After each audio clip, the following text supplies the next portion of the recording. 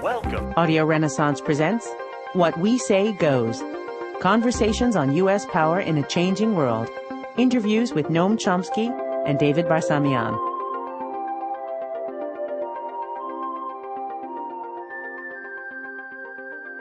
Hezbollah started the crisis.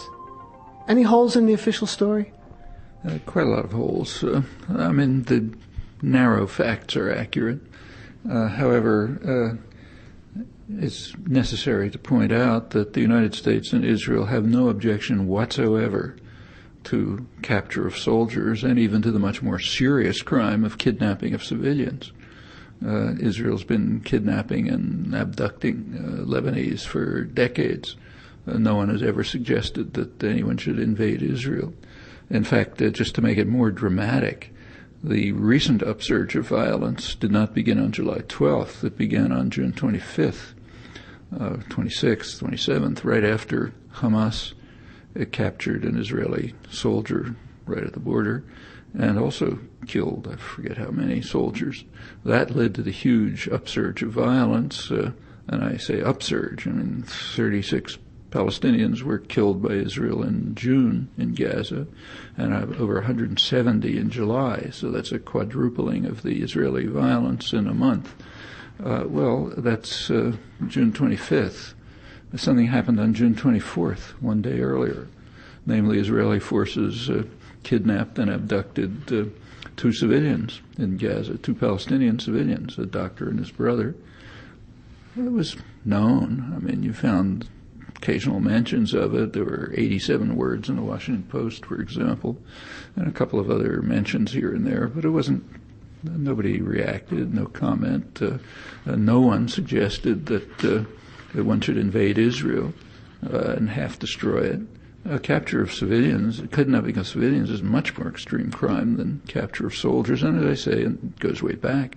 So that cannot, by our standards, our own standards, there's no justification whatsoever for the U.S.-Israeli attack on Lebanon. That's one point. Another is that whatever one thinks of the Hezbollah action, it did have reasons, official reasons. Two. One official reason was exchange of prisoners. Well, go back a couple of months. In February, about 70% of Lebanese, and they don't like Hezbollah particularly, but 70% of them were in favor of capture of Israeli soldiers for exchange of prisoners, because they know perfectly well that Israel's been, we don't know the numbers because it's all kept secret, but Israel has indeed been kidnapping and often killing Lebanese civilians for decades. And remember, this is the fifth invasion of Lebanon. It's not the first. So that's one point. The other, what their official claim was expression of solidarity and support for Gazans who were under bitter attack, escalating again in late June. In the entire Arab world, there is no meaningful support for Israel other than Hezbollah. Well, again, you can think about it what you like, but those are the two official reasons. I think most specialists on Hezbollah take that to be pretty accurate account of what they were doing. So again, judge it as you like. Yes, kidnapping. You can't kidnap soldiers. That's a logical impossibility. But capture of soldiers was an international crime of whatever level it is, the crime that Israel and the United States carry out all the time, much more seriously. No justification for any violent retaliation. But it happened. However, there's, of course, a very rich background. The basic background is barely even discussed. Gaza is bad enough, in fact, horrible. But the background for that is that the immediate background, of course, much longer, is that in January, there was a free election in Palestine, and they voted the wrong way. You're not allowed to vote the wrong way in a free election. That's our concept of democracy. It's fine as long as you do what we say. But if you vote for someone we don't like, no good. So instantly, Israel and the United States instituted harsh punishment of Palestinians, cutting off funds, stepping up atrocities, starving them out, to punish the people of Palestine for voting the wrong way in a free election. It tells you pretty much what is meant by democracy promotion. And yes, Israel stepped up its crimes in Gaza, which were already serious, and it, as Israeli human rights groups point out, it's turned Gaza into the biggest prison in the world. Meanwhile, in the West Bank, where something even more serious going on, Israel, with U.S. backing, as always, is carrying out a program which euphemistically is called convergence, and is described in the United States as withdrawal. In fact, what it is annexation and Cantonization. They're annexing valuable land and the major resources, particularly water, designing settlement and infrastructure projects so as to break up the shrinking Palestinian territories into unviable cantons, virtually separated from one another, and all virtually separated from other tiny corner of Jerusalem is to be left to Palestinians as the center of their commercial, educational, cultural life. And it's all being imprisoned because Israel's taking over, again, with U.S. backing, taking over the Jordan Valley. So a couple of prisons being established in the West Bank, a major prison in Gaza. Gaza and the West Bank are a unit. Everyone agrees to that. So if resistance to this occupation is legitimate in the West Bank, and I'd like to hear an argument to the contrary, it's also legitimate in Gaza. That's another, of course, all totally illegal in violation of Security Council orders, World Bank court decisions, and so on. And it's very harsh and brutal, as it's been for years. So, yes, there's quite a lot of background. Well, in both cases, Lebanon and in Gaza, the crises were precipitated by the capturing of Israeli soldiers. At the same time, both of the political formations that are involved, Hezbollah in Lebanon and Hamas in Palestine, do not recognize Israel, are, according to many, dedicated to its eradication, and are launching missiles, Qassam rockets in the case of Gaza, and Katyusha and other rockets from Lebanon. Well, first of all, to stress again, the crisis erupted on June 25th, not on June 24th, and the reason for that is crucial, and we should keep remembering it. It's because Israel and the United States and the media and Britain and Europe do not care about kidnapping of civilians, which is a much more serious crime than capture of soldiers.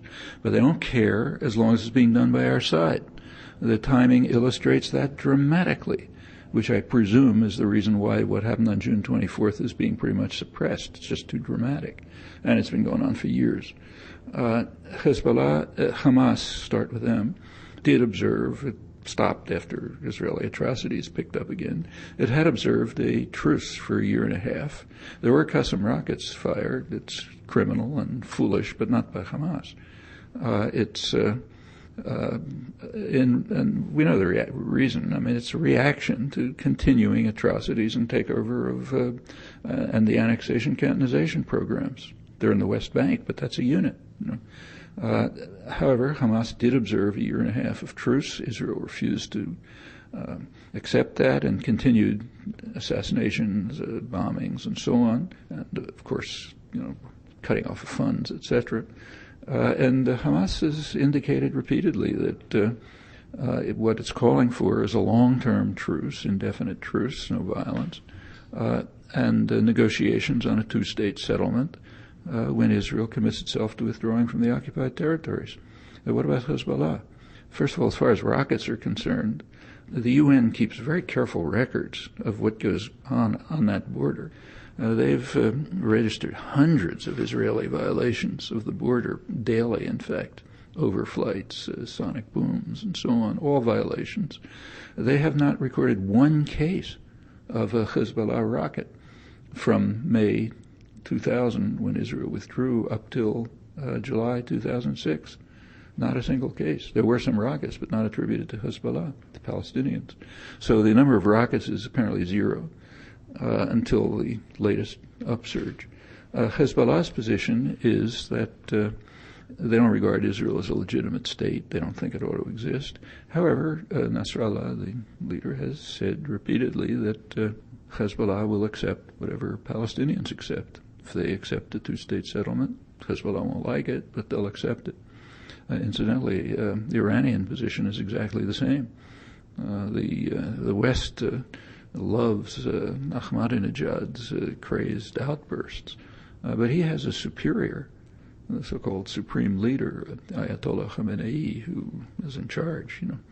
He's declared that Iran accepts the Arab League position.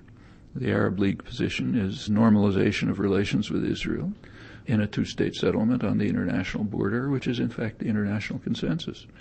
So, they don't like it, but they've said they would accept it. In fact, it's odd that the question is always raised the way you put it, but which is a little, somebody's watching from another planet, they think it's a little odd, because the only two countries that major ones that do not accept this settlement are the United States and Israel.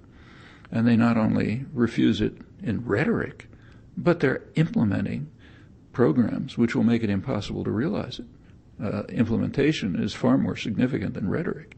So the right question to ask is, what are we going to do about the fact that the United States and Israel continue, as they have for the past 30 years, to reject and to block a diplomatic settlement of the Israel-Palestine problem, and in fact to render it impossible by their illegal actions? That's the question we ought to ask. You met with Sheikh Hassan Nasrallah, the head of Hezbollah, when you were in Lebanon. What was your take on him? About the same as the take of everyone else I've seen who met him. For example, Edward Peck, who was a high figure in the counterterrorism under the Reagan administration, read his description after I'd been there, and I noticed it was exactly the same as mine. He said, seems reasonable, pragmatic, answers the questions you ask, thoughtful. You can like what he says or not, but you're getting serious answers to serious questions. And his reasons for the most controversial position has to do with maintaining weapons. And his argument, which actually I spent even more time in Lebanon, this is never reported, with the strongest opponents of Hezbollah. So my two friends I went with from here, and I and my wife went to the Mukhtar, Wali Jumblat's palace up in his Druze fiefdom. He's the strongest opponent of Hezbollah. We spent quite a few hours there talking to him and to Shibli Malat, who's Maronite presidential candidate, constitutionalist, also very anti-Hezbollah. And I asked them and others in Lebanon what their answer was to Hezbollah's reasoning. And, unfortunately, nobody had an answer. And I don't know the answer. Their reasoning is that the question goes back to a preliminary question. Does Lebanon deserve to have a deterrent to U.S.-Israeli aggression? Now, that's not an abstract question. The current invasion of Lebanon is the fifth invasion in the last 30 years. Every one of them has been destructive and violent. One of them, 1982, wiped out a large part of Lebanon, killed probably 20,000 people. This is not a joke. So do they have a right to a deterrent? Well, if nobody has a right to a deterrent against U.S.-Israeli aggression, okay, question's answered. No, they don't have a right to deterrent. Nobody does. The U.S. and Israel are allowed to invade anyone they like. If they do have a right to a deterrent, what is it to be? It can't be the Lebanese army. That's much too weak and much too penetrated by the United States. There could be a credible deterrent, namely a U.S. commitment to stop an Israeli invasion. Well, it'd be nice to have maybe an asteroid will land on the Earth tomorrow, too. That's our problem. If people like you and me and others in the United States cannot provide that deterrent, then that doesn't count. Well, what's the alternative? Hezbollah's argument is that the only thing that deters Israel is guerrilla warfare, nothing else, which prevents them from carrying out a land occupation. They've, after all, occupied Lebanon illegally in violation of Security Council orders for 22 years with U.S. support, and pretty brutal and oppressive. So what's the other answer? That did drive them out, finally. So their answer is, well, okay, that's the only deterrent. Actually, the government of Lebanon is ambivalent about this. The prime minister, who's a Sunni, not pro-Hezbollah, Fuad Signora, his position and that of the government was that Resolution 1559, which Security Council, which calls for disarmament of militias, he says does not apply to Hezbollah because it's not a militia, it's a resistance force. Well, okay, you can agree or not agree with the government of Lebanon, but it's not a meaningless, it's not gibberish. It needs an answer. So what is the deterrent? You can say, like the White House and the media would, that they don't have a right to a deterrent because the United States and Israel must be free to do whatever they want. Okay, that's an answer. But if you don't accept that answer, well, what is it? Well, to twist, you just mentioned UN Security Council Resolution 1559. To twist an Orwell line, in Animal Farm, all Security Council resolutions are equal, except some are more equal than others. So 194, which calls for the right of return or compensation for Palestinians displaced from Palestine, is by the wayside. 242, 338, several on the annexation of Jerusalem, 497 on the Golan Heights. Talk about 1559, and I was interested in a comment that Tim Llewellyn, who used to work for the BBC, in an essay wrote. He calls it a unique interference by the Security Council in Lebanon's internal affairs. Is it unique? It's I have to think to know whether it's actually unique. It certainly is unusual. The Security Council typically does not intervene in the internal affairs of other countries. A part of 1559 was not unique. That was the call for Syrian withdrawal. I mean, it was cynical and hypocritical. Syria entered Lebanon in 1976 with support of the United States and Israel, because their task then was to kill Palestinians, so that was just fine. They stayed there with the support of the United States.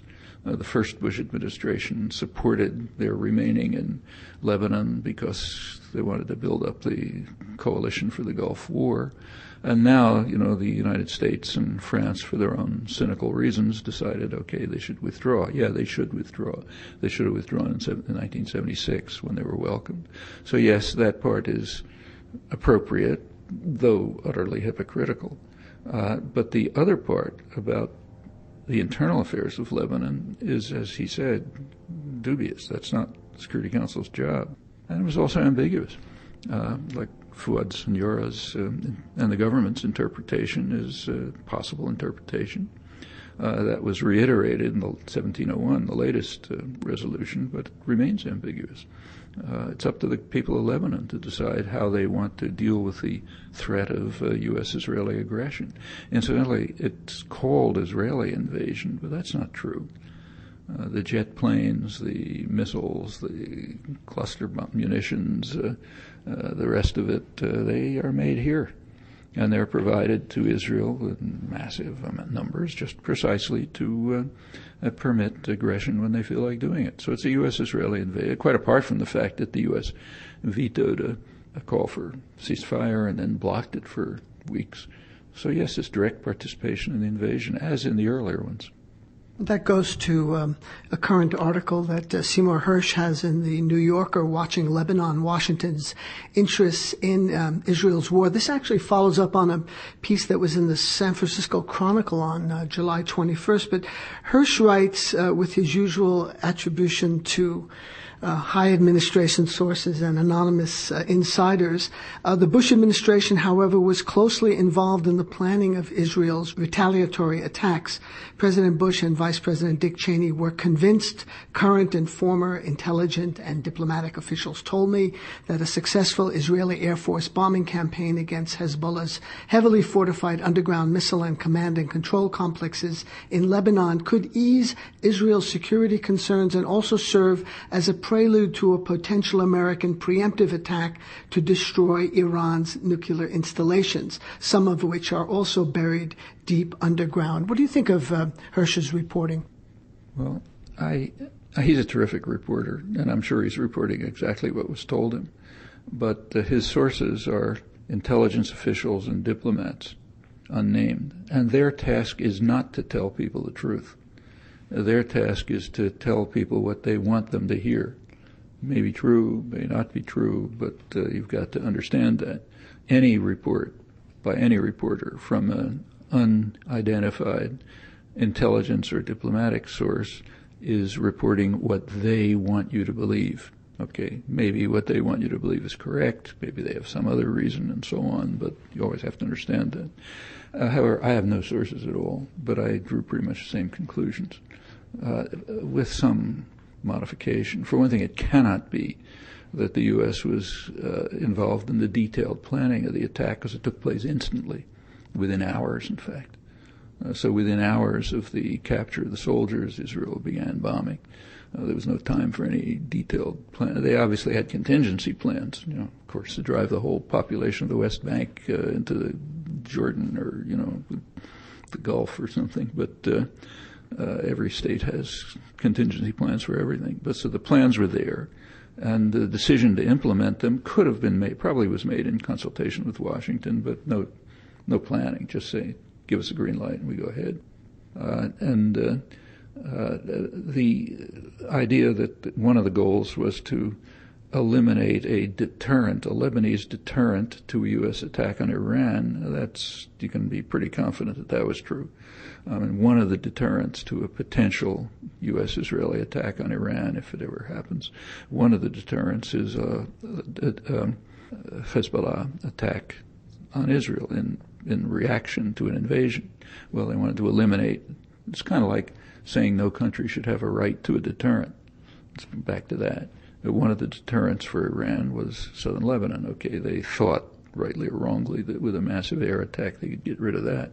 However, my own guess, and again, I don't have any sources, and there's no information. Governments don't give information to their population. If you've ever read secret documents, you know that the secrets are not for security. They're mostly for security of the state against its own people.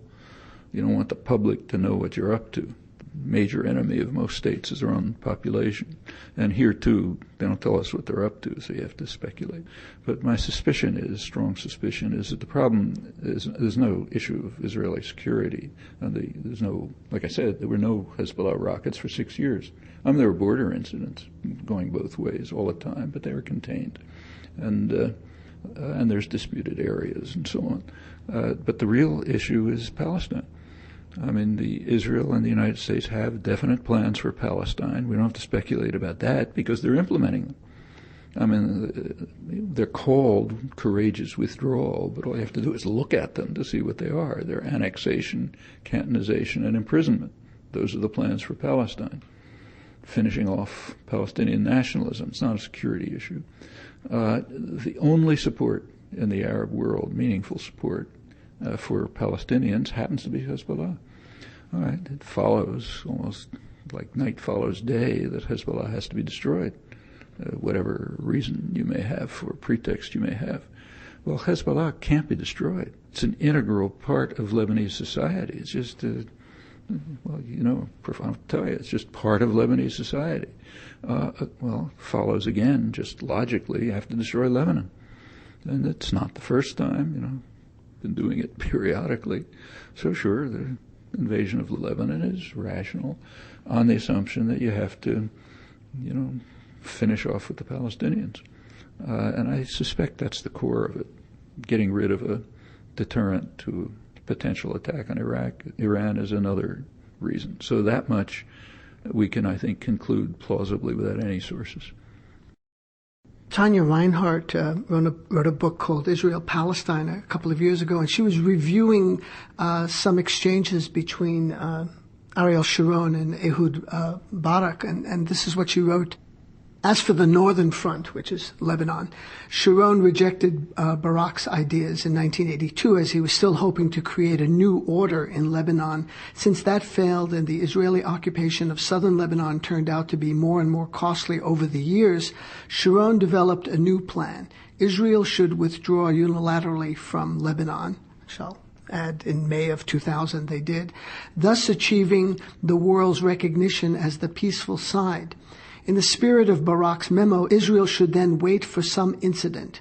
Under the new circumstances, even the slightest incident will be viewed as a legitimate reason for Israel to launch a devastating attack against Lebanon and Syria. I don't think, she's extremely acute and knows the situation very well and has to be taken very seriously and just honest comment. She's an old friend, so take that into account. But I don't think they intend to attack Syria. My guess is the reason is that they would, if they're reasonable. I'm assuming rationality, which is, I think, is a fair assumption on Israel's case, not necessarily Cheney and Rumsfeld, but I think they would be concerned about the successor regime. But Assad is doing pretty much what they want. He's keeping quiet. He's letting Israel take over illegally, of course, annexing the Golan Heights, Syrian Golan Heights, not making much of a fuss about it. Syria is very weak, has no military force. So from Israel's point of view, it's more or less okay. And a successor regime is likely to be Islamic fundamentalist. It's another Hezbollah, which is the last thing they want. And it may turn to guerrilla warfare and other things that they can't handle. So my suspicion is they don't want to attack Syria. Lebanon, it's an old plan, goes way back, even before the state was established, there were ideas about setting up a client regime in Lebanon, a Maronite state. That certainly was Sharon, it's not a secret, it was Sharon's plan when he invaded in 1982. The main purpose of the invasion was to put an end to the embarrassing PLO calls for negotiations. They wanted to stop that and drive the PLO out of Lebanon so we can, again, it was a war to defend the West Bank. In fact, it was, to take over the West Bank. It was almost openly described that way, not unlike this one. And a secondary goal was to institute a Maronite client regime in Lebanon, and it may be, as Tanya Reinhardt says, that that's still been a plan. Other Israeli commentators have also concluded that Uri Avneri, who's closer to the establishment, he's a critic, but he's probably closer to the establishment than Tanya is, has said the same thing. He said the goal of the invasion is to revitalize Sharon's old plan of installing a Maronite kingdom, a goal that goes back to Ben Gurion and others. So, yeah, maybe, I don't know. I kind of doubt it because it's just off. But you could imagine it in 1982. You could imagine you could get away with it, and in fact, they almost did. But this time, it's pretty hard to imagine. For one thing, the Maronites are split. One large segment, Michel Aoun, General Aoun, is linked more or less to Hezbollah, and they have nowhere near the power they had back in 82 when they had a big armed militia that Israel was supporting and so on. Talk about the Israeli military. It has a vaunted reputation for performance in past wars. Siddharth Varadarajan, writing in The Hindu on August 14th, had this comment to make. More than 30 years of enforcing a military occupation and fighting children and poorly equipped guerrillas have clearly taken their toll on the ability of the legendary Israeli army to fight a full-fledged war. Well, again, I'm no big military expert, but I don't quite agree with that. I think that if Israel was to have a war with, say, Syria, it wouldn't be a 6-day war. It would probably be a 15-minute war. So, yes, that kind of war I think they can still fight. What they have not been able to fight, and here Hezbollah is unique, is a serious guerrilla war, the first time. They are now fighting a guerrilla movement deeply entrenched in the population, and from a military point of view, pretty sophisticated. In fact, if you read the Israeli press, which I've been doing regularly, they're shocked. The military is shocked. They thought, first of all, that the chief of staff, Dan Chalutz, is the former Air Force chief, and Uri Avneri pointed out, he's a pretty acute commentator. He pointed out recently that Dan Chalutz, he said, is the real ruler of Israel, and he sees the world through a bomb sight. So we're familiar with that from U.S. history. You can just bomb everything to oblivion, and it's fine. Well, it often doesn't work. It didn't work this time. They bombed and bombed. They didn't get anywhere. They didn't want to send in ground troops because they know they're going to be fighting a guerrilla war, the same kind that drove them out in the first place. And When they went in, they had tough fighting everywhere. The Hezbollah forces were behind them, in front of them. It was kind of like fighting what the U.S. calls the Viet Cong, the propaganda term. The National Liberation Front forces in South Vietnam were just population, and that's a tough war. Not only is it tough on your own forces, but it's a war against the population, and we know what that means. So they didn't want to send in ground troops. They finally did because they couldn't get anywhere, and they've had hard fighting, and they had to. They probably killed 1,000 Lebanese, and they destroyed a large part of the country. That's the easy part, not just Hezbollah. I mean, when they say they're attacking Hezbollah targets, that means they're attacking the civilian society, like the southern Beirut, where actually I was a couple of months ago. It's a city, it's a poor city. And yes, that's a Hezbollah target. Most of the population are Shiites, support Hezbollah or else Amal, which is a close ally with about the same programs. So yeah, you want to attack Hezbollah, you have to attack the civilian society.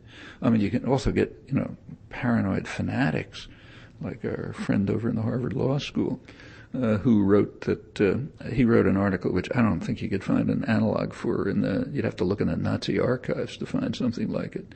He said 87% of Lebanese support Hezbollah resistance, so therefore all Lebanese are legitimate targets. So if anybody supports resistance to the holy state, they're a legitimate target for destruction. Try to find an analog for that. I mean, I've been thinking I haven't been able to find one. But yeah, so way out at the hysterical extreme, you get that view. And from there on over, it's the general, you get to the moderates who say, well, the attack on the civilian society is disproportionate. And in fact, it's not disproportionate, it's outrageous. And we know that they believe that. Just imagine that anybody had suggested after, say, the kidnapping of the Muammar brothers on June 24th, or Israel's long history of kidnapping and abducting Lebanese. Suppose anyone had suggested destroying half of Israel. I mean, you'd think it's a revival of Nazism. Okay, is this any different? Yeah, okay, it's not. So the word disproportionate is not in place, and certainly not the extremist fanatics. But it's reasonably clear what happened, and nobody comes out pure as driven snow. But our problem we should be concerned with is the United States. After all, that's us. That's what we're doing. That Harvard Law professor is Alan Dershowitz. Well, what does this war do to the American project in Lebanon for a Cedar Revolution after the assassination of the former Lebanese Prime Minister Rafiq Hariri on February 14, 2005? There were mass street demonstrations. Syria left the country, and 1559 was passed, and there was going to be a new era in Lebanon. It seems almost that the Israeli destruction of key aspects of the Lebanese state, I mean, the ability to provide services, transport and health care, etc., have been compromised and weakened. Well, first of all, after the Cedar Revolution, antagonism toward and suspicion of the United States in Lebanon was higher than of Syria. So Bush would like to take credit for the Cedar Revolution, but that's not the Lebanese view. I mean, there were elements in Lebanon, like Walid Jumblatt, for example, who I mentioned, who are very, at times, varies. They're opportunistic politicians, but at times have been supportive of the United States. Shibli Malat certainly is, the other person I mentioned. And in the March 14th coalition, there are elements like that, but many are not. Again, Hezbollah is just integrated into the society, and they're not the only ones. I mean, Amal, the other major Shiite organization, has similar stands. So the Bush program we can basically forget about. This was a Lebanese program. France and the United States, again, for their own cynical reasons, for once didn't impede a move towards democracy, but that's about the most you can say. And the democracy that emerges has to be of the kind that is subordinated to U.S. interests. We can see that very clearly by the U.S. reaction to the election of Hamas. It's a very free election. Everyone agreed. Vote the wrong way. Okay, you strangle them. Punish the population. That's standard operating procedure, once again. So whatever the project, they undoubtedly did want Lebanon to reconstruct as a kind of, commercial, financial center, society, rebuilt, run for the wealthy, poor Shiites in South Beirut and South Lebanon. The government did essentially nothing for them, which is one of the reasons why Hezbollah became so powerful. It was not its military forces. It was providing social services. It was the government.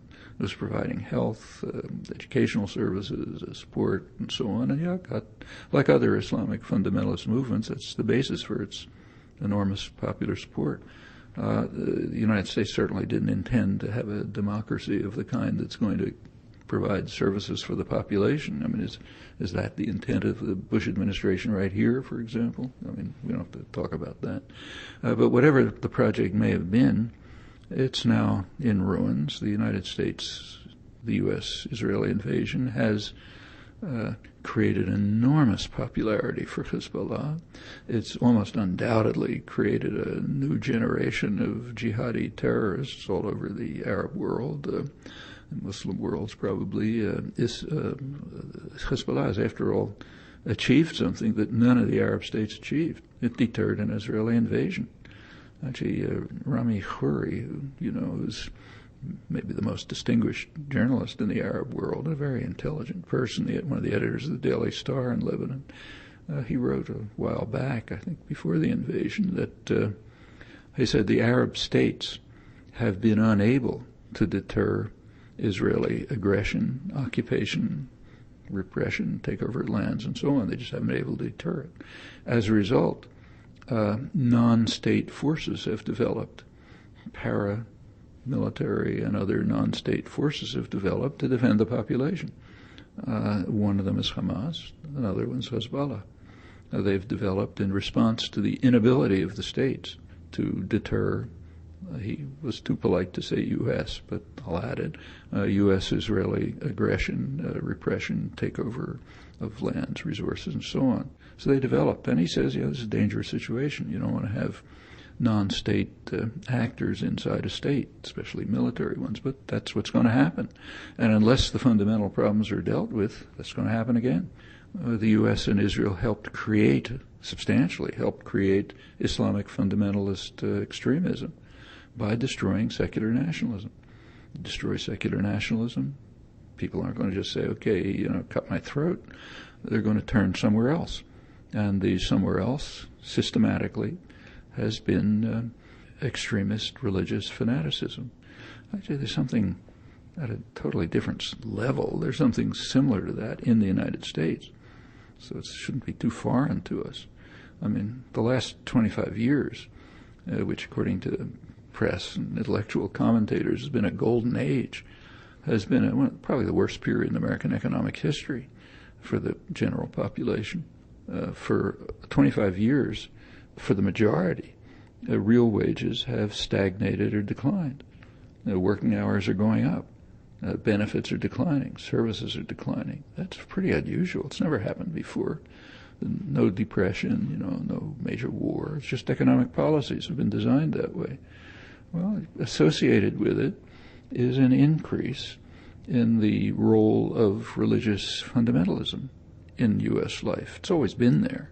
It's always been there as a big factor, but it's no secret to any of us that it's becoming more significant, partly because it's just being mobilized as a force for reaction, but partly because there's a response to the situation which is allowing it to be mobilized. It's a very familiar phenomenon. And when the United States and Israel have systematically destroyed secular nationalist movements in the Arab world, that's what you get in response. It goes way back. After all, remember that the U.S. since the Second World War, the U.S. has been the strongest outside supporter of extremist Islamic fundamentalism. I mean, Washington's oldest and most valued ally in the Arab world is Saudi Arabia. I mean, by comparison with Saudi Arabia, Iran looks like a democratic heaven. The threat to Saudi Arabian religious extremist tyranny was secular nationalism, mainly Nasser. centered around Nasser. So Nasser became an enemy because he was threatening the U.S. base of extremist religious fundamentalism, which happens to control the oil, which is the reason. So yes, Israel performed a huge service to the United States in 1967 and to Saudi Arabia and the energy corporations by essentially eliminating secular Arab nationalism, which was regarded as a threat for good reasons. It was threatening to use the resources of the region for the needs of its own population. And that's intolerable. They're our resources, as George Kennan said a long time ago, and we have to protect them. And then the same's happened time after time. I mean, Israel created Hamas by destroying secular PLO, which was calling for negotiations and settlement, which Israel didn't want, and the U.S. didn't want. So, okay, they destroyed it, and then what happens? Population doesn't disintegrate. It turned to something else. And what it turned to was religious fundamentalism. Well, the jihadi movement existed in the 70s. They killed Sadat. They're mainly Egyptian-based, but the U.S. mobilized them and gave them a huge shot in the arm by organizing them to fight the Russians in Afghanistan. Not for the Afghans, probably prolonged the Russian invasion, but it was a good way to, harm the Cold War enemy. So they created the jihadis, the radical. They were there, as I say, but they created them, and that just continues step by step. I mean, in Pakistan, which is a major center now for radical Islamism, that comes from Zia-ul-Haq, who was strongly supported by the Reagan administration. In fact, for years, all through its tenure, the Reagan administration pretended that he wasn't developing nuclear weapons. Of course, they knew he was, but every year they'd religiously certify Pakistan as not developing nuclear weapons because they wanted to support their radical extremist fundamentalist friend. They knew perfectly well that Saudi Arabia was funding extremist madrasas, schools all over Lebanon, undermined the Lebanese Pakistani educational system, which had been pretty good. And people like Pervez Hoodboy, the friend of both of us, who's a nuclear physicist, is deploring the fact that he can't get students anymore to study the sciences because all they're learning in school is, the Quran. They don't want to do science. That wasn't true in the past. Well, that's supported by the Reagan administration, guys who are in office right now. Further, just like they supported Saddam Hussein. I mean, he happened to be a secular maniac, but they supported him too. I mean, they're ecumenical. They'll support anyone who accords with U.S. policies. When Saddam Hussein was invading Iran, that U.S. favored that, so therefore big supporters of Saddam Hussein. In fact, pretty much won the war for him. And same, it's all over the world. I mean, I don't know if you want to go through the rest, but we'll talk about Hezbollah being a Shia formation and its co-religionists in Iraq and Iran. And I just want to point out on August 4th, there was a massive rally in Baghdad where hundreds of thousands of Iraqis turned out chanting death to Israel and death to America. Yeah. I mean, you have to give Rumsfeld and Cheney and Wolfowitz credit. They created a Shiite state in Iraq, which has close links to Iran, and may turn out to be another religious fundamentalist state. They created it. It wasn't there before. Whatever they thought they were doing, that's what they created. And yes, in fact, the parliament passed, I think, a unanimous resolution or something close to that, condemning the Israeli invasion of Lebanon. And the prime minister, of course, made a strong statement condemning the invasion. He got a lot of flack about that when he came to the United States. Some Democratic congressional representatives boycotted him because he dared to condemn a U.S.-Israeli invasion of another country. You're not allowed to do that. For a liberal Democrat, that's outrageous. But sure, that's their position. And it's the position of the mass of the population all over the Arab world. I mean, even you read the New York Times reports. I mean, they do report that the tyrannies that run the countries criticize Hezbollah, but they also point out that that was in open defiance of their own populations. And in fact, they've had to back down. like King Abdullah of Saudi Arabia was very much worried about Iran and the Shiite movements, nevertheless was compelled by popular opinion, and that's a tyranny. So, you don't just listen to the public unless it becomes dangerous. He was compelled to say that if this aggression continues, Saudi Arabia will have to react to a criminal invasion.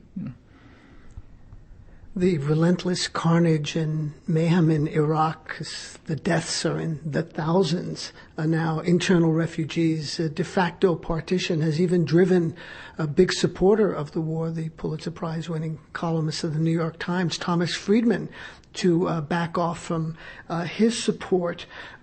Where do you see U.S. policy in Iraq going? Well, they have a real dilemma. All the talk about withdrawal strategies is essentially worthless unless it faces a fundamental point. The U.S. cannot withdraw from Iraq.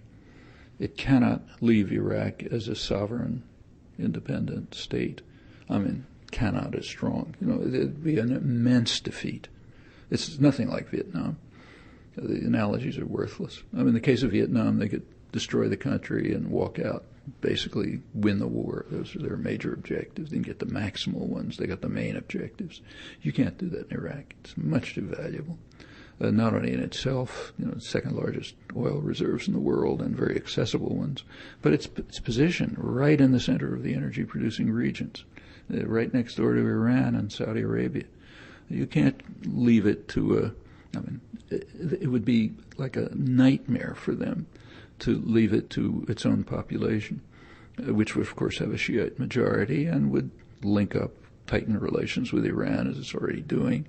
And there's more to it. I mean, right across by a strange accident of geography, the major energy reserves of the world happen to be in Shiite-dominated areas. So Saudi Arabia is the major energy reserves. They're mostly right there on the border of Iraq, which is it's a majority, but certainly a very large Shiite population, which has been bitterly repressed by the U.S.-backed tyranny and is being spurred to move for greater rights, maybe even autonomy or something, by the fact that the Iraqi Shiites are now gaining some degree of control over policy. So you have the possibility of a kind of a loose Shiite alliance, including Shiite Iran, mostly Shiite Iran, Shiite Iraq, Shiite corner of Saudi Arabia, independent of Washington, controlling most of the world's energy. I mean, as if that wasn't bad enough, they may well turn to the east. The United States can intimidate Europe and they back off, but they can't intimidate China, which is one of the reasons for the fear of China. Just won't be intimidated. They've been around for 3,000 years. Contempt for the barbarians, they proceed. The U.S. tells them to back off. They continue to invest. When President Hu of China visited here last year, the Bush administration thought they could insult him by denying him a state dinner and he could just have a state lunch. He was polite, and then he turned the insult around very elegantly. He flew from Washington to Jeddah, Saudi Arabia, where he made new investment and trade relations with Saudi Arabia. It's now one of Saudi Arabia's leading trading partners, providing them even with military equipment. I mean, this must terrify the civilian planners in the Pentagon, the military planners. Saudi Arabia is the chief jewel. All of these factors have to be brought into a consideration of the question of withdrawal. It's not a technical question of how do you get the troops out. It has nothing to do with fomenting a civil war. They're not concerned about that, and probably the occupation's increasing it. But it has real motives, and you can't present sensible plans if you don't pay attention to the motives. The main motive is that a sovereign, mildly democratic Iraq would be an utter catastrophe for U.S. planners. Well, that has to be brought into account. Well, not content with their success in Iraq, neocon intellectuals, if I may use that term, like Bill Kristol in the Weekly Standard, writes that We might consider countering this act of Iranian aggression, that's what he calls Lebanon, with a military strike against Iranian nuclear facilities. Why wait, he asks. Does anyone think a nuclear Iran can be contained, that the current regime will negotiate in good faith? It would be easier to act sooner rather than later. Yes, there would be repercussions, and they would be healthy ones, showing a strong America that has rejected further appeasement. Well, as Crystal certainly knows, the shoe is on the other foot. The Iranian government has been proposing negotiations for years. We now know, and he undoubtedly knows, that in 2003, the Khatami government, the moderate government, but with the approval of the hardline clerical rulers, offered to negotiate all outstanding issues with the United States. That included nuclear issues. It also included a two-state settlement for the Israel-Palestine problem, which, as I mentioned, Iran officially supports. The Bush administration didn't reject the negotiation offer. It didn't even reply to it. Its response was to censure the Swiss diplomat who brought the offer. Well, that continues. It's the U.S. that's refusing negotiations. There's a big hoopla now about Condi Rice shifted policy. Now they're willing to negotiate. No, that's not true. They're willing to negotiate if Iran concedes the result of the negotiations before the negotiations. So the negotiations are conditional on Iran stopping uranium enrichment, which it's legally entitled to do, which is supposed to be the goal of the negotiations. So, yeah, we'll negotiate if they first concede in advance. And also with a gun pointed at their heads. We won't withdraw the threats. And they've made it very clear. We continue the threats, which are a violation of the UN Charter, of course. And they have to agree in advance to what we want them to do, and then we'll negotiate along with Europe. So, in other words, the U.S. is still refusing to negotiate. Iran's government is not a nice government. All kind of hideous things you can say about it. But the fact is, on this issue, they're the ones who've offered negotiations. They're the ones who said that they would accept a two-state settlement in Israel-Palestine. They're the ones who say, well, let's deal with it. In fact, it goes beyond that. I mean, the issue of enriching uranium to weapons grade is a very serious problem. The fate of the species depends on it. If that continues, we're not going to survive much longer. Well, there are proposals as to how to deal with it. The major proposal comes from Mohammed El-Baradei, the head of the International Atomic Energy Agency, Nobel Prize laureate last year, and highly respected. His proposal a couple of years ago was that production of weapons-grade fissile materials be under international control, supervision, and anyone who wants to apply for fissile materials can apply to the International Agency for Peaceful Use. That's a very sensible proposal. As far as I'm aware, there's only one country in the world that's accepted it, Iran. Try to find a reference to that somewhere. But they did, officially, Ali Larijani, their main negotiator. It's known. You can't not know it. So, again, plenty of criticisms. Iran's got a horrible government, undoubtedly repressive and so on. But in these domains, its position is far more forthcoming than that of the United States. Actually, one can say the same about Hamas and U.S. Israel. Again, plenty of things wrong with Hamas. I mean, last government I'd want to live under. But their position happens to be more forthcoming than that of the United States and Israel. Might as well face reality. David Korten has a new book out called The Great Turning, and he's talking about a perfect storm that is looming. Three elements: peak oil, climate change, and the collapse of the U.S. dollar. What do you think about those concepts? Well, those are all problems. I think a much more serious one than any of them is the threat of nuclear war. It's not talked about much, except in professional circles. If you read the literature on strategic analysts, disarmament and so on, that's regarded as a serious and growing threat, a threat that's been very sharply increased by Bush administration aggressive militarism. And, this is not an exotic position. I mean, you get somebody like Robert McNamara warning that current policies are leading to what he called apocalypse soon. You know that This is not some far-out radical. It's a mainstream position, so that's very serious. The threat of environmental destruction is very serious, but it's not as imminent. However, the longer we delay in dealing with it, the worse it'll be. As far as the collapse of the dollar is concerned, that's a sort of a mixed story. I mean, almost every economist knows that the U.S. is going to have to do something about the huge trade deficit, and there's only one thing you can do, and that is to weaken the dollar, which will increase inflation, and it'll increase the cost of commodities for consumers, but it will lead to an increase in exports, might lead to an increase in manufacturing jobs and so on. So that's kind of a mixed story. As for peak oil, it might be a blessing if it's close. People talk about it as a catastrophe, but what they're failing to notice is that continued use of oil is probably a worse catastrophe, maybe like another generation away. But oil's finite, so there's some point somewhere at which it won't be economical to use it any longer. Okay, when that is, nobody really knows. There's many ambiguities, but it could be reasonably close. So, for example, ExxonMobil, it's pretty conservative on this issue, has its 25-year projection, the last one, predicted that non-OPEC oil would peak within about, I think it said, a decade.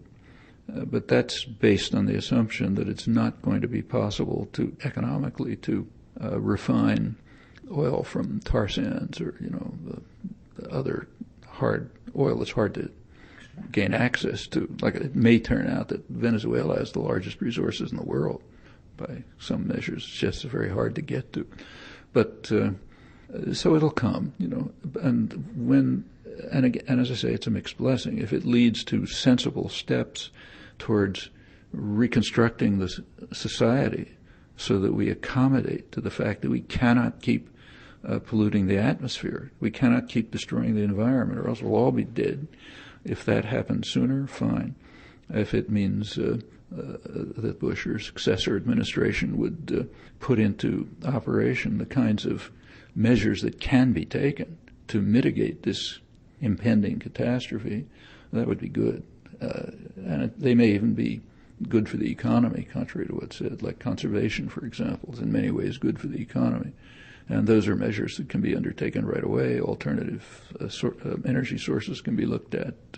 A change in lifestyle, which is not necessarily harmful. There's nothing great about being able to sit in a traffic jam in New York in your Hummer. It's not the peak of existence. But if that's, if a more sensible and, in fact, better lifestyle can be created that can begin to mitigate what is coming. I mean, the serious problem's coming. We're probably past the point when you can hope to reverse it, but you can mitigate it and control it. And if peak oil turns out to be closer than many estimate, that may be a benefit. So the peak oil and the dollar are a mixed story. The ultimate environmental catastrophe is real. The threat of nuclear war is real, and there are plenty of others. Like the United States is heading for a fiscal train wreck, mostly because of the healthcare system, which is a disaster. I mean, you read the press, they say, well, there's an entitlement problem. With an aging population, there's a problem with Medicare, Medicaid, and Social Security. I mean, it's not exact lying. It's just incredible deceit. There's no problem with Social Security. I mean, a little tinkering will deal with whatever the Social Security problem is. But the health problem is very severe. The U.S. has the worst healthcare system probably in the world. About twice the cost of per capita of other industrial societies, and some of the worst outcomes in the industrial world. And it's going up. Well, it's going up for reasons that people understand pretty well, partly the extraordinary power of the pharmaceutical industries, which are state subsidized, but want to ensure that drugs keep escalating out of control, and the privatized system, which is extremely inefficient and costly. So that's a serious problem, which our children and grandchildren are going to have to worry about, because it is going out of control. It's not an entitlement problem. It's a health care problem. And that can be dealt with. And it can be dealt with the way the large majority of the population wants. Now, it's not utopian exactly to say that we should have a system at least as efficient as other industrial societies. It's not like reaching for the stars. There's been a persistence of various theories around September 11th alleging direct or indirect Bush administration participation in the attacks. Why do you think that is? Well, first of all, I don't think much of these theories. But they're out there. People ask you about it. Are they? I'm getting bombarded with it. I mean, it's not only a huge industry, but it's a kind of fanatic industry. So, other people think I ought to change my priorities. But of them, a couple hundred letters I'm getting every day, the flood that says that's really abusive. It says, it's your responsibility to set this as your highest priority and to drop everything else. That's coming from the 9/11 truth people. So it's a kind of religious fanaticism almost. There are three questions you have to ask. One has to do with the evidence. Can you become a highly qualified civil and mechanical engineer and expert in the structure of buildings with a couple hours on the internet? Well, if you can, we can get rid of the civil and mechanical engineering departments at MIT. Why go to the university? And if you really believe any of this evidence, then there's an easy way to proceed. Go to specialists who can evaluate it. Not, you may have found one physicist somewhere, but go to the civil and mechanical engineering departments. I mean, maybe the industry claims they're all in on the conspiracy. Well, if it's that vast, we might as well forget it. They claim that they're afraid. There's nothing to be afraid of. It's the safest position to take. In fact, it's treated very sympathetically by power centers, which takes us to another point. Why is it treated sympathetically? I think they like it. It's diverting enormous amounts of energy away from real crimes of the administration, which are far more serious even than what they're accused of at 9/11. All right, suppose they blew up the World Trade Center. Yeah, by their standards, that's a minor crime. I mean, take increasing the threat of nuclear war and environmental disaster. It's a far worse crime. That may lead to extinction of the species. Take the invasion of Iraq, take the invasion of Lebanon, let's go on and on. Take what they're doing to, working people in the United States. I mean, go on and on. They're committing real crimes. As long as the energy is direct, there's very little protest about them. One of the reasons is, not the only one, of course, that an enormous amount of potentially activist energy is directed into this. So from their point of view, it's great. We'll give them exposure on C-SPAN, have their books right up front at the local bookstores. A pretty tolerant reaction. I mean, we sort of say we think it's a bad joke, but, you don't get the kind of reaction you do when you really go after, hard issues of the way the government behaves. Nothing like that. So, yeah, it's a terrible drain of energy away from much more serious problems. The evidence... I don't think the people who are presenting the evidence are even in a position to evaluate it. It's a hard technical question, most of these things. What doesn't seem to be understood is that there's a reason why scientists do experiments. They don't just take videotapes of what's happening out the window. The reason is what's happening out the window involves so many variables you don't understand that you're just getting a mess. You can find all kind of unexplained coincidences, apparent violations of the laws of nature, anything. Even with controlled experiments, there are plenty of problems. You read the letters columns of science journals, you'll see plenty of examples. So the fact that you're finding this happened, that happened, and so on, doesn't tell you anything. The who benefits argument is totally worthless. I think my first interview after 9/11, I made the not very brilliant prediction that every power system in the world is going to exploit this immediately for their own purposes. So Russia will step up its atrocities in Chechnya, Israel will in the West Bank, Indonesia will in Aceh, China in Western China, and the United States was exploited, as we know, and in ways that weren't very well advertised. Like one of the ways it was exploited was just reported in an excellent investigative report in the front page of the Wall Street Journal. I don't know if you saw it, but they did a detailed report, big story, front page, about how major corporations used 9/11 in order to give their top management huge stock options. I mean, the stock market was closed for a couple of days, and everybody knew when it opened it was going to be a collapse. So they gave out stock options timed for the day of the opening. So they're at very low price. And, of course, they're going to go up. And the way the stock options work, you can trade them in for the going price. So it's a huge bonanza to the CEOs and top management. That's one way to exploit 9/11. And other ways are almost every government instituted measures to control their own population more intensively and so on. So sure, the Bush administration did too. That doesn't tell you anything. And in fact, the whole idea completely lacks credibility. I mean, if there were any truth to this, it would be a huge conspiracy. The airline industries, the media, they had to fake the planes. I mean, a lot of people in the administration would have had to know it's a very chancy operation. You never know what's going to happen. I mean, the chances of a leak are pretty high. And even the slightest leak, these guys would be lined up before firing squads, and it's the end of the Republican Party forever. Gaining what? Gaining a pretext for what they're going to do anyway, and they'd find another pretext.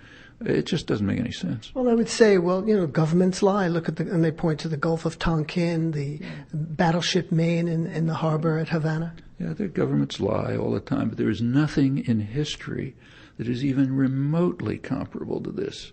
And there's a good reason. You could never get away with it. Even a dictatorship couldn't get away with it. It would be exposed in no time. And particularly something like this, where there's no way to predict what's going to happen. Well, do you think the attention that's being paid to 9/11 theories reflects a lack of politics? Yeah, I think it's a lot like the appeal of fundamentalist evangelical religions. People are very suspicious, rightly. They don't trust institutions. We know that, and rightly, practically any of them. The society has been atomized. There's very little in the way of there's plenty of activism and popular organization, but none of the main institutions are around. Unions are mostly gone. Political parties don't exist. We have what are called elections, but don't have to talk about that.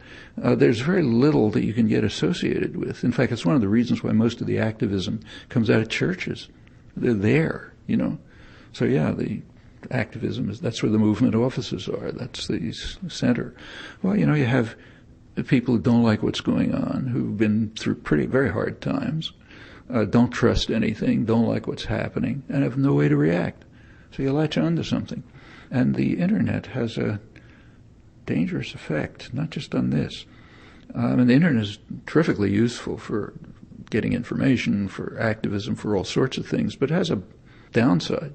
One person puts up a theory on a blog, and it has a minimal credibility, and 5 other people see it, and they say, oh, yeah, maybe, and then they build it up a little, and pretty soon you get exponential growth, and you have a huge industry reinforcing itself, and there are many of these around. The 9/11 is one of them, but there are plenty of others. And, it's easy to happen in a depoliticized society, an atomized, depoliticized society where people don't know what to do. Look, you probably get them too, but I get a flood of email, and quite a lot of it, many letters a day, is from very sincere, honest people saying, tell me what I can do. Almost always from wealthy, privileged sectors, not super wealthy, but people who are privileged enough so they can sit down in the evening and write a letter to someone, text something. What can I do? Nobody asks you that in a third world country. You go to anywhere you've been, do you ever find anybody say, what can we do? They tell you what they're doing. But in a place where people have relatively very high level of freedom by comparative standards, pretty high privilege, very atomized, separated from one another, no groups that they know how to affiliate with. They're there, but you have to be an activist to even know about them. They're just at a loss. What can I do? Well, okay, here's something you can do. I can prove that, I can become a qualified civil engineer in an hour, and then I can prove that Bush blew up the World Trade Center. Meanwhile, I'm pretty sure that in Washington they must be clapping. Actually, I don't know how. I'll mention one fact, which I've not made much of a fuss about. A couple of years ago, I came across a document in the Pentagon document, which it was about declassification procedures, and among the other things, it proposed that the Pentagon should periodically declassify information about the Kennedy assassination, because that'll keep people focused on that, keep activists focused on that, and they'll go off on some wild goose chase instead of pursuing real problems like getting freedom of information requests for things we don't want them to know, or getting organized and active on these things. So fine, let them trace whether Kennedy was killed by the mafia or, so-and-so, fine, anything they want. So just declassify information to keep it going. It wouldn't shock me if 30 years from now we discover in the declassified record that the 9/11 industry is being fed by the administration. You quote Thucydides as saying, large nations do what they wish, while small nations accept what they must. Why do you cite him? Well, in my opinion, that's one of the two principles of international relations. Most of the theory you can more or less dispense with, but that's a principle which is operative in international affairs. And I think it should be paired with another principle brought up by Adam Smith, who is greatly revered but not very much read. He pointed out, he was talking about England, of course, he said that the principal architects of policy, state policy, who were the merchants and manufacturers, make sure that their own interests are very well attended to, however grievous the consequences for others, including the people of England. That's a second principle of international relations. And if you just think of these two simple principles, you can account for a fair amount of state policy, almost independently of which state it is. There was a lot of comment and attention paid to Hugo Chávez's speech in New York at the UN in late September 2006. He referred to Bush as a devil and comments about sulfur coming from the podium. Here in the United States, there's also, in some sectors, a tendency to attack Bush personally with a lot of name calling. And do you think that's useful? Well, first of all, I disagree with your first statement. I think there was no attention paid to Chávez's speeches, either at the General Assembly, the one that was at least mentioned, or the much more important one at the Security Council, where I couldn't find a single reference. Didn't do a media search, but and that was an important speech. Had a lot of content. Also, the General Assembly speech had content, though it was more of a crowd pleaser than the Security Council speech, which was quite serious. At the Security Council piece, and it was evaded. The Security Council, he talked about,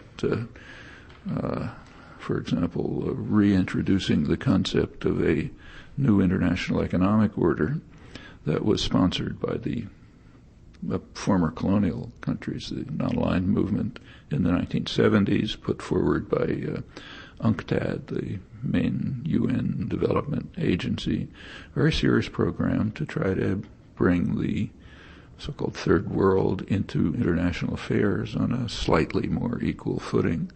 That was shot down very fast, and instead the rich countries, primarily the United States, instituted almost the opposite, the so-called neoliberal order.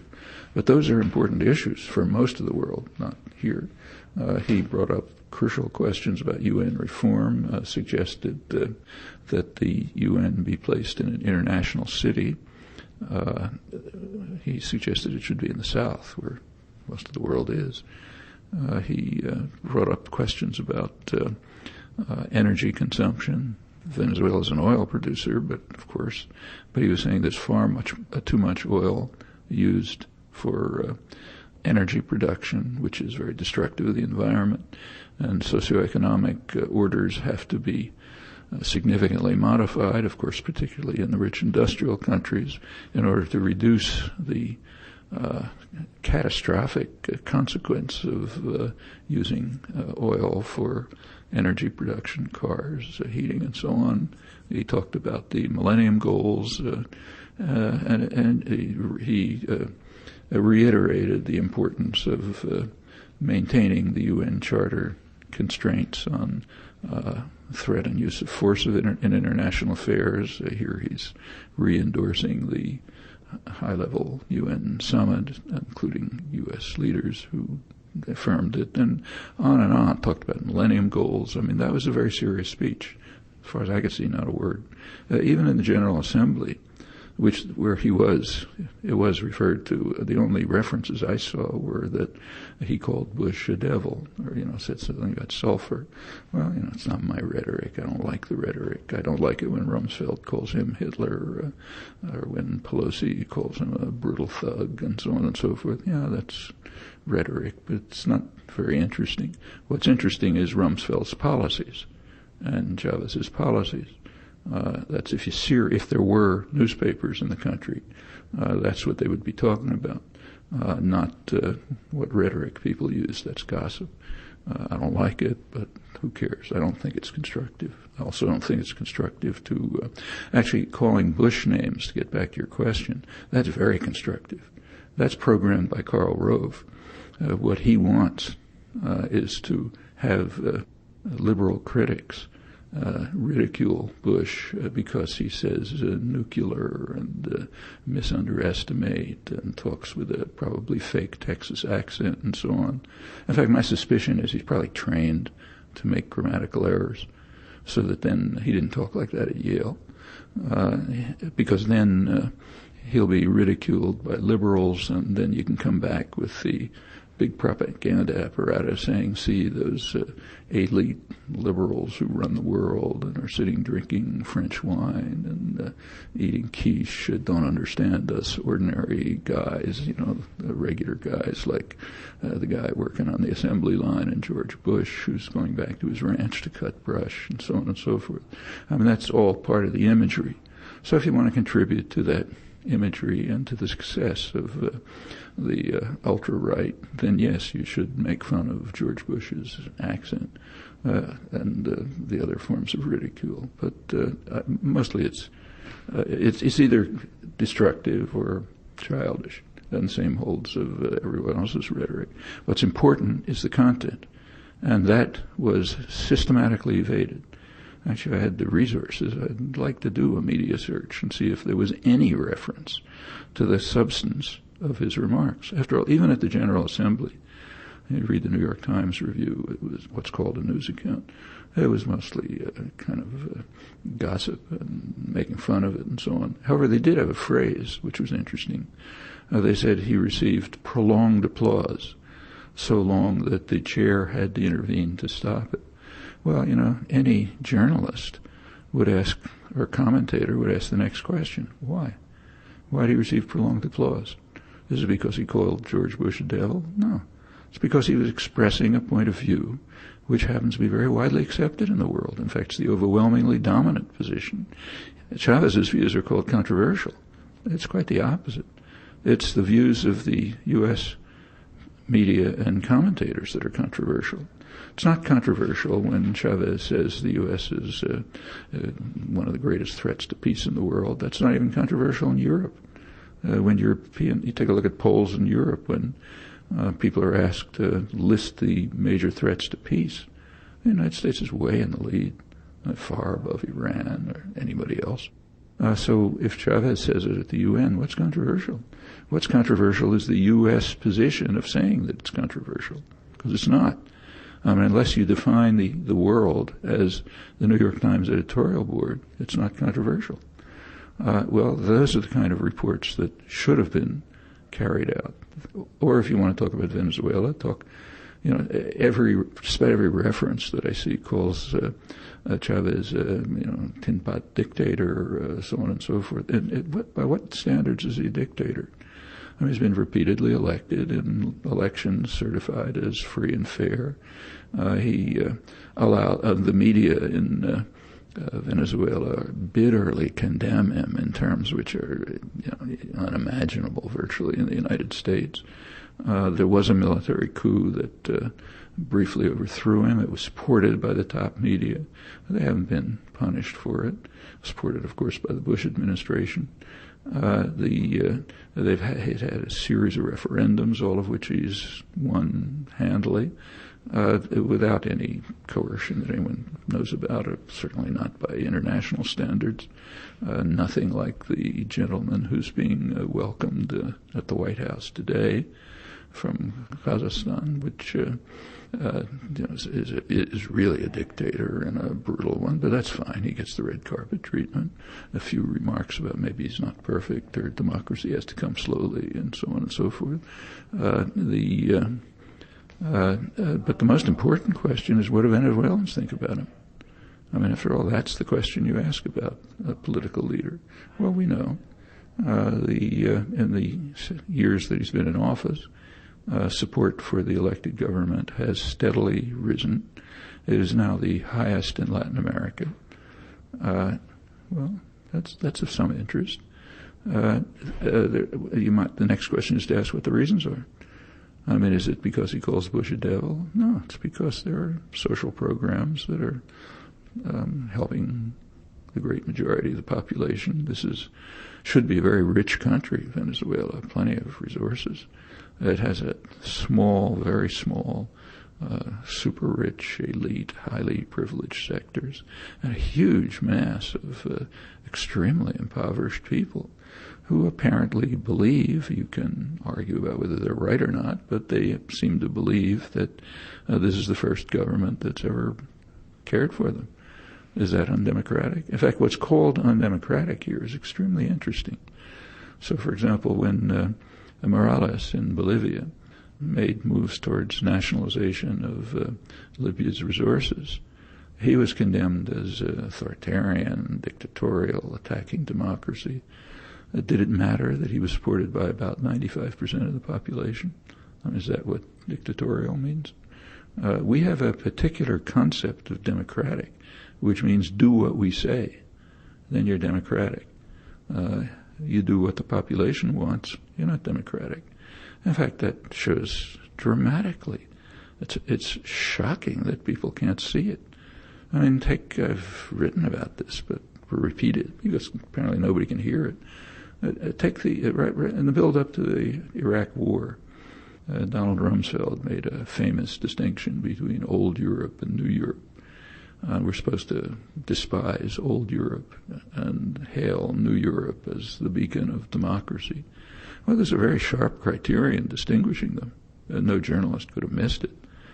Old Europe were the countries where the government took the same position as the large majority of the population. New Europe, the hope of democracy, were the countries where the government overruled an even larger majority of the population and took their orders from Crawford, Texas.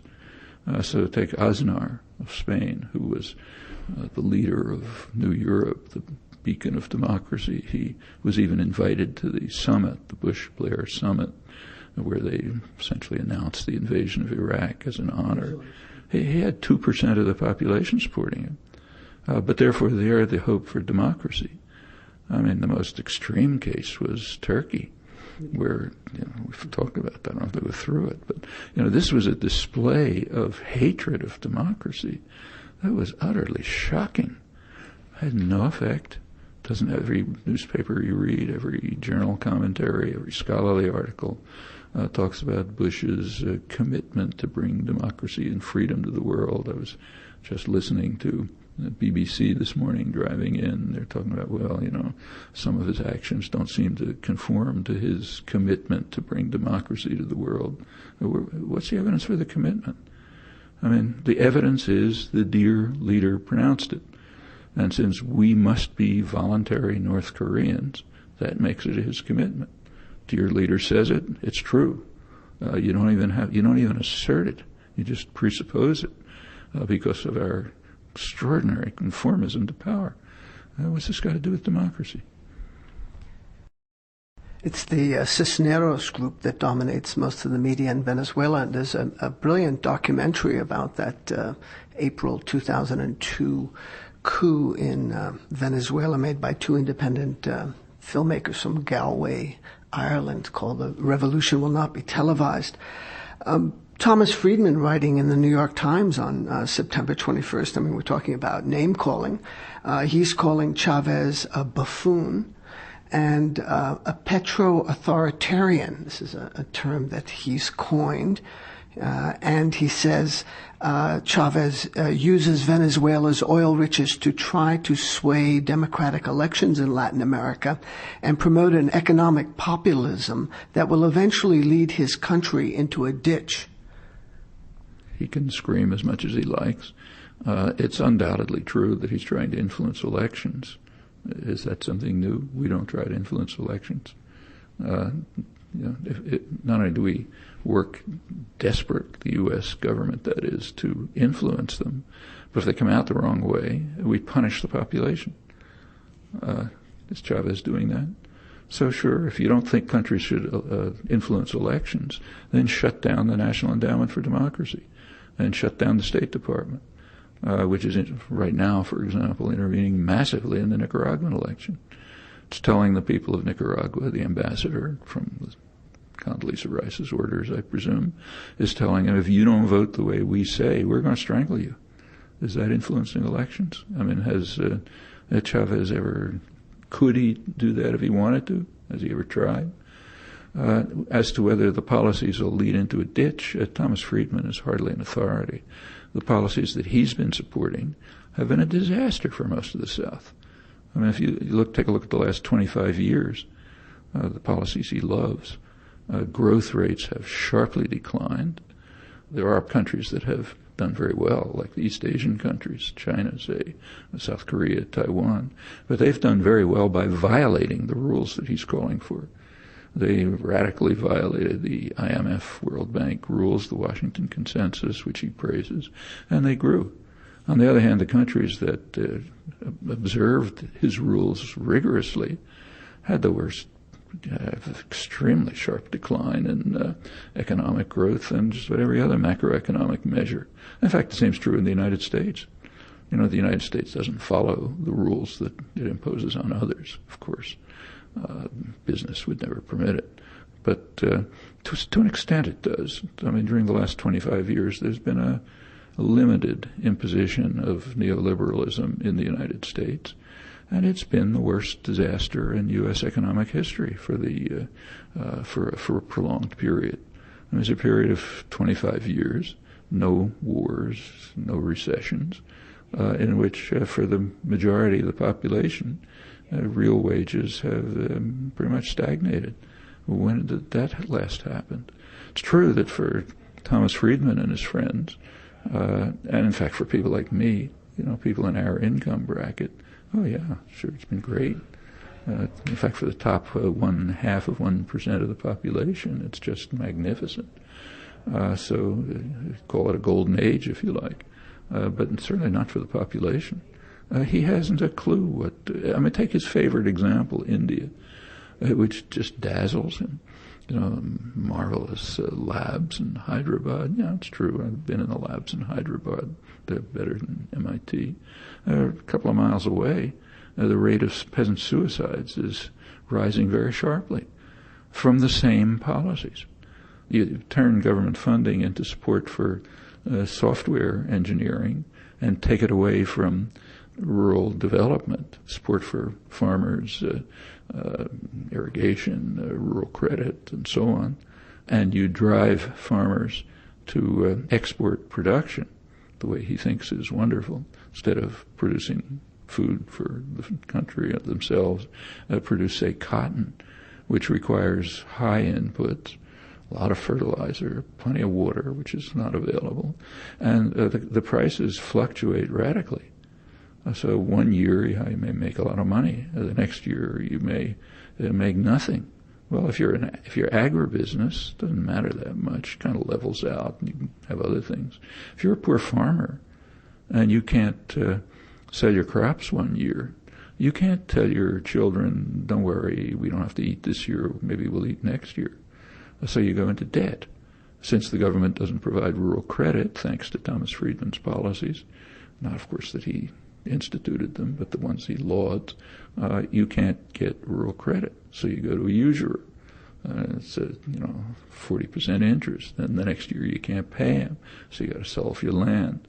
And pretty soon your children are starving. And pretty soon you can do nothing, so you commit suicide. That's why the rate of peasant suicides is sharply rising within eyesight of the marvels that he's describing.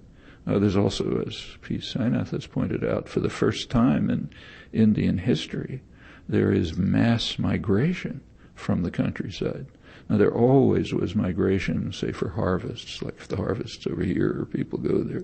This is different. People are fleeing the devastated countryside where the large majority lives and becoming essentially pouring into the Mumbai slums. You've seen them. I don't want to describe them. In fact, it's probable that the most serious economic analyses, not sort of rave reviews on the op-ed page of the Times, but real analyses, indicate that maybe 80% of the population or so is in the black or informal economy, meaning they're not even counted. It's not part of the country, and it goes on like that. I mean, states like Uttar Pradesh, which has about the same population as Pakistan, I mean, the conditions there, say, for women, are probably worse than under the Taliban. And go around India, yeah, it's fine. So sure, there's improvement. I mean, there's growth, which is good. You'd like to have growth. They're improving roads, which is fine. They have a big software program. They do have great labs. Science is a different story. It's mostly engineering and commodity production. But for most of the population, it's hardly heaven, very far from it. And India is one of the better stories because they didn't observe the neoliberal rules. They maintained control over capital flow, over finance, and violated IMF rules in many ways. The countries, on the other hand, that adhered to them, Latin America had the most rigorous adherence to the rules that he recommends. Were the worst disasters, Latin America and Southern Africa. The way these figures are muddled in the pronouncements by the World Bank, by many economists and others, because they, for example, argue that growth has really improved greatly, that poverty is reduced, and so on. The way they get this result, by the neoliberal rules, the way they get these results is by mixing together two quite different things. One is export orientation, and the other is following the Washington Consensus neoliberal rules. Now, those are two different things. So China is 1 billion people, which has been dedicated to export promotion, but violating the neoliberal rules. So therefore, if you muddle all of this together, you can say, well, the neoliberal rules work because 1 billion Chinese had a high growth rate, forgetting what's happening inside China, had a high growth rate by violating the rules. That proves that the rules work. I mean, this kind of deception is going on all the time. If you disaggregate and you look at what's really happening, the programs have been a very serious failure, as they have been elsewhere. I mean, the most rigorous application of these rules, the rigorous application of these rules typically requires dictatorship because people don't like them. And the most rigorous application was in Chile after the Pinochet coup in 1973. That's when the Chicago economists came down. They could do anything they wanted. The country was under the rule of a vicious police state, so nobody could object.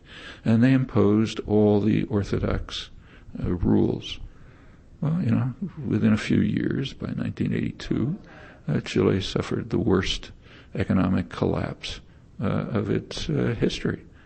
The government had to step in and bail out virtually the whole of private industry, the banks and so on. In fact, one famous international economist called it the Chicago Road to Socialism. The state owned more of the economy than it had under Allende. That was the great neoliberal experiment.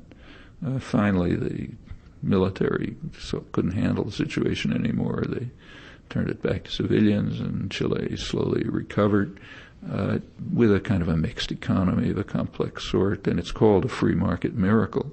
But in fact, the economy relies very heavily on a nationalized copper industry, Codelco, nationalized by Allende. They didn't dare privatize it. Very efficient, apparently, and I think it's the biggest copper producer in the world. So copper prices go up, Chile does fine, And in other ways, the economy is somewhat recovered from the orthodox prescriptions which devastated it. The same in neighboring Argentina. Argentina was, rigorously followed IMF rules. That means Treasury Department rules, the ones that Thomas Friedman writes about. Led to a total catastrophe. Finally, Kirchner was elected. He radically violated IMF rules.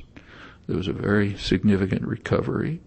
They are now, as he puts it, ridding themselves of the IMF, meaning the Treasury Department and Thomas Friedman.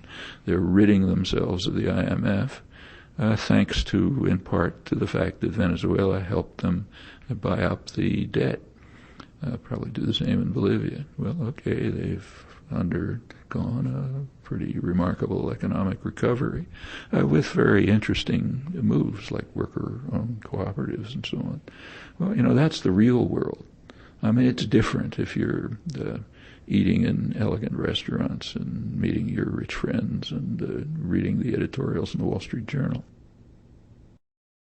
Avi Lewis and Naomi Klein have documented some of those outcomes in Argentina in a film they made called The Take.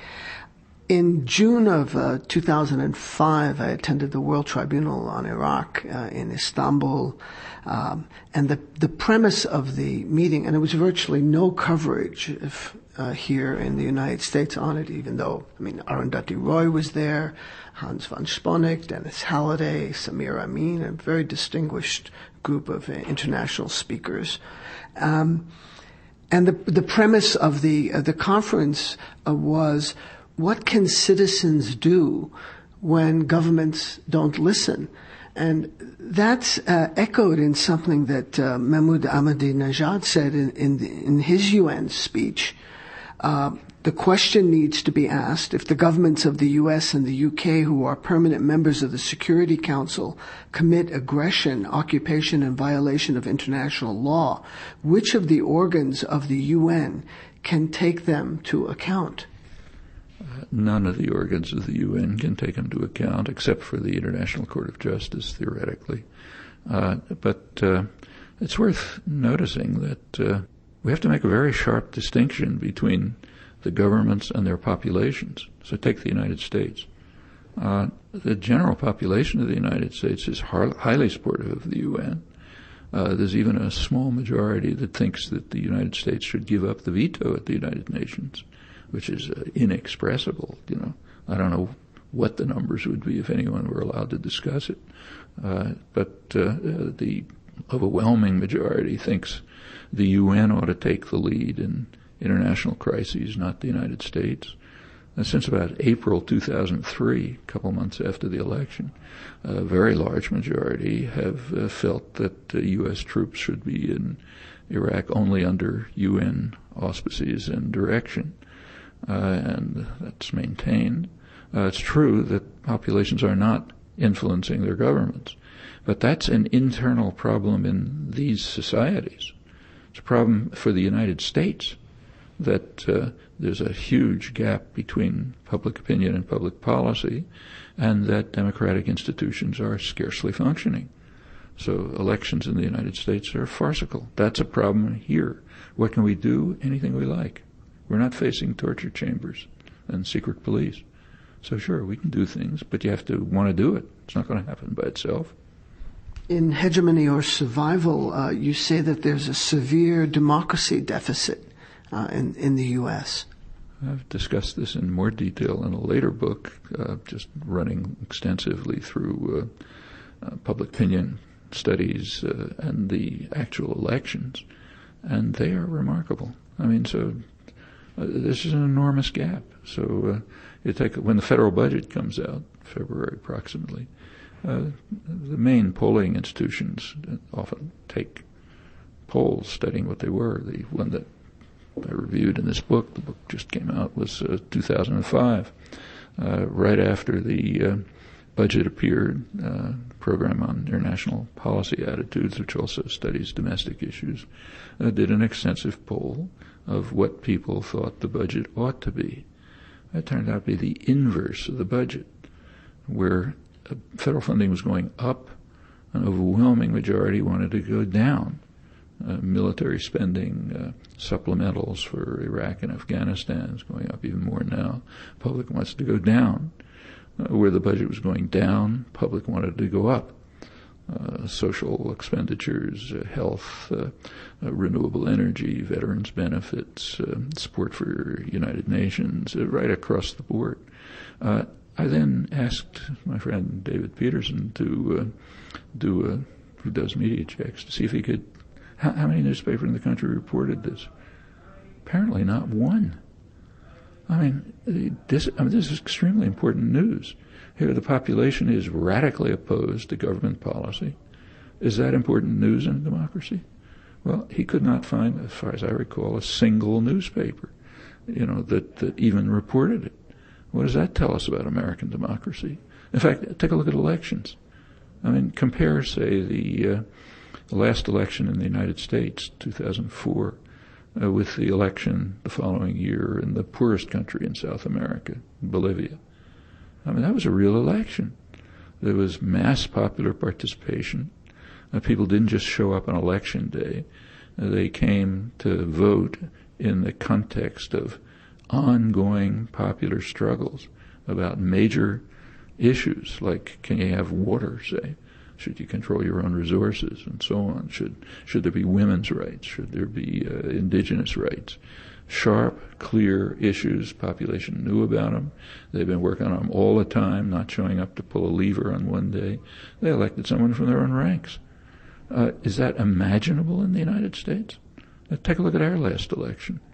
Two rich guys, went to the same elite university, joined the same secret society, had pretty much could run because they're supported by pretty much the same concentrations of private power, had pretty similar programs as far as one could determine them.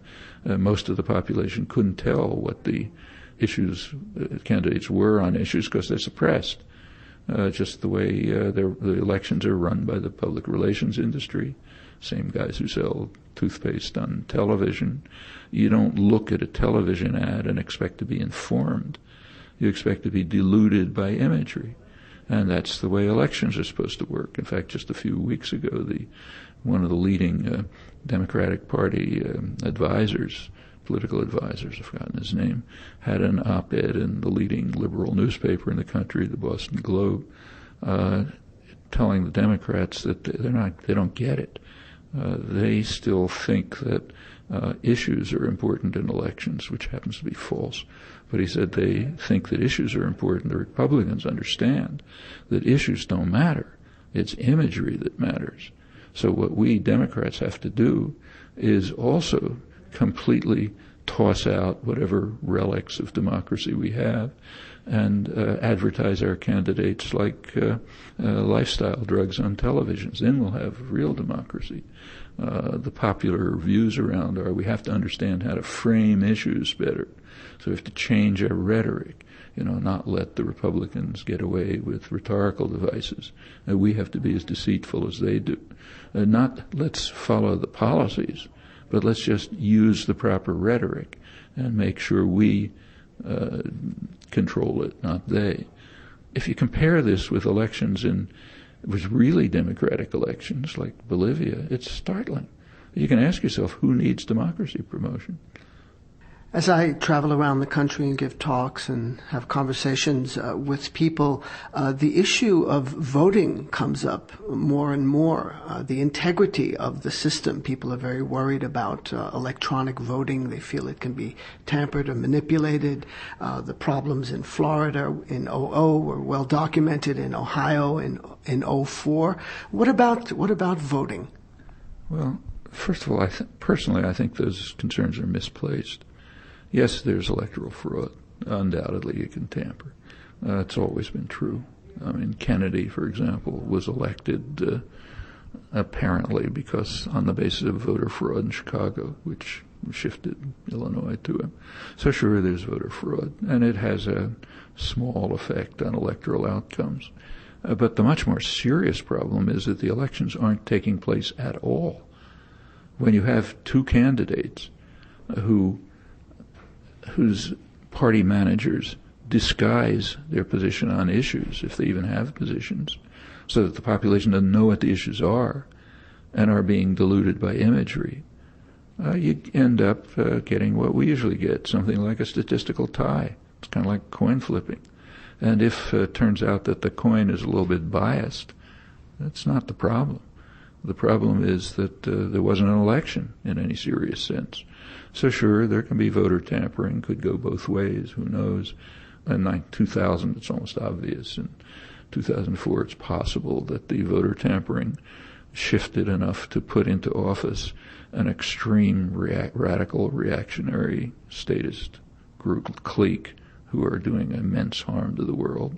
In that sense, it's important. But if you're thinking about the functioning of democracy, what's more important is that there's not, by now, elections are barely taking place in a serious sense. What's taking place is pretty much what you see in advertisements.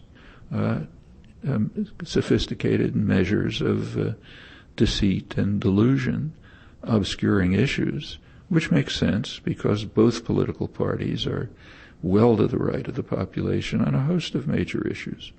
Iraq, healthcare, run through the list. So sure, you better suppress issues and work for your real constituency, which is concentrated private power. In fact, take, say, the elections coming up in November. Every seat in the House is coming up. Well, the way the founding fathers set up the system, they wanted power to be in the hands of the wealthy and the powerful. That was explicit. So the Senate was to be the place where the wealthy would be, and they would make the main decisions. But the House of Representatives was there, less power, but there, and it was supposed to be more democratic, which the founding fathers didn't like. They were not in favor of democracy. But the House would be more democratic. It would be more responsive to the popular will and have less power. That's essentially the core of the system. Well, what's happening now? Is the House democratic? I mean, how many seats are being contested in the next election? The last numbers I saw, I think it's maybe 10%, and of those maybe 5% are seriously contested. Incumbents almost always win because they have the most funding. In fact, you can pretty well predict the outcome of elections with quite high probability just by looking at the relative amount of funding available to the candidates, which means how much business support are they getting primarily. Is that a democratic election where a handful of seats are even contested? I mean, it's, James Madison, who was not a Democrat, would be turning over in his grave to see what happened to the system. Now, when you go back to the Turkey meeting, what can people do? It's interesting, you hear that all over the country. In fact, in rich countries, privileged countries, you constantly hear it. What can we do? We're helpless. We can't do anything. You didn't hear it in Bolivia. There they did something under far harsher conditions than we face. We don't face any harsh conditions. We're not facing torture chambers. We don't have secret police. We have a legacy of freedom. It wasn't given to us. It was won over centuries of struggle by people who did things. And somehow it has left people. We are, in fact, in a situation in which we can do anything. We have every possible opportunity. Political expression, organization, any kind of activism you can think of, It's a very free country. It's the most free country in the world, probably. So you can do anything you want, but people feel helpless.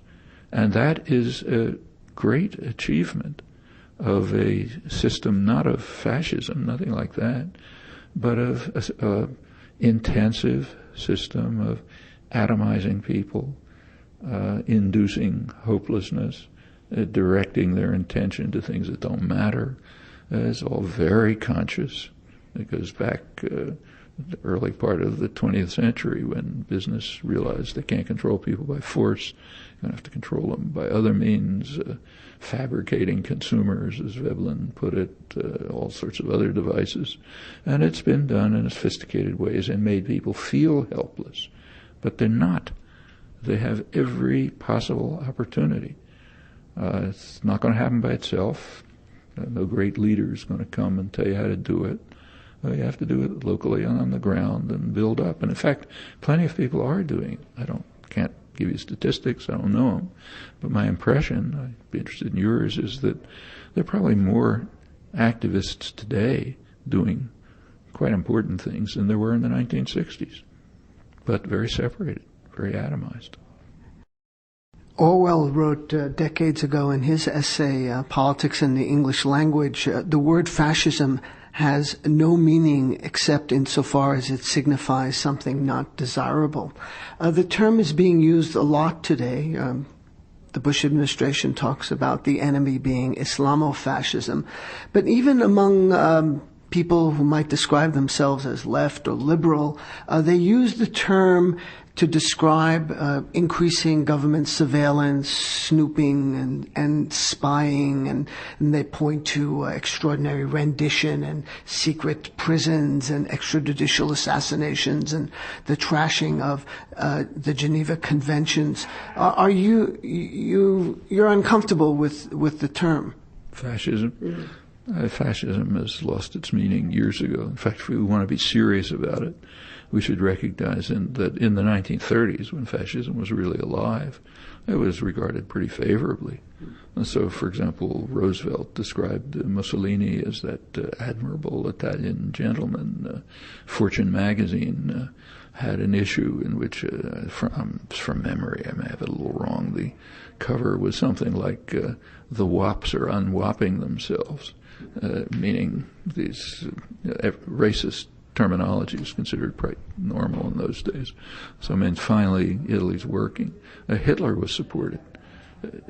Nowadays, appeasement is thought of as a bad word. It wasn't at the time. It was thought of as pretty progressive. So, for example, Roosevelt's main advisor, Sumner Welles, came back from the Munich Agreement, Munich granting Hitler conference, giving Hitler controlled Czechoslovakia, 1938 after all, very effusive about how we're entering a new period of peace and justice with our Hitler's going to, help bring stability and justice to the world. I mean, this went right up to the war. And of course, American business loved it. And in fact, it was commonly discussed. The notion of fascism was in fact applied to the United States with not particular criticism. Fascism was a new form of social organization, of which the New Deal had some of its properties, kind of corporatism and so on.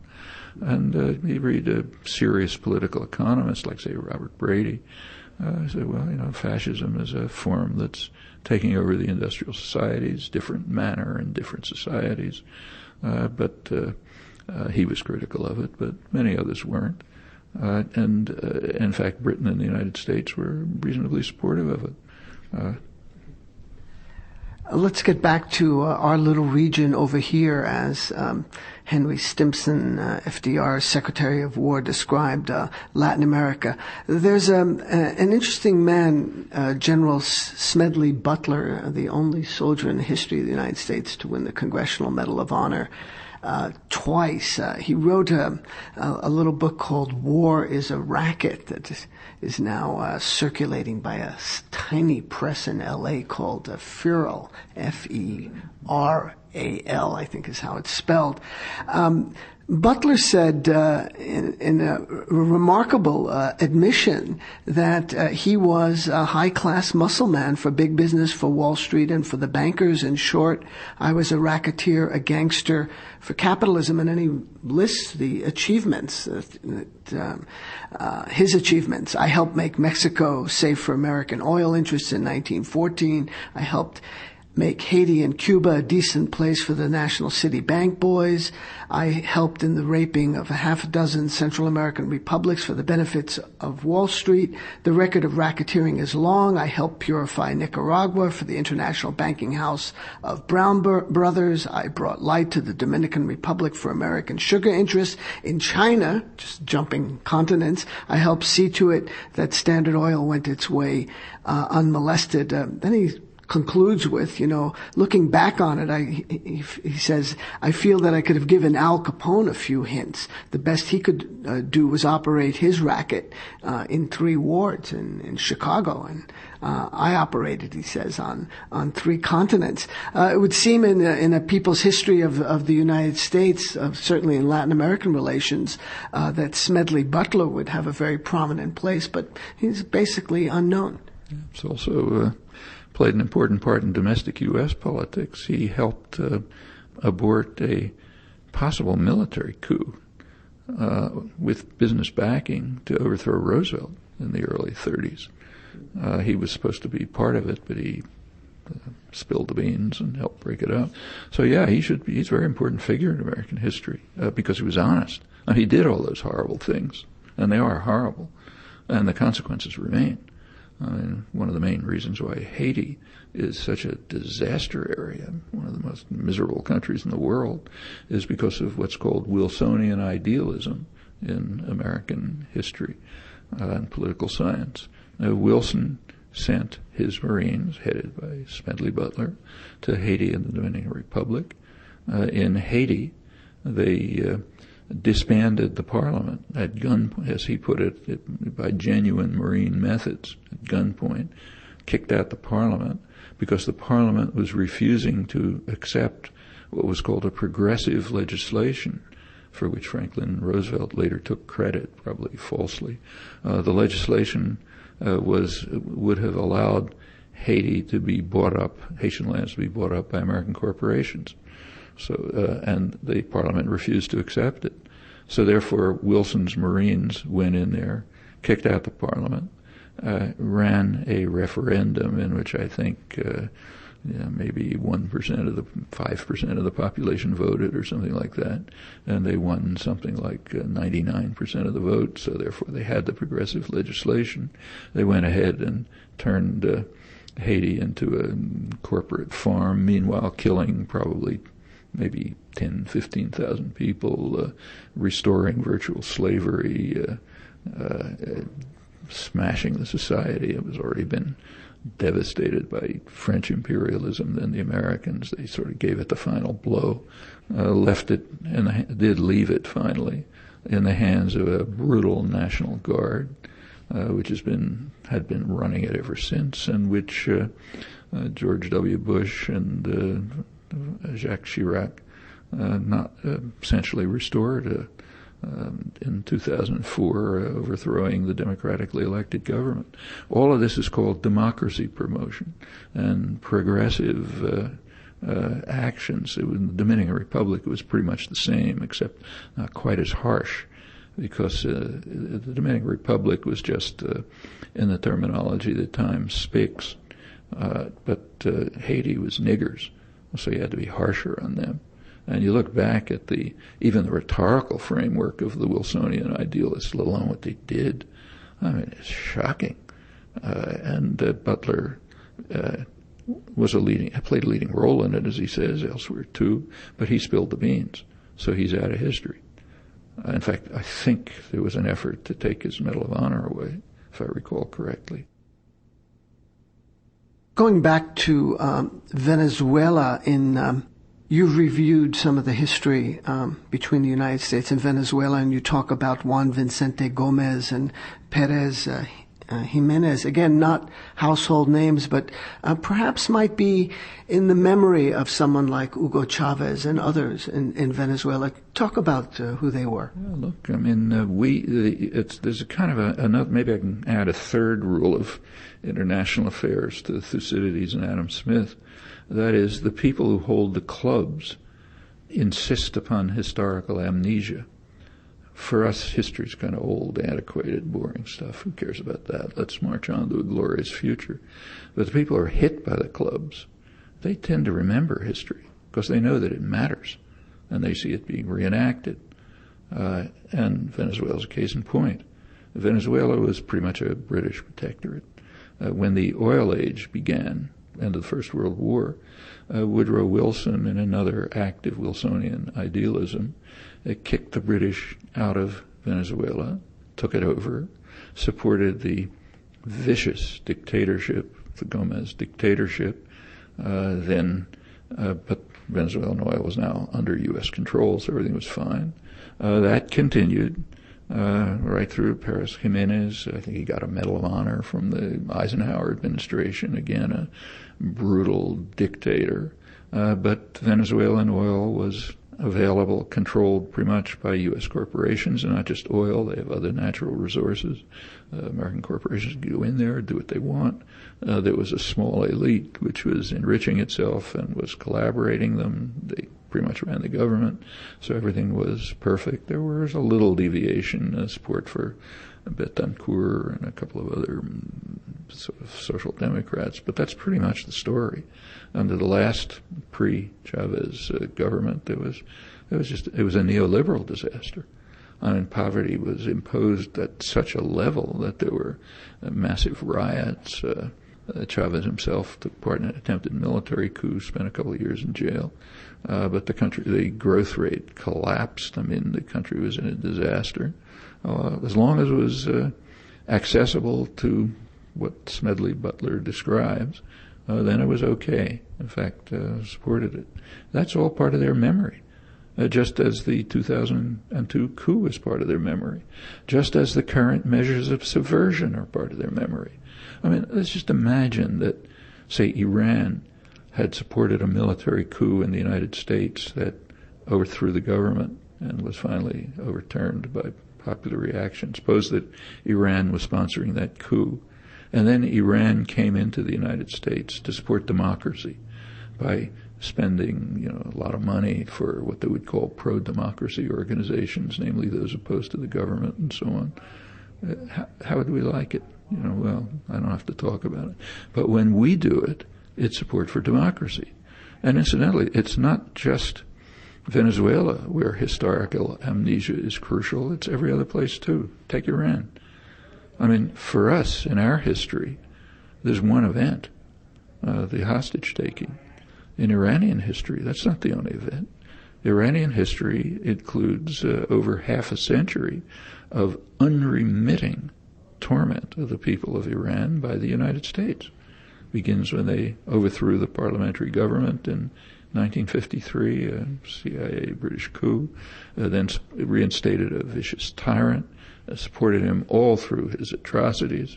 There's a good study, a scholarly study of the media coverage of this. Virtually not a word about the Shah's torture, Savak atrocities, and so on. Nothing until 1979. Finally, the population over Carter went there and talked about how the people love you and we admire you because of the love of the people for you, which helped instigate the overthrow of the government. Infuriated people, of course. As soon as the government was overthrown, 1979, the Carter administration almost immediately tried to instigate a military coup. When that didn't work, the Reagan administration turned to the support of Saddam Hussein. Saddam Hussein invaded Iran with U.S. support. The Reagan administration took Iraq off the list of states supporting terrorism so that they could provide their friend Saddam with substantial aid, including means to develop weapons of mass destruction, including the chemical weapons that killed, tens of thousands of Iranians, ended up with hundreds of thousands of Iranians being slaughtered, all with the support of the United States backing Saddam Hussein. This went right through Saddam's worst atrocities. Finally, the U.S. virtually entered directly, and Iran capitulated, figuring they can't fight the United States.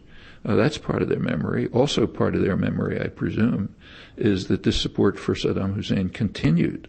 In fact, in 1989, after the war was over, the U.S. invited Iraqi nuclear engineers to the United States for advanced training in how to develop nuclear weapons. I doubt if Iranians have forgotten that, and maybe make them a little cynical when they see the alleged concern about Iranian nuclear weapons, then immediately turns to harsh sanctions, then to threats of attack, and on and on. That's over half a century of torture. Does that matter? Well, it matters to them. Doesn't matter to the guys who hold the clubs. Returning to Hugo Chavez and Venezuela, a couple of initiatives. One is Venezuela, along with Argentina, Cuba, and Uruguay, have started Telesur, which is a TV channel that Latin America-wide TV channel that seeks to present news more from a grassroots perspective. If you could talk about that, it's been described as kind of the Al Jazeera of Spanish. And the other initiative that he's undertaken, which again is called, quote, controversial in the United States, is supplying home heating oil at discount prices to low-income communities and in Boston, not very far from where we're sitting, the South Bronx, and other poor areas of the United States. Let's start with the last one. That's an interesting one. What actually happened is that a group of senators approached the major oil companies and asked politely if they could provide cheaper oil to help poor families over last winter, where prices were really high and they couldn't afford heating. They got one response from Citgo, Venezuelan-run company. And yes, the Venezuelan-run company agreed to the request of the senators to provide oil at cheap rates to poor people around the United States. Well, that was bitterly condemned by the government, by the media, and so on, as Chavez just using his oil wealth to gain support and so on, as if our foreign aid, like it's totally altruistic, we never do it for any political or other purpose and so on, but he was doing it. And I doubt that the people in South Boston understood the subtleties. So sure, but he's also doing it in the Caribbean and in South America. The Caribbean countries receive oil at a Petrocaribe program at basically discount prices, cheap credit and so on. Yeah, that's buying influence, undoubtedly. You could say the same about Operation Miracle. Cuba and Venezuela are doing exactly what we were all taught in graduate school of economics that we're supposed to do. They're pursuing their comparative advantage. Comparative advantage of Venezuela is oil. Comparative advantage of Cuba is highly trained, highly skilled professionals, doctors, teachers, nurses, and so on. So they're basically exchanging them in Venezuela itself and Cuba, but also elsewhere.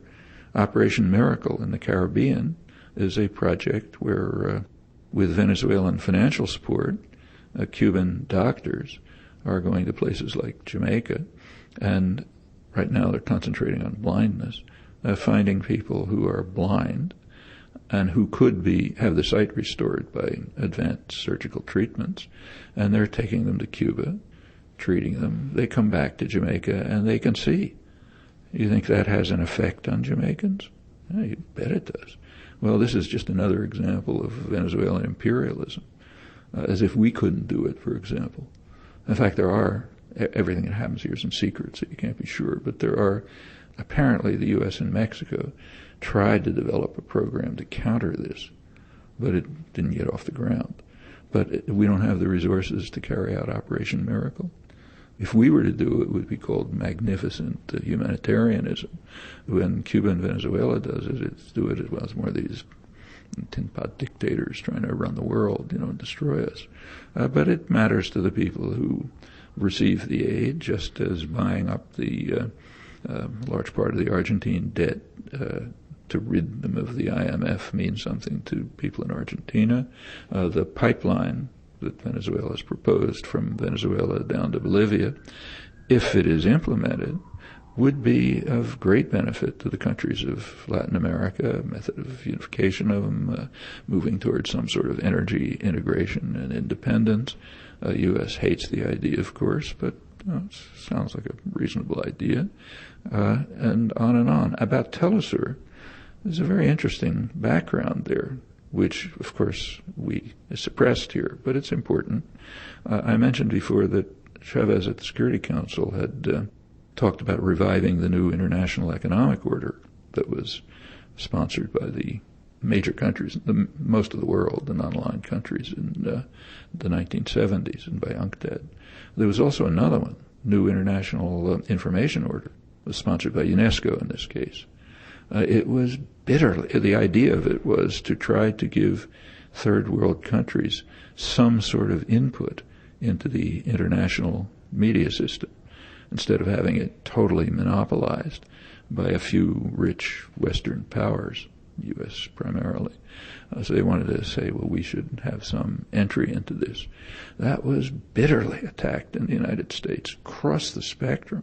It was attacked as an effort to end the free press, control journalists, forcing journalists to register, a huge attack right across the spectrum, full of lies, most outrageous lies. The press, like the New York Times, would not permit responses by UNESCO officials. Finally, it built up so much opposition that the U.S. defunded UNESCO to try to prevent a third world input into the international information system. They understand free press means we have a monopoly. You've got to shut up and listen to what we say. That's a free press. There's a very good book about this by William Preston, Edward Herman, and Herbert Schiller called Hope and Folly, published by University of Minnesota Press, which exposes the whole story. And it's an incredible story. I've never seen a review. I've never seen a comment. I suspect you can't even find it in the libraries, because it's just telling the wrong story. It's talking about the extreme opposition to freedom of the press by U.S. media intellectuals and government. And it's a very interesting story. Telesur is attempting to revive it. Same is true of Al Jazeera. Al Jazeera is hated by the U.S.-backed tyrants who run the oil states, Saudi Arabia and the rest of them. They despise it. And by the United States for the same reason. It's an independent voice. You can't have that. The U.S. bombed its facilities in Kabul and Baghdad. They claim it was an accident. I don't think anybody with their eyes open believes that. When the U.S. was finally compelled by popular resistance to allow an election in Iraq, they tried to prevent it in every possible way. Of course, now taking credit for it. When they tried to prevent it, they couldn't prevent it anymore, so they tried to subvert it. One of the ways was by driving Al Jazeera out of Baghdad. I mean, you can't have a free election if we don't control everything, obviously. So they were kicked out of Iraq. The administration has sought in every way to stop them. One of the most comical press conferences that ever took place, I think, barely reported, so, I only have hints about it, was when the Emir of Qatar came to Washington. And he was called on the carpet by Colin Powell and everyone else who tried to get him to shut down Al Jazeera. He had a press conference in which, tongue-in-cheek, he informed the press that in Qatar they believe in this thing called freedom of the press. And, of course, it sometimes means that things happen. People say things we don't like, but you got to understand that not every country has the same principles and so on. Well, I didn't see much reporting about that. The Emir of Qatar finally, under U.S. pressure, agreed to privatize the station. Bush administration said that won't work. Colin Powell and the rest said, no, you can't do that. You got to close it down. There cannot be either a public or a private station that is independent of our control. That's our concept of democracy promotion. They nevertheless kept it. Al Jazeera is very widely watched for the Arab world. When during this U.S.-Israeli invasion in Lebanon, it practically destroyed the country. You got little bits and pieces of it in the West, but Al Jazeera was reporting what was happening. I mean, their correspondents are right on the ground. They show the pictures. People watch them, and it has an effect. Now they're trying to open up an English television alternative. Of course, that would mean through cable. Last I heard, they have barely been able to get an entry. I think maybe one cable station somewhere is willing to pick them up. But there's going to be tremendous resistance to this. You cannot allow alternatives. And Telesur is an example. The U.S. doesn't have the power to close it down, and Chavez isn't going to listen to Powell and Rice when they tell him to shut it down. So it'll probably go. I don't know what will happen, but it is an alternative. It's a voice that expresses the position of the vast majority of the world's population, at least to some extent. Whereas we insist on an information system which is under the control of the rich and powerful and works for their interests. Jahan Nugem has actually done a documentary on Al Jazeera called Control Room. Again, one of these, there's been an extraordinary burst of new films and on DVDs about various public issues, and this is just another one. I want you to talk about the significance of Venezuela joining Mercosur and the general integration that's going on inside the continent, but then also South-South integration. In an article in International Socialist Review, you said Venezuela has forged probably the closest relations with China of any Latin American country. Why is that significant? All of that is very significant. I mean, what's happening in Latin America is very important. It's faltering steps, and many setbacks, but the steps are being taken.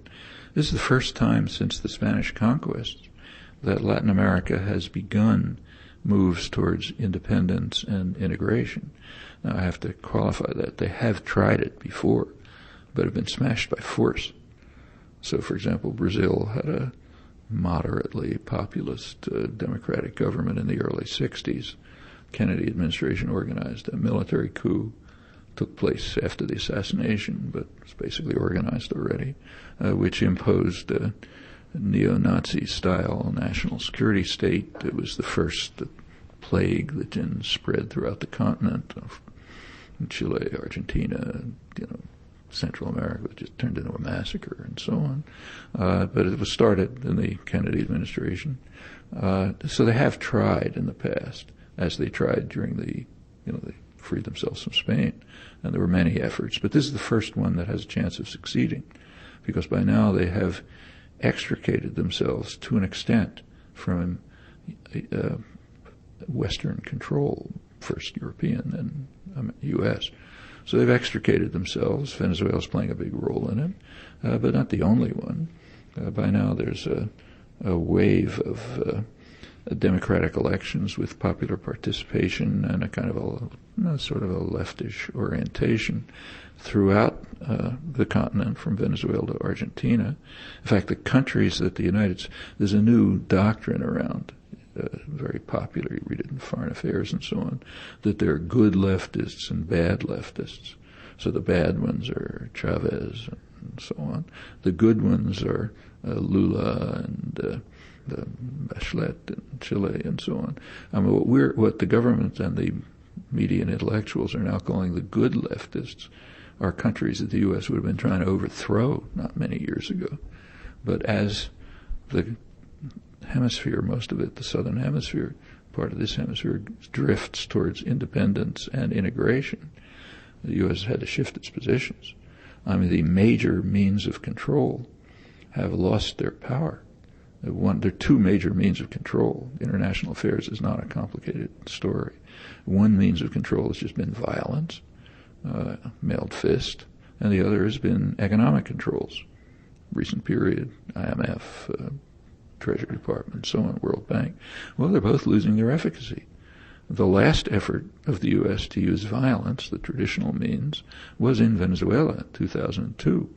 U.S. had to back down. now pretends it didn't have anything to do with it, backed down because, for one thing, popular reaction in Venezuela, but also because of the reaction in Latin America. It was a very strong negative reaction. I think Chile was maybe the only country that supported the coup, at least that I can recall. Maybe Colombia, but probably Colombia. But there was a very strong reaction. In Latin America, they just take democracy more seriously than in the West, certainly the United States. They don't like military dictatorships being instituted to overthrow democratic governments. So the use of violence is declining. I wouldn't say it's gone. In fact, the U.S. probably has more military forces in Latin America now than at the height of the Cold War. Training of Latin American officers has shot up, School of the America style training. In fact, for the first time, military spending, U.S. military, what's called aid to Latin America, I think is higher than the total amount of economic aid from key federal agencies. That's never happened in the Cold War. And bases are going up all over the place, and there's preparations being made for military action of one sort or another. But it doesn't have the capacity that it had in the past. You can't just instigate military dictatorships and then support them. So that's lessened. Support of the economic strangulation has lessened. Kicking out the IMF is one example. Bringing up China. Meanwhile, integration's going on.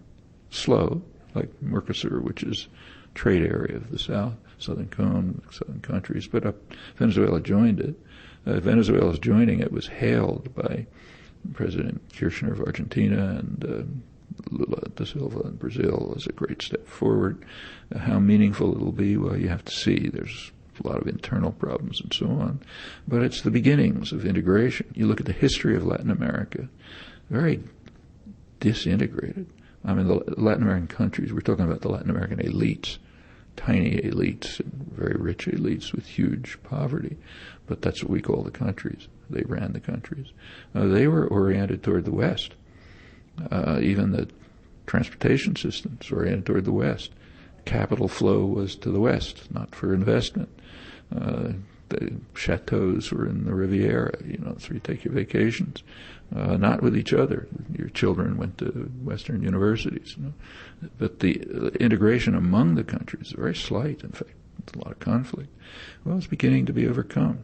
There are steps towards integration. Mercosur is an example. The Venezuelan participation is an example. What about China? Well, China terrifies Washington planners. It's called in the national intelligence estimates the main threat to the long-term threat to the United States. Why? It's going to attack us? No, it's not a military threat. In fact, of all the major powers, it's put in the least effort in military spending. There's practically no deterrent force, even small deterrent force. It's building up in response to Bush militarism, but very slight. It's a threat because it can't be intimidated. It does what it wants. They've been there for 3,000 years, mocking the barbarians. They don't have to pay attention. So, they go ahead, do what they want. They're moving into Latin America, into Saudi Arabia, into Iran, everywhere, driving the U.S. crazy. In Latin America, they are becoming a leading trading partner, not just for Venezuela, though I think Venezuela's in the lead. The raw materials exporters, like Chile and Brazil, are increasing their trade with China. They export raw materials. China invests and so on. In Venezuela, they're trying to diversify their oil exports so they're not so dependent on a very hostile United States. It's natural and sensible. A lot of it's being diversified to Latin America, but also to China. And the United States government is naturally very unhappy about that. We're supposed to control resources and markets. Nobody else is. So these developments are seen in Washington as undermining its hegemony. Oh, yeah. It's not just in Latin America is bad enough. The Middle East is worse. When the president of China goes off to, that's worse. In your latest book, Perilous Power, which you wrote with Gilbert Ashkar, you say that, and we're talking about the Middle East, but let's extend it to the rest of the world. You say educating the American public is the main thing to be done. Now, you write books, you give lectures, you do interviews like this. That's your effort in terms of education. What about a broader initiative in terms of educating the American public? Any suggestions there? Well, just the obvious suggestion. I mean, individuals can't do it. Doesn't make any sense. People have to do it locally. That's exactly what, let's say, one of the importance of labor unions. One of their major, I mean, they did defend workers' rights, but beyond that, they were influential, very influential in workers' education. I mean, I can remember this from childhood when my family, seamstresses, shop boys, unemployed, working class Jewish immigrants, they were members of labor unions. That's where there were workers' education centers, cultural events, newspapers. I mean, up to the 1950s, there were still about, I think, 800 labor newspapers reaching maybe 20, 30,000 people. Before that, it was much broader. That's a source of educating the population. And unions have been under bitter business government attack partly for that reason. But it's possible to reconstruct popular education in all kinds of ways. In fact, it can influence the schools. But it has to, it's just going to have to be done by lots of people, just as in every other case. I mean, where'd the civil rights movement come from? It didn't come because Martin Luther King said, let's have a civil rights movement. I mean, he was riding the wave of popular activism. And the same with Johnson's progressive measures, which were not insignificant. He played a role in them, but it was on the wave of popular activism which was demanding them. And it's the same with anything else. I mean, did Betty Friedan say, let's have women's rights, and all of a sudden we have women's rights? No. I mean, it's a long struggle. And that's what education is. In some of your talks, usually toward the end, you use the metaphor of looking in the mirror. Talk about that. Well, that's back to historical amnesia. We should ask who we are and what we do. I mean, for example, when Chavez gets prolonged applause at the General Assembly, instead of ridiculing the rhetoric, we ought to be asking why. What is leading to the fact that public opinion polls, even in Europe, let alone the rest of the world, regard the United States as a major threat to world peace and even to their own existence? What is that coming from? It's not enough to say they hate us because of our freedom. No, they don't. In fact, take a look at yourself, see what you're doing. What have we done to Iran for the last 50 years? What are we doing to Iraq right now? Why is it that in the polls that appeared just a few days ago, which I have yet to see reported, it turns out that 70% of Iraqis want U.S. troops out within a year, and most of the rest want them out not long after. And in Baghdad, about 2/3 want them out immediately. Why is that? Well, you look at the studies, they'll tell you. That's because there's an overwhelming majority that thinks that the U.S. is contributing to the violence and sectarianism, and an overwhelming majority thinks the U.S. is building permanent military bases, which they don't want. Well, are we? Yeah, you take a look at the expenditures that are reported. Yeah, they're building what they call semi-permanent bases, which means permanent as long as we want them there. And they're being built in a manner that entails permanence, deep underground bunkers. In fact, the U.S. isn't even providing the Iraqi army with the means of support for an army, apparently on the assumption that the U.S. forces are going to be there to provide the logistics and the support and the backup and the bases and move in when they have to and so on. Well, Iraqis don't want that.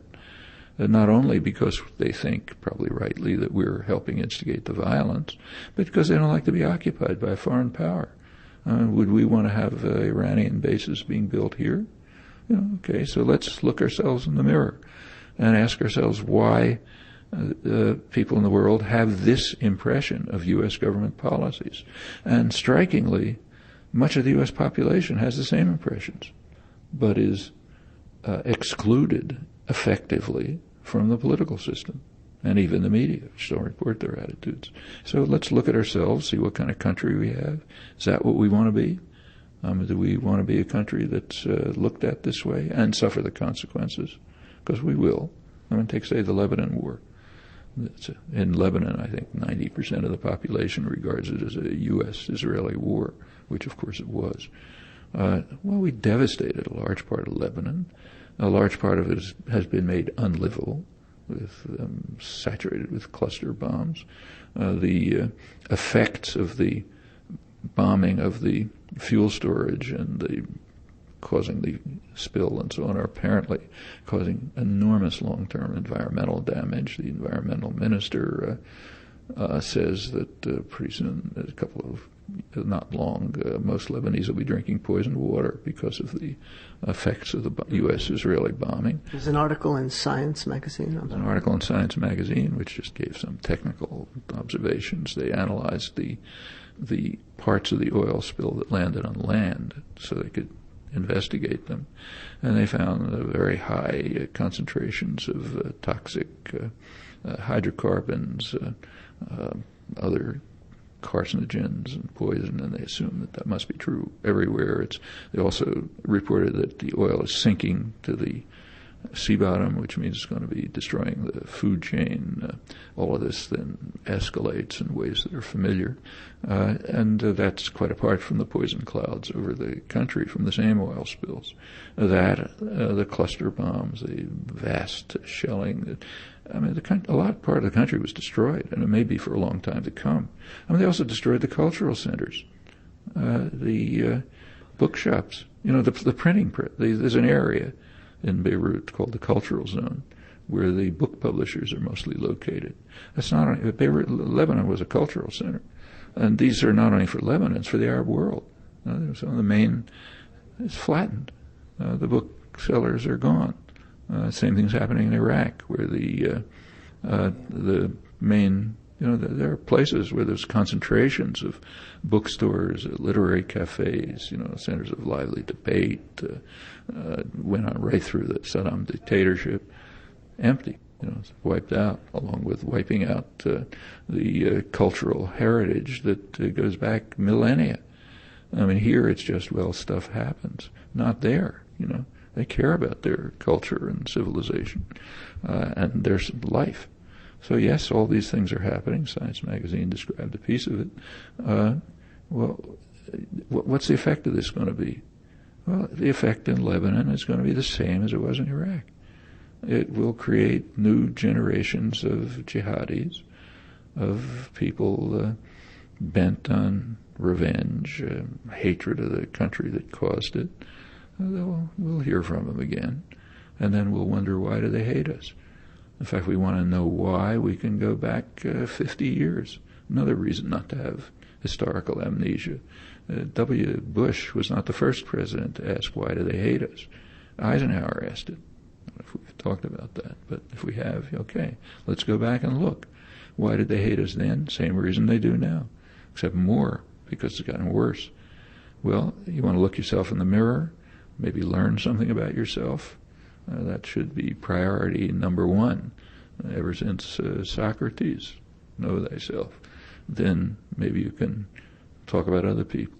But yes, sure, we should try to understand ourselves, not just shout jingoistic slogans. And because our dear leader announces that Chavez is a brutal dictator, we have to scream he's a brutal dictator. Well, maybe so, but draw your own conclusions.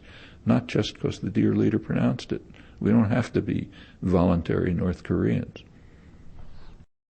Well, the New York Times had a front-page story on Monday, December 11th, about General Augusto Pinochet, the ruler of Chile, who died on December 10th. And I want to bring a couple of things to your attention.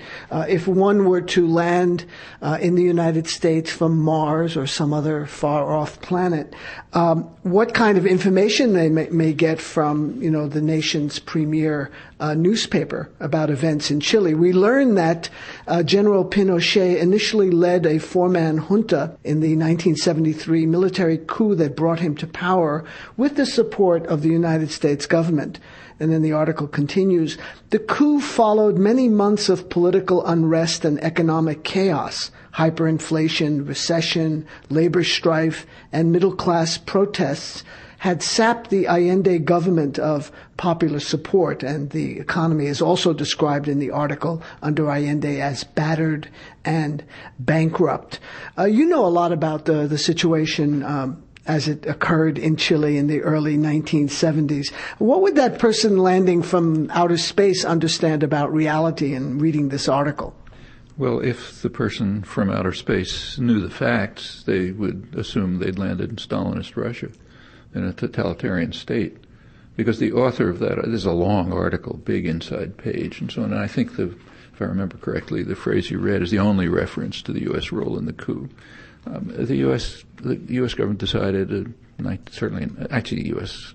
been undermining elections in Chile for years, in 1964 and so on. By 1970, they had committed themselves to overthrowing the Allende government. And there were two tracks. There was a hard track, which would lead to a military coup, and there was a soft track, which was make the economy scream. So the U.S. engaged directly and extensively with the Chilean upper classes in ensuring that the economy had exactly the characteristics you described. Yes, they made the economy scream. They were also involved with coup planning and so on. So it's just one of a series of coups that the U.S. either instigated or supported or directly participated in through the 60s, 70s, leading up finally to the terrorist war in Central America.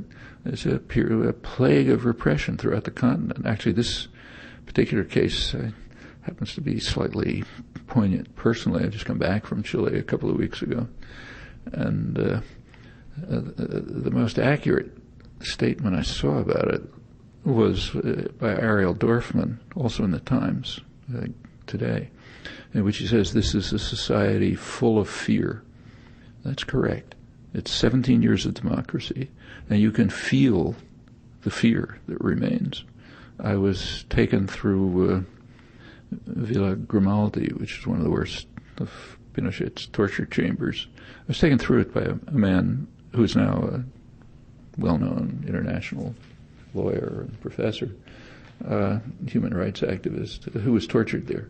He went through the whole torture period. He said that he took a friend of his and me and a couple of other people through and went through it step by step. Here's what they did to this kind of torture and then that kind of torture and so on. And he said it was years before he could even talk about it. I mean, the torture was hideous. We also had one man who was the lone survivor of the sort of death chamber, which was at the end of the torture. After you've been through it all, if they decide they don't want you anymore, they put you in a horrifying death chamber, and this one person somehow survived. So he was, but at one point and the tortures were horrifying. He described them in detail. The tortures were all supervised by doctors, and their role was to ensure that the person who's being tortured doesn't die, because they have to be kept alive for the next stage of torture. And so they would, tell them when to stop and administer something to bring them back to life and so on, so they could be tortured more. I asked him at one point, well, where are those doctors? They said they're practicing in Santiago. And nobody would think of doing anything about it. In fact, people even go to them. It's like having Mengeles walking around the street.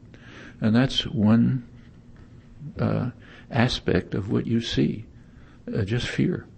I mean, it reminds me of, there was I may have talked about this, there was a conference of run by the Jesuits in El Salvador in 1994, after the terror had ended.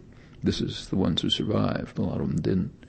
And the theme of the conference was what they called the culture of terror that remains after the terror is over. And they said that what remains is a pervasive culture of terror which domesticates the aspirations of the population. You don't even hope anymore. And it just remains that way. Friends in Chile had talked to me about this. It was a very lively, exciting country. People were just isolated. They didn't trust each other. Didn't want to do anything. The doctors is a particularly kind of grisly case, but there are others. Like one of the things this same article, in fact every article, mentions is that, Pinochet, not a very nice guy, but he left this fantastic economy, guided by the Chicago boys, and so it's a booming economy. Well, the fact of the matter, which they know, and if you read carefully you'll notice a phrase referring to it, is that the Chicago boys did run the economy under terror so they could impose straight Chicago doctrine, with the torture going on. Nobody could do anything about it, and they drove the country into probably the worst depression in its history. 1982, the state had to intervene to bail out the private economy, and in fact the state controlled more of the economy than under Allende. One international economist, David Felix, called it the Chicago Road to Socialism. Then after that, they sort of handed it over to civilians, and they kind of slowly got out of the mess. But the whole Pinochet period was a total disaster. And in fact, what they don't point out also is that the reason Chile has a export economy, primary product exports is the main source of income, and the main one is copper. And that includes the world's major copper producer, Codelco, which happens to be state-owned, was nationalized by Allende. And that's the biggest copper producer in the world. It's very efficient. The dictatorship cut away at its scaled it down. They couldn't eliminate it, too much support for it. The economy depends on it. They finally, and the Concertación, the democratic government that followed it, has also cut it down. So it's now not the majority producer, though it's still the biggest single producer. However, another fact that they don't mention here is that not only is this booming capitalist economy based considerably on an efficient state-owned industry, and there are many other violations, but that industry, Codelco, provides probably state revenues at a level probably 10 times as high as the private companies, which finances the state's welfare programs to the extent that they exist. They're not very good, and so on. All of this is missing, plus the straight horror of it, plus, of course, the U.S. role. And what Dorfman said is right. The country is full of fear. You can sense it years after the dictatorship. Another characteristic of this kind of writing is the use of the passive voice. Talk about that. Yeah, so people were killed, not we killed them, that sort of thing. Yeah, that's a standard device. Or they died, It's just like a hurricane came, not we murdered them, we tortured them, In fact, there's more that you can say about the Chilean coup. That was, as they point out, on September 11th, 1973, which is often called the first 9/11 in South America. And if you want to really think of what it was like, let's take a look at our 9/11 and imagine that it was on the same scale as 9/11, 1973, the one we were instrumental in perpetrating. Well, to make a sensible analogy, you have to use per capita equivalent numbers because it's a much bigger country. So let's imagine that in December 11th, 2001, Al-Qaeda had bombed the White House, killed the president, instituted a military coup, killed 50 to 100,000 people, tortured 700,000, established a terror center in Washington, which instigated or supported comparable military coups elsewhere in the hemisphere, and murdered and assassinated people who they didn't like all over the world. I suppose they brought in a bunch of economists, let's call them the Kandahar boys, who wrecked the economy and then went home to collect their Nobel Prizes and then were greatly revered. Let's suppose that had happened, and would that have changed the world? Everyone says September 11th, our September 11th changed the world. Suppose it was the way I described. Would that have changed the world? Well, that's what did happen in September 11th, 1973. but try to talk about that. And we were up to our neck in it. P. Senath, the independent Indian journalist who writes for The Hindu, also wrote about the kind of the Gandhian September 11th. On September 11th, 1906 in Johannesburg, there was the first nonviolent civil disobedience action that's not very well known. That's true. He did. He's fantastic. But what he's writing about India is mind-boggling and very revealing. Yeah. We've talked about material on that. Which, yeah, he does. He has a recent article which has some staggering statistics in it. He points out that since the so-called reforms, 1990, India has, of course, boomed in many ways. For example, the number of billionaires has just shot up, and there's high-tech centers and so on. But and he says India has, at the time, 1990, India was, I think, 124th in the UN Development Index, which measures the health of a society by many measures. And he says that's changed since the reforms. It's moved down to 127th. So its per capita income is lower than, Bolivia, Nicaragua. I mean, horrifying statistics. He says even the government concedes. I think he said 110,000 peasant suicides. The actual number much higher. It's all the same policies. Same policies that build the high-tech labs that Thomas Friedman raves about, and which I've seen and are pretty impressive. Also, the same policies are leading to the peasant suicides a couple of miles away. Eliminate rural credit, peasants are forced to usurers, commodity crops with the prices fluctuating, sure, they're going to get into debt, starve, flock to the cities. Just to go back to Chile a little bit, and Michelle Bachelet, who's the president, she was a political prisoner. She was exiled. Her father was killed by Pinochet. She's now the president of the country. Kind of a remarkable development. I think she's a single mother, divorced. And any comments about Bachelet? Well, that's very important. For one thing, this is culturally and socially, it's a very conservative country. It's supposed to have women presidents, especially divorced women presidents and so on. So, yeah, it is important. Exactly what she'll be able to do is hard to say. I mean, the hand of the dictatorship is very heavy. I mean, just take another example. Codelco, which I mentioned, the copper company, state-owned copper company, is required by law to give 10% of its income to the army. Well, nobody wants, the great majority doesn't want that anymore, but somehow people don't think they can change it, though they have the legislature in their hands and so on. And it's a very unequal society. I think the inequality is about at the level of Brazil, which is outlandish. There's a lot of wealth, and you walk around Santiago, you feel you're in upscale parts of New York.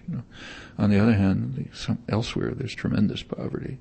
I met while I was there with Indians from the Mapuche area in the south. It's the biggest, and Aymara in the north, and then Quiche in Peru, and they have plenty of problems, serious problems. The government to some extent recognizes them, but they're not dealt with. And then there's just the urban poor and the rural poor, and the country's the economy is good, by international standards, but it's fragile. It's based mostly on primary product export. As long as commodity prices shoot up, it's in pretty good shape. One of the places I went to, which interestingly is not known, but they're beginning to remember it, is Iquique in the north. It's the middle of the mining areas, and they were British owned, later American owned, but you go up in the mining areas, they're up in the Andes. You can't imagine a scene like that. It's desert of the kind you can't imagine. There is nothing green. There is no water. Just a flat, kind of brownish sand area with a howling wind all the time. And in there are the mines, and you go through by now they're closed, but you can imagine how the miners lived. I won't bother describing it. Although they did show me a small concert hall where they had Pavarotti and people like that for the mine owners, who were brought up in proper style. Well, at one point, the miners, 100 years ago, 1907, the miners and their families in one of the biggest mines, the one where I visited, there was a series of strikes, and they struck for just like pennies a day, almost nothing. But they did march down to Iquique, the city nearby. It's maybe 30 miles or so. The miners, the families, and so on, all marched to this seaside town. And they were welcomed by the mine owners and taken into a school and housed. And then they were brought into a schoolyard. And they brought in troops and they machine gunned them. They killed supposedly 4,500 people. I think that's the worst massacre in labor history. That's one of a number of massacres. Technically it's Chilean, but the British were behind it. In fact, that whole region belongs to Chile, mainly because the British backed them in a war with Bolivia and Peru, and they were able to conquer it. And then the British wanted the mines, the nitrate mines, which are used for fertilizer and gunpowder. Later, U.S. took them over. Finally they're beginning to commemorate it. The worst massacre in labor history, but we should know about it too. This is part of Western civilization. And yes, the younger people particularly beginning to come to terms with it. Everywhere you go, you find things like that. During the Allende period also, and I was kind of interested in what was going on culturally, there was a huge surge of popular music and theater, and one of the most noted performances, actually, and how I learned to know about this Iquique was the Cantata de Santa Maria de Iquique, performed by the ensemble Quilapayún, one of the Nueva Canción groups that was so popular in that period. And you may remember Victor Jara was killed by the junta during the coup. So that was another element of that Allende period that was very, very exciting culturally. Yeah, that certainly was. I didn't know about the musical group, but Santa Maria is the school where they were massacred, where I visited. Now, just moving maybe to Central America and a country that you've spent a lot of time in and studied, you've lectured there, is Nicaragua. It recently had an election where the former Sandinista leader, Daniel Ortega, has become president. What's your take on the new Ortega? Well, there's an excellent magazine published by the Jesuit University, Envio, which is a very good, probably the best magazine on Central America. Very, very well done. They had last issue was on this. And they pointed out some interesting things. They said in the preceding elections, when I think it was 1996 and 2001, when it seemed that Ortega might have a chance, there was a lot of capital flight and, threats and concerns. This time, none. It was all taken very calmly. And the reason, in fact, they quoted somebody who described Obando, this ultra-reactionary bishop, as Ortega's campaign manager, and described the parable that he told about how things can change, and he's really a good guy, and so on. And he's, to tell you the honest truth, I never thought much of him in the first place, for a lot of reasons, but particularly after this huge robbery when they were Piñata, when they were put out of office. But now he's just looks like another right-wing. He completely discredited himself in the 90s with this pact he made with Aleman, who's an ultra-corrupt gangster. But the two of them together, his control over the FSLN, the Sandinista Party, and Aleman's party, if they joined together, they could protect Aleman from real punishment and also prevent any constructive moves being made not that it was very likely in the legislature of the government. And now he's it's just another right-wing character. He's an opportunist. He always was an opportunist. He still has a loyal following among people who have a commitment to the old Sandinista hopes and days, but it's an illusion. In fact, there is a remnant of the old Sandinista party, but it's the alternative party that Herty Levitas was going to run on, but he died and they barely participated. It's a sad place. It's now the second poorest country in the hemisphere. A very large part of the workforce is abroad, mostly in Costa Rica, sometimes in the United States and elsewhere. There's no development going on. There's a lot of wealth. If you drive around Managua, you see it's very glitzy, 24-hour supermarkets and things like that. Anything you want to buy, you can buy. But also kids scratching at the windshields, asking for a Cordoba to get by the night, and so on, like India. And pretty awful. That's declined enormously since the U.S. took it over again in 1990, and Ortega's going with the flow. He and his friends enriched themselves, and they'll pal around with Aleman and the rest of them. I don't think U.S. investors have anything to worry about, and they don't seem to be worried. Or the corporate elite in Nicaragua, which is super rich, like most third world countries. Nicaragua is also in Central America. It's the country that most religiously followed IMF rules. So they privatized energy. The other countries didn't.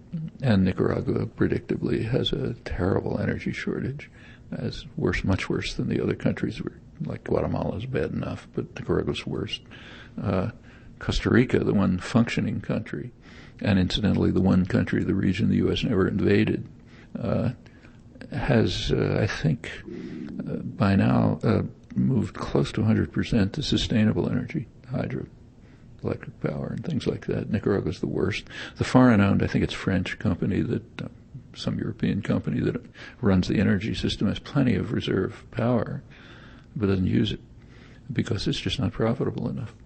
That's the way it works. If you privatize water, construct economic models that show you that it's very efficient and you should get the prices right, and that's efficient. There's a footnote that isn't mentioned, namely when you get the prices right, a lot of the population can't pay them, so they don't have water. Well, nothing's perfect, but there have been major struggles about that in Bolivia, particularly in Cochabamba. There was big uprising, and they forced the companies out. Bechtel, actually, that was a good example of real globalization. They were able to, part of the reason they could succeed was that they were able to quickly contact activists everywhere. So Bechtel offices were being, there were demonstrations, and it happened to coincide with a demonstration in Washington against the World Bank and IMF policies, big demonstration, and they contacted them. So they were able to launch a big protest right in Washington at the same time as the Cochabamba protests, and that gave them international publicity. That's real globalization by people, so therefore it's called anti-globalization, but it worked. That's globalization from below. Yeah, actually Cochabamba just last weekend had a very important meeting, so important that it wasn't reported in the United States, as far as I know. It was the presidents of the countries of South America met together, and apparently a pretty constructive meeting. A lot of hostilities were muted. There had been hostility between Chavez and Garcia in Peru. They're screaming at each other, but they apparently kind of settled it. There were programs discussed for further integration of the region, which is a very significant development. This is actually the first time since the Spanish conquest that there's been moves towards integration and independence, and the United States is very worried about it.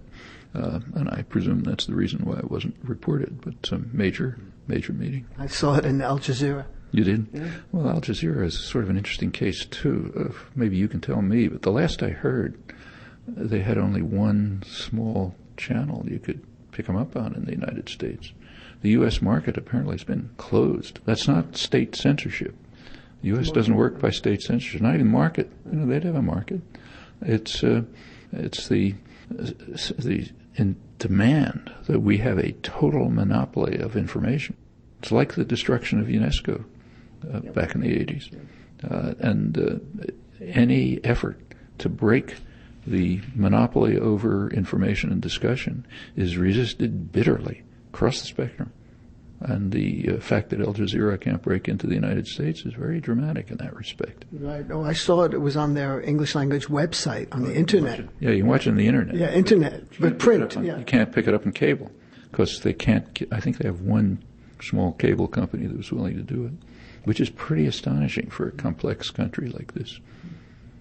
One of the major figures of the Reagan administration during the period of the Contra-terror war and against the Sandinistas was Jeane Kirkpatrick, UN ambassador, praised by Condoleezza Rice as one of our best ambassadors with a very strong voice. And it was Kirkpatrick that made the unusual distinction between authoritarian regimes, which the United States could support, as opposed to totalitarian regimes, which the U.S. could not get behind. Yeah, the reason she gave was that totalitarian regimes could never change. So they were firmly embedded forever. Russia was her main example. A couple of years later, radically changed. Wonderful prediction. But actually, I mean, that article was bad enough, but worse was, I wish I could quote the passages from memory, but she had some unbelievable passages about how, yes, sure, there's plenty of suffering and misery and torture, but in the countries that we support, but people are used to that. I mean, they kind of expect it, so they don't really mind it that much. You know, she put it in a way which is much worse than that, but that was the core content of it. There was another character who's in the news who was involved in Nicaragua. That's Robert Gates. I think it was 1984 when he secretly advised that the United States bomb Nicaragua because it's such a threat to us. It's a growing military threat. You know, any day now they'll be at our throats. He's now being Secretary of Defense. You know. So we're safe. We'll be defended from any country like Nicaragua. Back to the continent and Ecuador, there was a recent election there where Rafael Correa was a kind of an unusual man. He was educated in economics in the United States, but he doesn't have a traditional kind of view of the U.S. or of economics. What do you know about Correa? Well, I read some of his speeches. He's on the left. He's opposed to what are called the free trade agreements. They have almost nothing to do with free trade, but the agreements that are designed to impose investor-lender rule over the countries. He's opposed to them.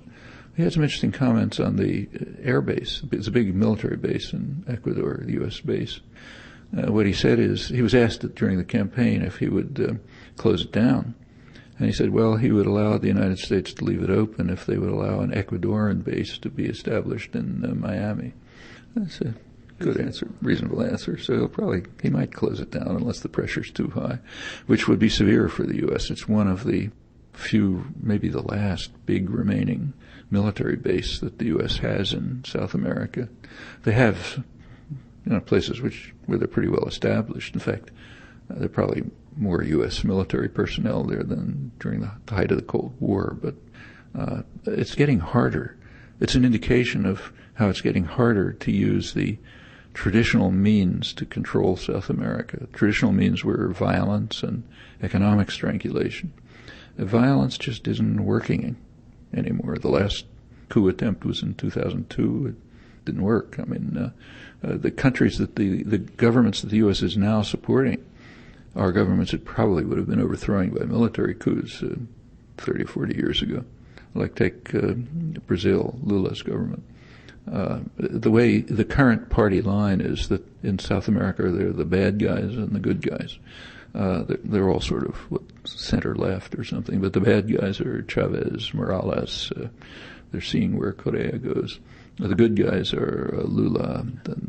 So it's therefore necessary to suppress the fact that the first action that Lula took after his re-election in October was to go to Venezuela to offer his support for Chavez in the electoral campaign and to inaugurate a joint project, I think a bridge over the Orinoco River and other new development projects. That doesn't fit the party line. So to my knowledge, that was not even reported because he's supposed to be a good guy.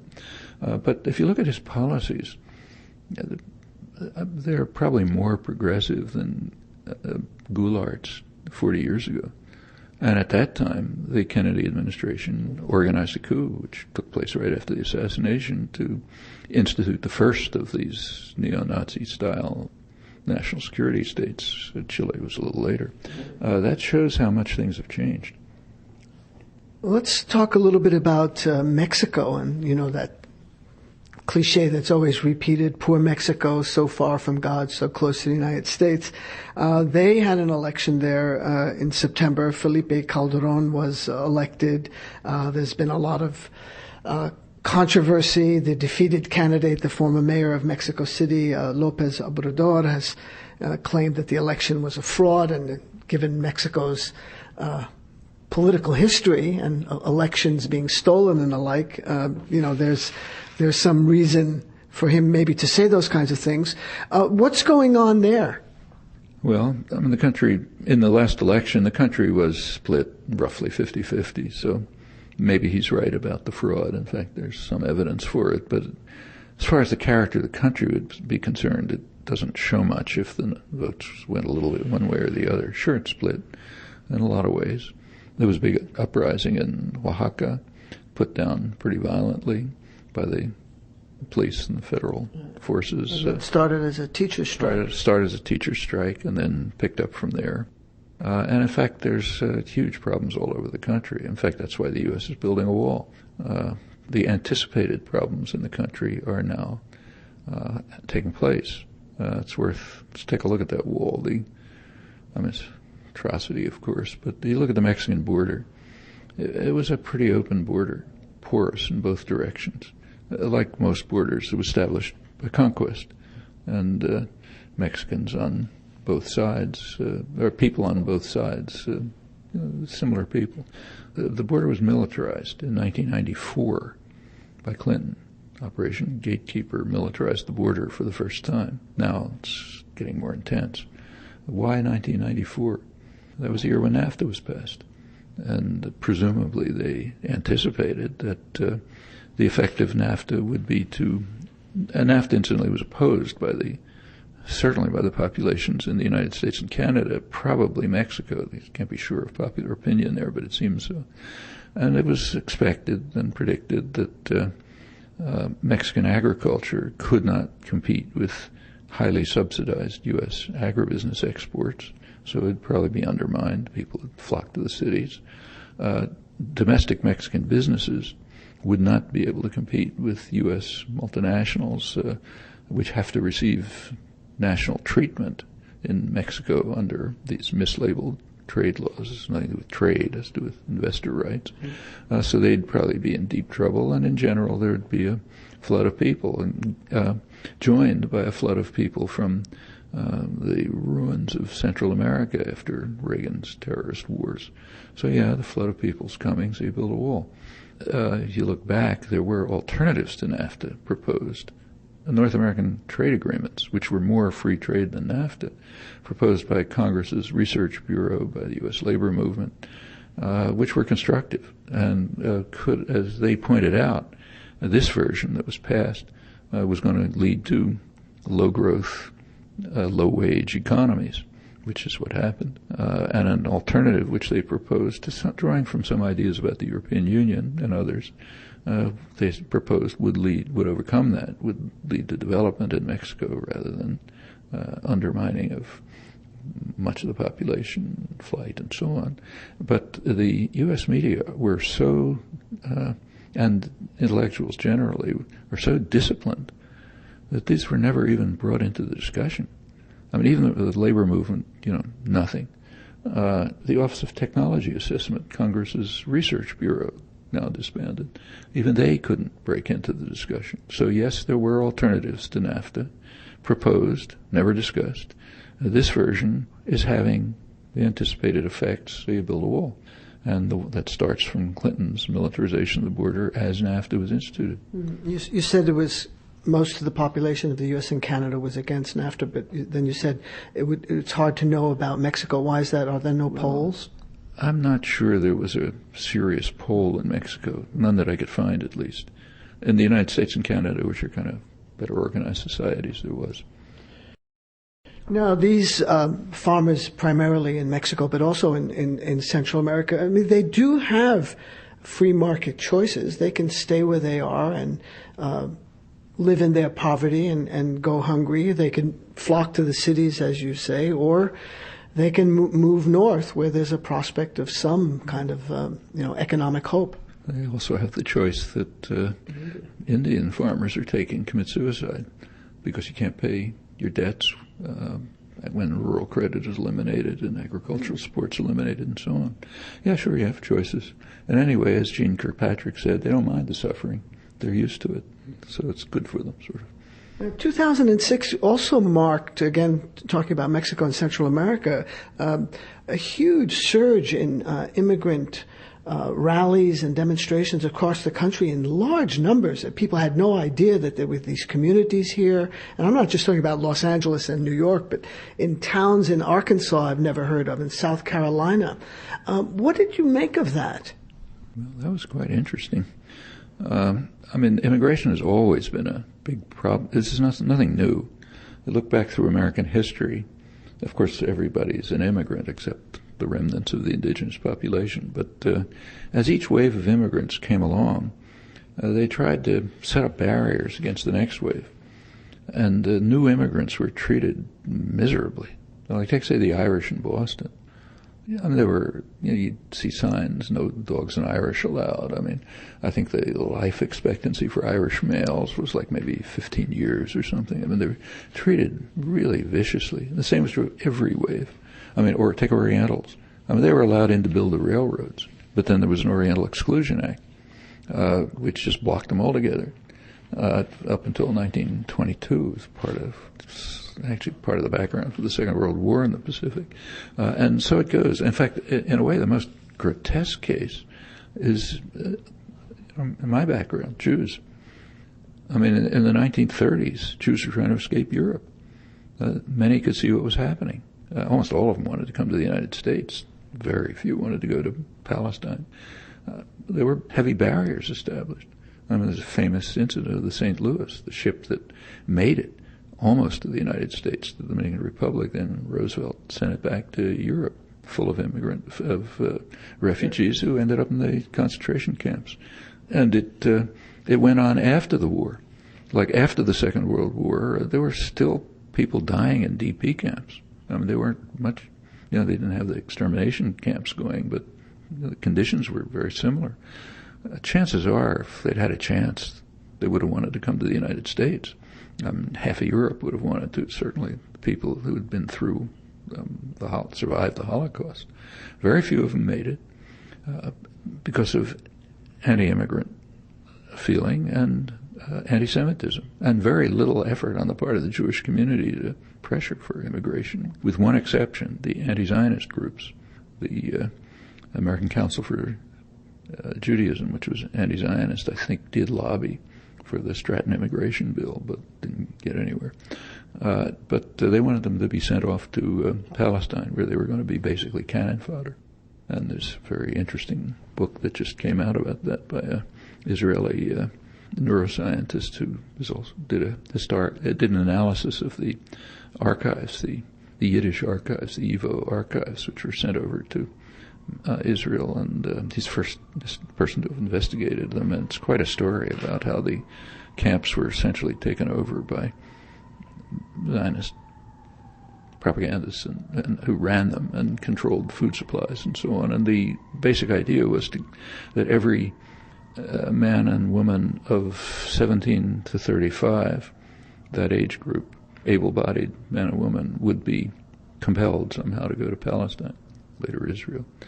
The Hebrew title of his book is called Good Human Material. That's the way it translates. I think I picked a different title in English. It was reviewed extensively in Israel. I've never seen a mention of it here. But that was going on one side, and the American Jewish community on the other side was pretty passive. I can remember that. Didn't want them here either. But the anti-immigrant feeling was so strong that it contributed to the Holocaust and contributed to the deaths after the war was over, when there was no more excuse about not bombing Auschwitz and so on. Well, that's a pretty dramatic case of anti-immigrant feeling. What we're seeing now is bad enough, but it's nothing novel in history. And it's kind of understandable. The people who sort of, there actually is a conflict of values, as there is with restrictive laws. People who are somewhere don't want to see their lives, communities, cultures disrupted. They made it. They established things the way they wanted it, and they don't want others coming in. It's understandable. One can sympathize with it, but it's pretty ugly. Is that book you mentioned, is it available in English? Yeah, it's Yossi Grodzinski, his name is. I forgot the title, but it was published by Common Courage. Completely, I haven't seen a word about it anywhere. It's a very interesting book. And as I say, when it came out in Hebrew, the original edition, it was quite widely discussed and pretty favorably. One of the interesting dynamics of the demonstrations in 2006 of the immigrants community is the experts were befuddled as to how were they organized, and it seems that actually talk radio, Spanish language radio, was the main instrument of organizing these demonstrations. Oh, it's interesting. You're just giving yourself a plug here. Well, I'm not bilingual radio. But same racket. Okay, same racket. Yeah, that's one. Radio, as you've told me many times, is one of the ways of getting around control over information and opinion. Muhammad Yunus of Bangladesh was awarded the 2006 Nobel Peace Prize. He started the Grameen Bank in that country, and it's based on microcredit loans to people, mostly poor women in rural areas. And this is, people are always asked, well, if you don't like capitalism, what about some kind of alternative? Is this perhaps the basis of building a building block? Well, this is pure capitalism, much purer than the U.S. economy. It's real capitalism. U.S. economy is state-based to a large extent. But yeah, I think it's a sensible device. It's not the answer to everything, but empowering women is extremely important in third world countries, actually in most poor communities. I mean, one of the things that's very noticeable in communities that are kind of crushed, we're barely surviving, is the women seem much more able to do things than the men are. And you can see why. The women, their responsibilities continue, no matter how rotten the situation. They're still taking care of the children and cooking and so on. The men, when opportunities are gone, their usual opportunities, whatever it may be, they're lost. They have nothing to do. They turn to drink, to crime, and so on. You see it all over the place.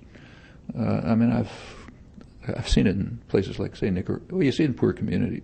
Actually, we've even seen it in this department when we bring people in from Ken Hale, who died recently, brought people in from the Native American communities and did a fantastic job of getting them through a graduate program in linguistics, so a hard program that they didn't have the background. And pretty typically, the women made out very well. The men usually had problems. I've seen it in Nicaragua. You walk around the streets of my daughter's neighborhoods Sunday morning, you see the wives and sisters coming out, pulling in the drunken husbands and brothers. You walk down the street during the day, the women are busy. They're cleaning the leaves off the front steps. They're getting the children washed and ready to school. I don't know what the men are doing. Gambling. It's just a disrupted life. And it's common all over the world. So giving microcredit loans to women is a very smart thing to do. It's not the end of everything, but it has paid off, and it's a good capitalist approach. In the business section of the New York Times, actually, in December 9th, 2006, there was an interview with Yunus, who I didn't particularly know to be radical politically, but he says here, my position has been that poverty has not been created by the poor people. The system has created them. The system being institutions, the concepts or framework of living. That's where the seed of poverty is. Yeah. He's correct, and I don't think he's radical either. I don't think that's a radical comment. It's like common sense. It's nice that he said it. It's good that he said it, which is unusual. Yeah. And going back to Central America just for a moment, and actually Latin America in general, the current Pope Benedict, who's managed to mire himself in controversy around his less than flattering statements about Islam. He was known as apparently as the enforcer during the reign of the much revered and hallowed Pope John to eliminate liberation theology, which began, I believe, in Brazil and then spread across the continent. And he was the guy who purged, apparently, bishops and other high-ranking Catholic officials. Is there anything to that? We don't know the inner workings of the Vatican, but that's what's reported. And it certainly looks like that from his writings. Actually, it's interesting that the U.S. Army takes credit for it. One of the talking points, of the School of the Americas is that the U.S. Army helped defeat liberation theology. But the Vatican played its role, ugly role of the kind that you mentioned, and it's rather striking in the light of the history of the Church. The crime of liberation theology was that it took the gospel seriously, and that's unacceptable. The Gospels are a radical pacifist material, if you take a look at them. When the Emperor Constantine, the Roman Emperor, took over, adopted Christianity, he shifted it. He shifted Christianity from a radical pacifist religion to the religion of the Roman Empire. So the cross, which was a symbol of the suffering of the poor, was put on the shield of the Roman soldiers.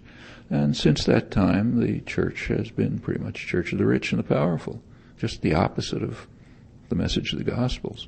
And liberation theology from Pope John the 23rd and his influence in the bishops in Latin America and Brazil particularly picked up the actual Gospels and brought it to peasants. They said, let's read it. Let's actually read what the Gospels say, and let's try to act on the principles that they describe. And that is a major crime. That set off the Reagan wars of terror, the Vatican repression, and so on. The U.S. was virtually at war with the Catholic Church in the 1980s, and in its own way, and the Vatican in their way. There was a clash of civilizations, if you like, the U.S. versus the Gospels, including those who, posture about how Jesus is their favorite philosopher. You mentioned the uprising in Oaxaca, which is continuing in southern Mexico, but the day that NAFTA went into effect, I was in the Yucatan at the time, it was January 1st, 1994, there was an uprising in Chiapas, the Zapatista revolt. Talk about what they're doing today. I know that Subcomandante Marcos is kind of the face, or almost the masked face of the movement, was campaigning around the country during the presidential election, advising people not to vote for either Calderon or López Obrador. Yeah, personally, I'm not sure that was a wise position to take, but yes, that's what he did. I don't know the details, but as far as I can see, the organizing in Chiapas continues. The Zapatista movement remains alive. His role was quite significant, very effective use of the internet to create support systems which prevented the authorities, the very brutal Mexican police, from crushing it, and federales, and prevented the U.S. from moving it in the way it expects. So they're still viable. How much it can influence the rest of it certainly had an inspirational effect all over the world. You can find everywhere. Exactly where it'll develop in Mexico, I don't know. There's a graffiti that found its way onto a postcard that you also used in the conclusion of the book Perilous Power that you did with Gilbert Ashkar. So apparently someone asks Mr. Gandhi, what do you think of Western civilization? And Gandhi replies, I think it would be a good idea. Yeah, that's apocryphal. It's not sure that, but it's a nice story. Yeah. And you can say it about a lot of things. Say capitalism or free trade. Yeah, it might be a good idea. Who knows? We won't know until anybody wealthy and privileged is willing to give it a chance. Well, in failed states, toward the end of the book, you do point out that often critics of the system are denounced for being negative and never having anything positive to put forth. And you address that criticism with some very specific suggestions about solutions. Yeah, very unoriginal suggestions. Those suggestions just happen to be supported by a large majority of people in the United States. I think they're good suggestions. They would change the country significantly. There's nothing radical about them, but they're off the agenda. That's part of the serious collapse of democratic institutions. I mean, there's a lot of talk right now about how it's a divided country. We have to bring it together, red and blue, the Baker-Hamilton commissions, bringing them together. It is a divided country, but not the way that's being discussed. It's divided between the public and the power systems, the government and the corporate system. Yeah, big gap between them. So these examples here are chosen from public opinion studies and are supported by, in most cases, very large majorities of the population. And I think they're all quite sound proposals. They can't be discussed because of the same gap. And in fact, talking about Bolivia before, but it's rather striking to compare Bolivia with the United States. Actually, there's a lot of talk now in the liberal press, in the left liberal press, about how we have to do something about our electoral processes, because you don't trust the voting machines, and some people don't have a chance to vote, and they don't count, there's fraud, and so on. Yeah, maybe all correct, but it's kind of like a footnote. Now, the real problem is we don't have elections. You don't have elections when the issues that the population is concerned about do not arise on the electoral agenda. In Bolivia, in contrast, they actually had a free election, a serious one, last year. Huge participation. Everybody knew the issues. The issues were important. They didn't just come on voting day. They'd been struggling about those issues for years, like in Cochabamba, with the protests there where I think a couple dozen people were killed. There were mass popular organizations. They elected someone from their own ranks. That's an election. I mean, it's so remote from conceivability in the West, certainly the United States, that it's incredible. So yeah, this is one illustration of the enormous gap between public opinion and public policy on a host of issues, quite a lot of issues. And we see it every day. When I was driving home the other day and listening to NPR, my masochist streak, and they happened to have a long segment on Barack Obama. Very favorable, really enthusiastic. I mean, this new star coming on the political firmament and so on. That must have gone on for 15 minutes. I was listening to see, are they going to say anything about his position on any issue? Any issue. Nothing. I mean, just about the image. I mean, I think they may have had a couple of words about, he's in favor of doing something about the climate or something. What are his positions? Well, it just doesn't matter. And you read the articles, it's the same. He gives hope. He has an image of, I don't know what, he's just a wonderful, he looks right into your eyes when you talk to him. I mean, that's what's considered significant. Not, shall we control our own resources? Shall we nationalize our resources? Shall we have water for people? Shall we have health systems? Shall we stop carrying out aggression? I mean, no, that's not mentioned, because our electoral system, our political system has been, not degenerate is the wrong word, it has been driven to a level of, to such a low level that issues are completely marginalized, and the mechanisms are understood. We've talked about them. Elections are run by the same people who sell toothpaste. They market candidates the same way. You're not supposed to know the information about toothpaste. You're not supposed to know the information about candidates, and they don't. Take the congressional elections just in November. They're interpreted as kind of a referendum on Iraq. Population wants to get out. Well, maybe they were, but do you know the position of the Democratic candidates who were elected on Iraq? Well, maybe 2 or 3 of them, For the most part, you don't know what their positions were. We don't like it. That's a position. It's not going well. It's not going well. We're not doing too well. Let's do something. But was the voice of the population heard? No. Or take the major issue coming up, Iran. And the population has an opinion on that, on the Iranian nuclear issues. I forget the numbers, but the overwhelming majority of the population is in favor of diplomatic initiatives rather than confrontation. I don't even think that's been reported. It's certainly not discussed. American public opinion doesn't count, just as Iraqi public opinion doesn't count. So take the Baker-Hamilton, the ISG report again. It's quite interesting to read. It's mostly interesting for what it doesn't say. So one of the things it doesn't say is what the population of Iraq wants. That's never mentioned. Actually, it's interesting how they skirt it. They cite the U.S. government polls. There are U.S. government and other Western polls, which do tell us a lot about that. And they cite the polls, but not that. They cite the figure that says that the proportion of Iraqis who think it's legitimate to attack American soldiers has increased. It's now a majority. And they cite that. And the conclusion is, well, we have to do something to readjust our tactics so they don't see us as occupiers or something. So let's make a tactical adjustment. Those very same polls, some by the State Department, some by Western polling agencies, say that in Baghdad, 2/3 of the population wants the U.S. troops out immediately. And the large majority in the country as a whole wants a firm timetable for withdrawal in less than a year or less, maybe 6 months to a year or something like that. Well, that's what the Iraqi people want, according to Western U.S. polls.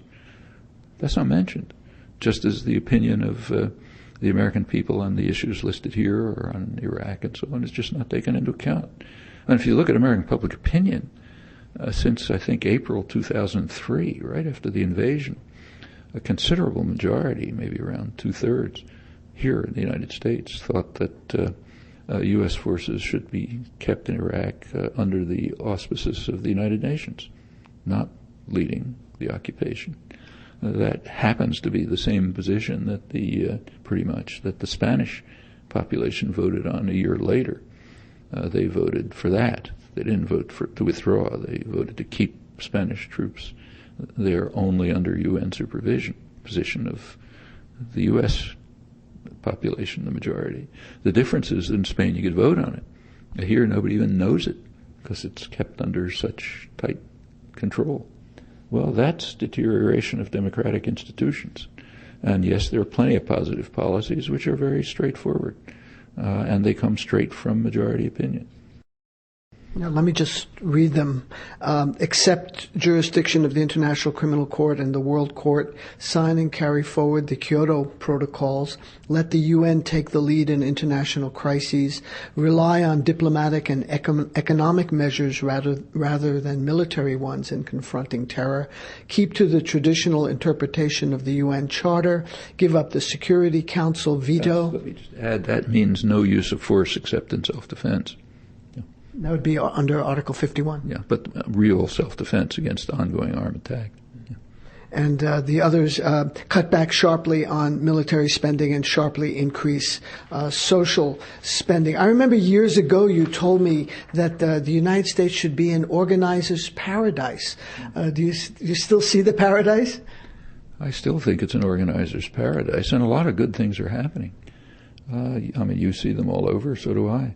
Like the last talk I gave a couple of days ago happened to be in downtown Boston at the annual meeting of a wonderful group. It's called City Life Vida Urbana. They were opening their 34th year of organizing and activism in the poorest areas of Boston, mostly Latino, Black, and so on. Terrific group of people, a lot of people there. They were also very enthusiastic and, a lively meeting. It was also the opening of a 3-day conference of radical organizers from around the country who are doing similar things. All those things are happening. And a lot of them, they're scattered. The numbers of people involved are very high, probably higher than the 60s, I'm convinced. But kind of atomized. The one real success of power systems in the U.S. has been to separate people from one another, so you don't know what's happening. Actually, I knew very little about this group, though it's been here for 34 years, and very, very effective, right in my own city, And that's what you see. You're talking about the Iraq War, and I dare say that among liberal opinion, there's a tremendous opposition to it. But that I don't agree with it. Oh, you don't agree with that? What's the opposition? Well, it hasn't gone well. I mean, not on moral grounds. It hasn't gone well, but what are they proposing? That it go well. Yeah. Yeah, okay. I mean, you could have found the same in Russia and during the Afghan years. Actually, a very interesting article that just came out in, I think, the Toronto Globe and Mail by a former Russian soldier who's now a Canadian citizen. I've been in touch with him. This is part of a bigger project he's doing. He's comparing the attitudes in Russia toward the Afghan war or the Chechnya war and what appears in the press there and so on with attitudes here and what appears in the press here about U.S. wars. And pretty much as I expected, it's very similar. So he describes how the soldiers felt in Afghanistan. He was one of them, and what the propaganda was like and so on. He said, he's describing his own experiences. He said, we were trying to help the people. We were we were saving them from the terrorists who were attacking them. We were risking our lives to bring them medical care, and somehow they didn't appreciate it, and it goes on and on about the sacrifices of the Russians and their suffering and the wonderful things they're trying to do. We're trying to protect rights of women, which is true, they were, and make it a civilized society and so on. And, you could translate it word for word. He says, now I hear Canadian soldiers saying the same thing. Let me be a little tighter with my description then. Elements, let's say, of the left that are anti-imperialist and oppose the war from the very get-go on grounds that the United States was not threatened by Iraq. It was immoral to attack a country that was not an immediate threat to the country, to the U.S. They have nothing to say about Afghanistan. That's true. The Afghan war is supposed to be a good war. Well, first of all, in my view, which is very unpopular, so I'll repeat it, the Afghan war in itself was a major war crime. Explain how, because people say, well, we were attacked on September 11th. Didn't they come from Afghanistan? And that's where the Taliban were protecting Al-Qaeda, etc. Well, first of all, we don't even know that. 8 months later, the head of the FBI, Robert Mueller, was interviewed, had a big interview with the Washington Post, which he was asked about, what do you know about the September 11th attacks? And he says, well, we believe that the plot was hatched in Afghanistan, but it was probably implemented in the Gulf Emirates and in Germany. That's what we believe 8 months later, which means they knew nothing at the time of the bombing. The bombing was undertaken not to get rid of the Taliban. That was an afterthought added 3 weeks after the bombing. The bombing was undertaken with very explicit, said, you turn over to us Osama bin Laden, or else we'll bomb you. No evidence, no request for extradition. In fact, the Taliban made some gestures, we don't know if they were serious or not, because they were instantly rejected, to hand him over in an appropriate way when evidence is given, maybe to a third country or something. That was just blocked. We're going to bomb.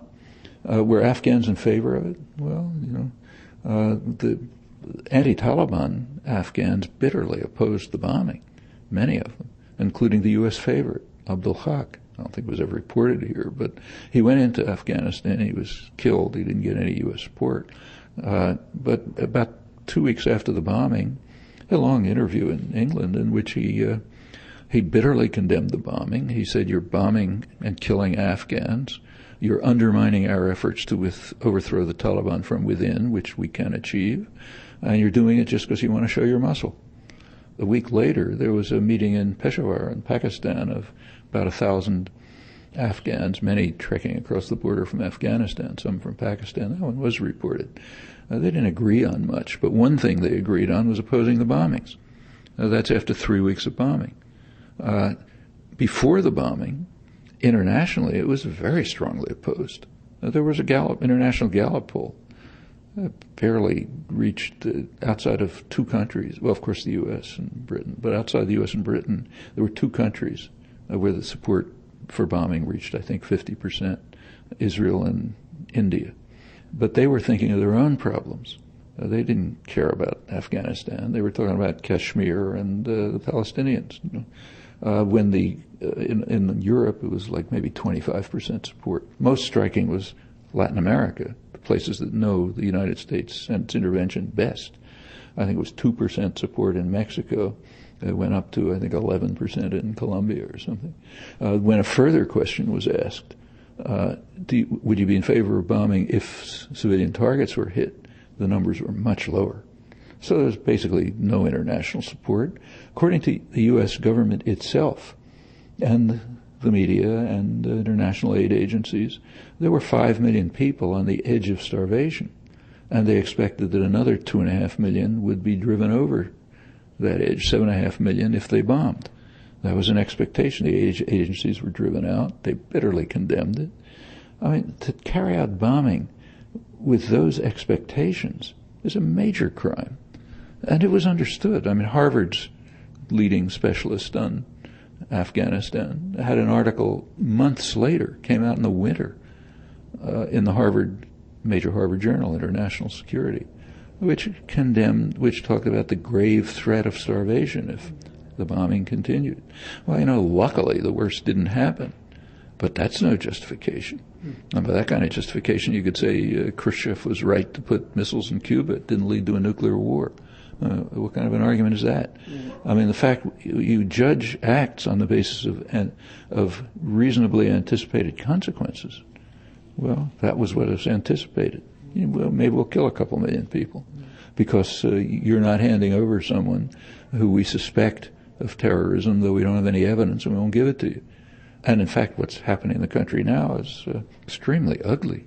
It's back in the hands of warlords, the kind of guys who terrorized the country so badly that the Taliban were welcomed. It's a major horror. The country's back to living off opium production largely. However rotten the Taliban were, they stopped that. Nobody wants the Taliban back, but what's there is awful. Now, talk about the U.S. using NATO in Afghanistan as kind of an auxiliary police force, another kind of Roman legion. Well, what's happened with NATO is quite interesting. I mean, NATO really had no function after the Cold War was over. I mean, you can argue about before, but certainly after. And there was an arrangement made. I mean, Gorbachev made a remarkable agreement with George Bush I. He agreed to allow Germany to be united and within a Western military alliance, within NATO, which is astonishing. I mean, from a security point of view, that's a real threat to Russia. Just look at the history of the past century. Germany practically destroyed them over and over again alone, not in a Western military alliance. But there was a quid pro quo. It was that the U.S. would agree, and Bush did agree formally, that NATO would not extend to the east. Well, okay, that was the arrangement. Russia reacted. It reduced its military forces. It dropped its first use condition on nuclear weapons, which NATO maintains, but the Russians dropped it. It proposed a nuclear-free zone in the region Arctic to the Black Sea. All of that ended when Clinton backed off on the agreement. Clinton withdrew the agreement, extended NATO to the east, blocked the nuclear zone. That's really serious.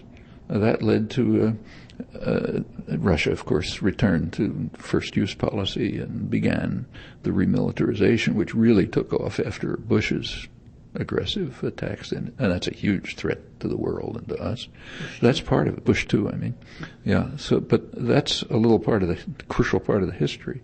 Since then, the U.S. has tried to organize NATO to sort of clean up the messes that the U.S. makes. In Kosovo, for example, NATO should come in, or the Balkans generally. You guys take care of it. We'll bomb, but you do the dirty. You clean up. And same in Afghanistan. U.S. went in, got what it wanted, now NATO take over. And the U.S. wants to be able to use NATO as a force anywhere in the world. Yeah, kind of like a foreign legion. Europe is subordinate enough to the United States, so they're willing to do it. Michael Walzer has written about Afghanistan as, quote, a triumph of the just war theory. You've been a critic of his views.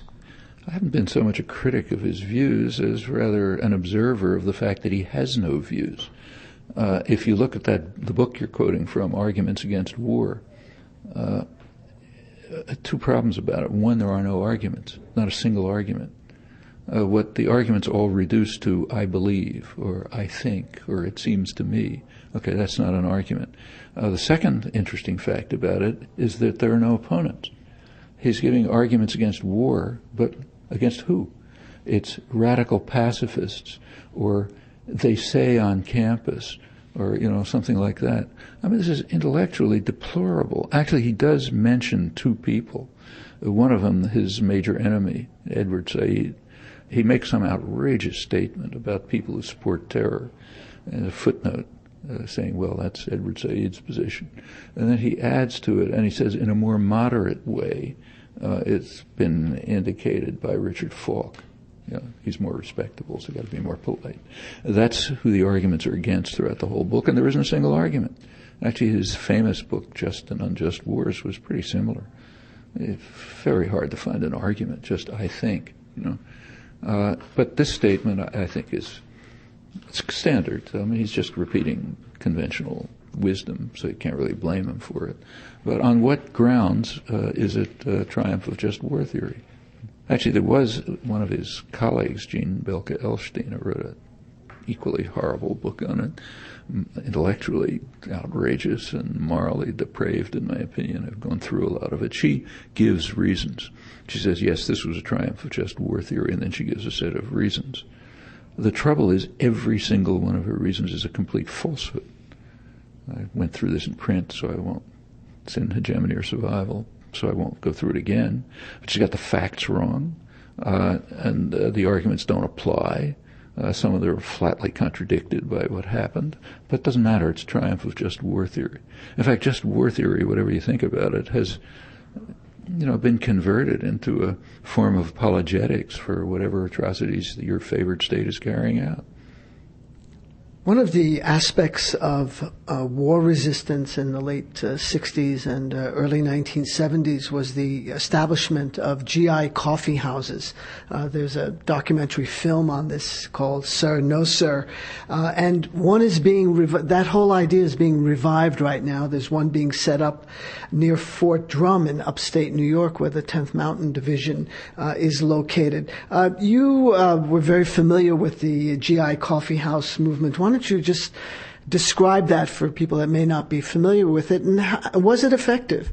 It was quite effective. This was a support system for soldiers run by the anti-war movement, and it was very effective. The coffee houses were just places for soldiers to come near bases, and they could do whatever they want. Nobody was trying to propagandize them, but there were discussion groups, and if they wanted to join them, fine. Some of the discussion groups were organized by the anti-war activists who set them up, but it's up to them. And these had an effect in building up what was a very significant movement. In fact, it still exists. Vietnam Veterans Against the War is still functioning very well. They're doing reconstruction projects in Vietnam. They're active here and so on. Actually, one of the leaders was John Kerry, but I didn't trust him at the time and have ample reason to. There were also GI-run anti-war trials, war crimes trials, where soldiers and officers would report on what they had done and what they had witnessed. Like the Winter Soldier, but there were a series of them around the country, and they were effective. And I think it's a good time to renew that. David Krieger runs a group called the Nuclear Age Peace Foundation in Santa Barbara, and he asks the question, why are there still nuclear weapons? And he proposes some answers. What would you say to that? Well, simply that the nuclear-armed states are criminal states. They have a legal obligation, confirmed by by the World Court, to live up to Article 6 of the Non-Proliferation Treaty, which calls on them to carry out good faith negotiations to eliminate nuclear weapons entirely. None of them have lived up to it. The U.S. has violated it more than others, much more.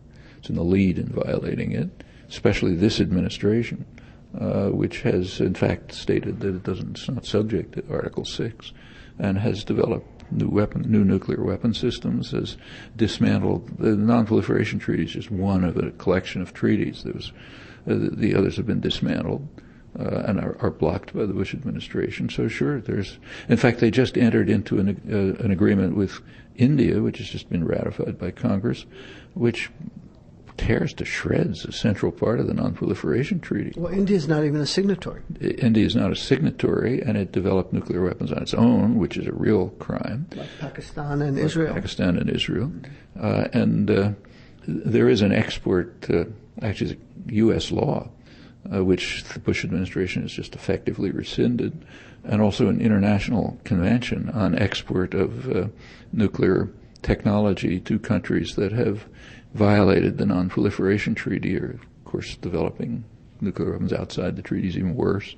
And the Bush administration just did it, which means that, as Gary Mulholland, one of the main specialists on nuclear weapons, pointed out in an article in Current History, correctly, that tears the core of the treaty apart.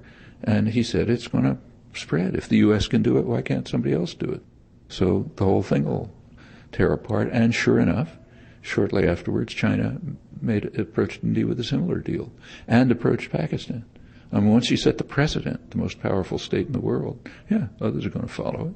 So this is not a joke. I mean, the threat of nuclear war is extremely serious. It's growing. You know, when you have people like Robert McNamara talking about apocalypse soon, it's not a left-wing maniac. It's right at the heart of the establishment. You read it all through the strategic analysis literature. There's a growing serious threat of nuclear war, and part of the reason is that the nuclear states, led by the United States, simply refuse to live up to their obligations, and in the case of the U.S., are significantly violating them. Three more quick questions. Quick. Krieger, in his article, says that he thinks that U.S. elites may be influenced by the concept that technology is non-reversible, that once created, it cannot be uncreated, or as it is sometimes put, the genie could not be put back in the bottle. Any veracity to that? Why'd they sign the Non-Proliferation Treaty then? It was just as true in 1970 as it is now, and it's not true in either case. In fact, there are ways of doing it, which are known. So one sensible way was proposed by Mohammed al-Baradei, the head of the International Atomic Energy Agency. He proposed that all weapons-grade fissile materials be placed under international control, and states could apply for nuclear technology if they met the conditions that they wouldn't be used for weapons. All right, that's a sensible program. Of course, the U.S. won't accept it. There's a couple of modifications of it, all of which are based on U.S. good faith, so nobody's going to accept them. But that's a sensible proposal. To my knowledge, only one state in the world has accepted it, Iran. Of course, that won't get publicized. There's a fissile materials cutoff treaty, namely to block production of fissile materials, except under international supervision. It's been theoretically the U.S. supports it with a qualification, not if it's verifiable. So the crucial issue is, what about a verifiable FISBAN treaty, as it's called? That's critical. We don't have something like that, the world's probably going to blow up. It came to the United Nations. The Disarmament Committee voted. I think the vote was 154 to 1, 2 abstentions. Israel, which is automatic, they have to go along with the U.S., and Britain, much more interesting. The British ambassador spoke, said that Britain supported the treaty, but this version was dividing the international community, namely 154 to 1. So therefore Britain couldn't vote for it. It's much more important to shine the master's shoes than to save the world from destruction, is basically his message. It then went to the General Assembly, full General Assembly, and I think the vote there was something like 179 to 1 with 3 abstentions, maybe Palau and Micronesia or somebody, I don't think a word about this was ever reported. It's probably the most important vote the UN ever had. The fate of the world depends on it. So sure, as long as these issues are swept under the rug, there is a growing threat, and he's quite right, but it's nothing about technology not being... Iqbal Ahmed, in a talk that he gave here at MIT on the role of intellectuals in October 1998, just about 6 months before he died in Islamabad, he said that you have to be willing to take risks. And beyond the obvious, what makes most people risk adverse? I mean, he was talking about intellectuals. Are intellectuals atomized as well as the ordinary citizens that you described? And the other thing that Ahmed said that I'd like you to comment on, he said love of people is important. Well, he's a very close old friend, but I don't entirely agree with him about that. First of all, we don't take risks here. I mean, the risks that people face here for taking dissident positions or even engaging in resistance activities and so on. Yeah, there are risks, but as compared with what most people face in the world, they're undetectable. I mean, there's a lot of complaints about them here, but just consider what the risks are. Okay, you get denounced by, whoever it is. You're ridiculed, you're vilified, maybe you can't get invited to the right dinner parties and so on, but those are risks, I mean, think what people really face. We happen to be very privileged. Intellectuals are called intellectuals because they're privileged. It's not because they're smart. They know a lot. There are plenty of people who know more and are smarter but aren't intellectuals because they don't have the privilege. But the people called intellectuals are privileged. They have resources. They're pretty well... The state does not have the capacity to repress. That's some, but not much, nowhere near what people claim. There are cases where bad things do happen, intolerable things. People get thrown out of their jobs and stuff like that. Sure, that's intolerable. But by and large, the risks that privileged people face are very small. So I don't even think it's a question of taking risks. It's a matter of being decent. Love of people, yeah, of course. Or at least commitment to them and their needs. How is fighting power today different from the 60s and early 70s? Well, right now, it's a lot easier than the early 60s. I mean, at that point, it was extremely hard to do anything even mildly critical of state power. You could protest racist sheriffs in Alabama. That's fine. But nothing much in the North, and certainly not the Vietnam War.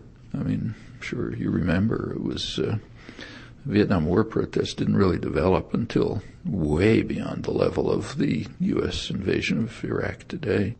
So in that respect, things are a lot easier. There are many topics now that you can talk about quite freely and openly without any holds barred that were almost unmentionable then. Like, after 1967, for example, the issue of Israel became kind of a holy writ. You couldn't say a word about it. In fact, that lasted for a long time. But in the last few years, that's eased up too. You can now talk pretty freely about it without hysteria and meetings broken up, police protection, and so on. And there are many topics that you talk about freely now that weren't even on the agenda then. I mean, environmental issues, women's rights, things like that, which just weren't even discussed. Solidarity movements didn't exist.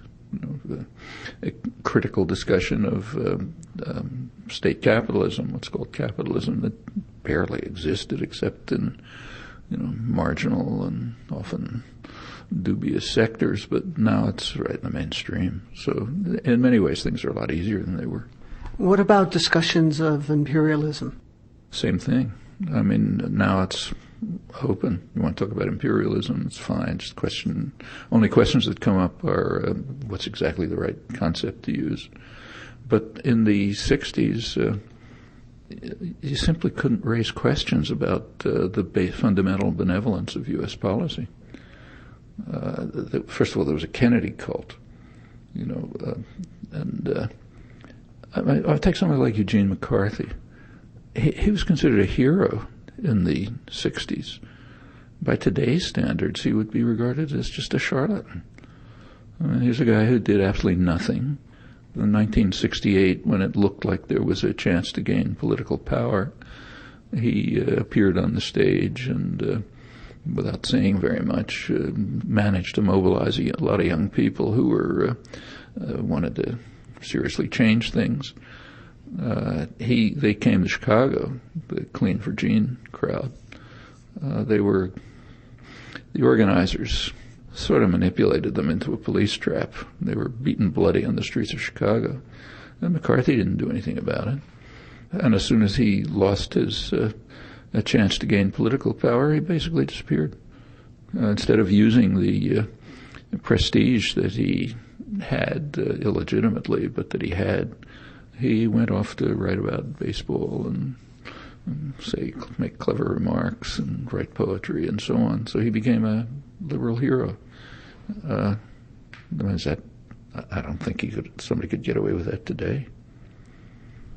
What are the weaknesses and fissures that can be exploited and open wider in terms of power?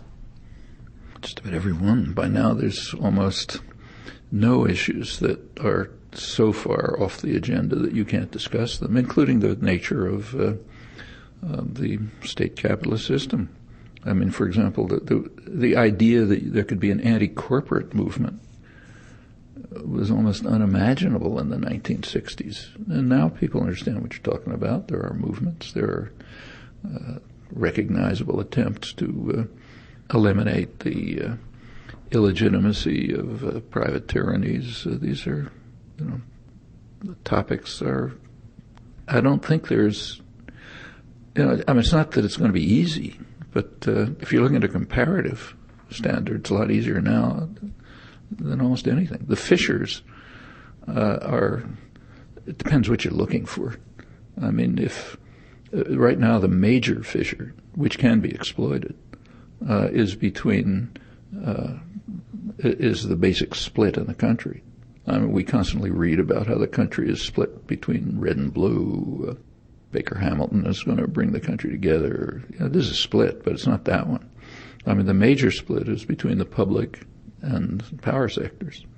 Both of the political parties, the business sector, are well to the right of the population on a host of major issues.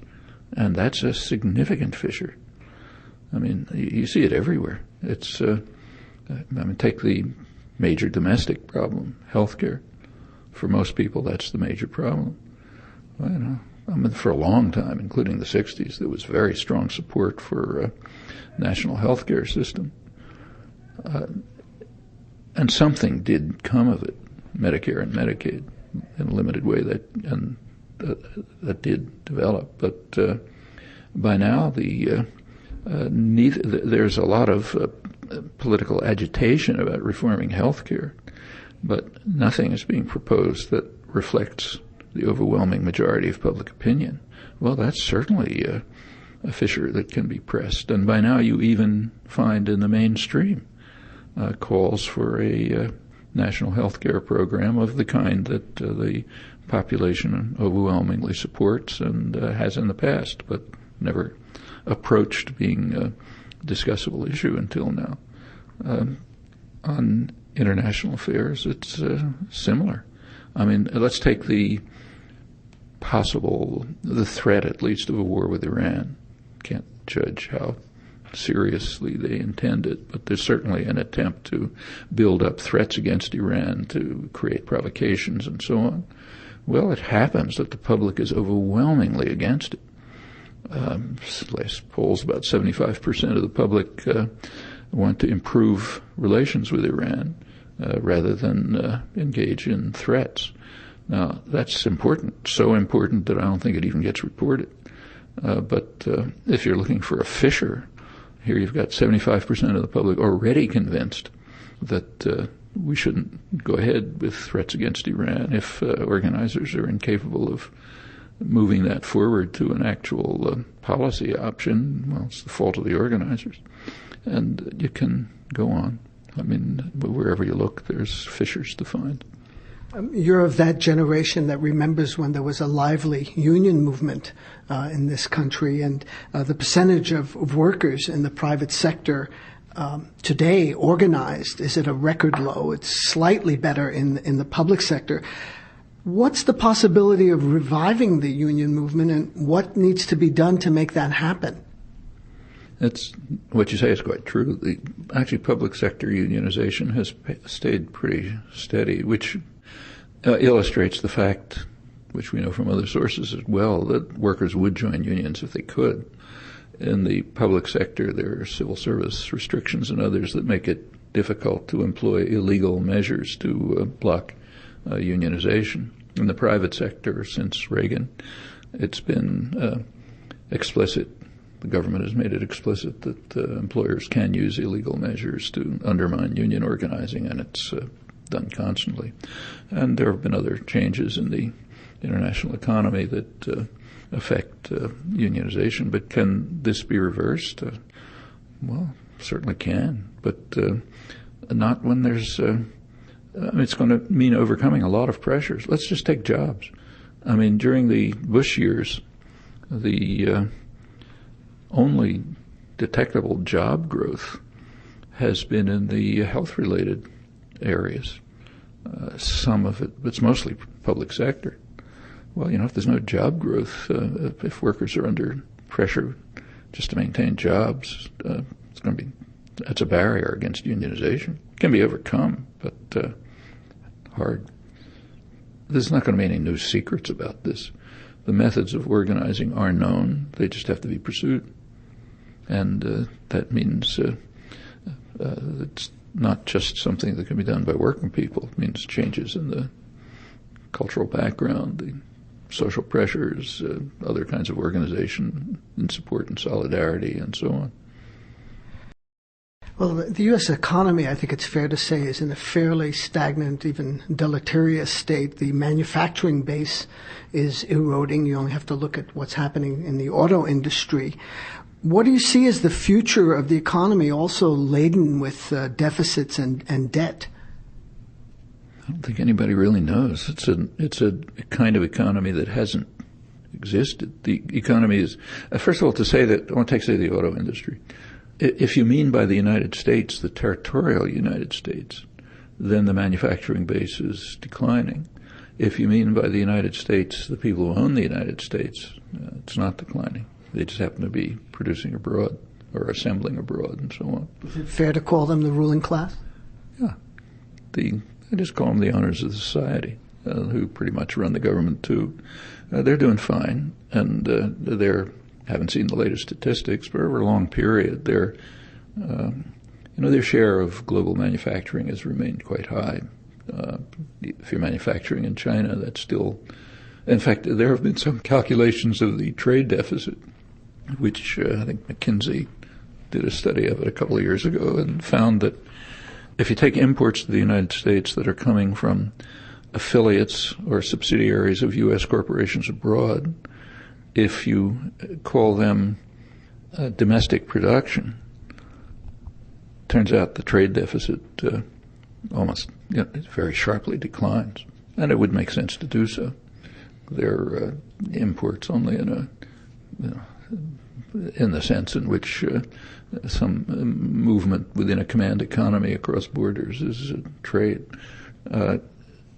But it's a difficult situation. The U.S., the country is deeply in debt. There's enormous trade deficits. Households are deeply in debt. There's great corporate debt. I think negative savings that are negative. Last year, I think, was the first year of negative, or recent years have been the first ones of negative savings. A lot of personal wealth is in the form of home ownership, which is a pretty fragile base. It's good evidence to think that there's a housing bubble that somehow overcame the collapse of the stock bubble, but may go as well, and in fact is declining, which could turn out serious. And it might be the case that particularly China, but also Japan and other substantial holders of U.S. debt might decide to diversify their currency holdings. I was just going to ask you about that. China has about $1 trillion in holdings in the U.S. debt. What if they decide to cash in their chips and want to see some cash? Well, I think it's unlikely. I mean, China has a lot invested, for example, in treasury bonds, which are not a great investment for them. They could have more profitable investments elsewhere. Holding the dollar is not particularly profitable either because it's declining relative to the euro. On the other hand, there's good reasons for them to do it. They are propping up the U.S. economy consciously, and it is their major market. So they want to maintain the market for their exports. In order to do that, they have to lose money on investments and holding of currency. At some point, they may change their minds. But that would be a big change in the international economy, and I don't think anyone can predict what the effect would be. There's been talk of Venezuela and Iran pricing oil in euros. A couple of questions around that. How does the U.S. benefit, the owners, how does the U.S. benefit from the pricing in dollars? And what are the economic implications if there is that shift to the euro?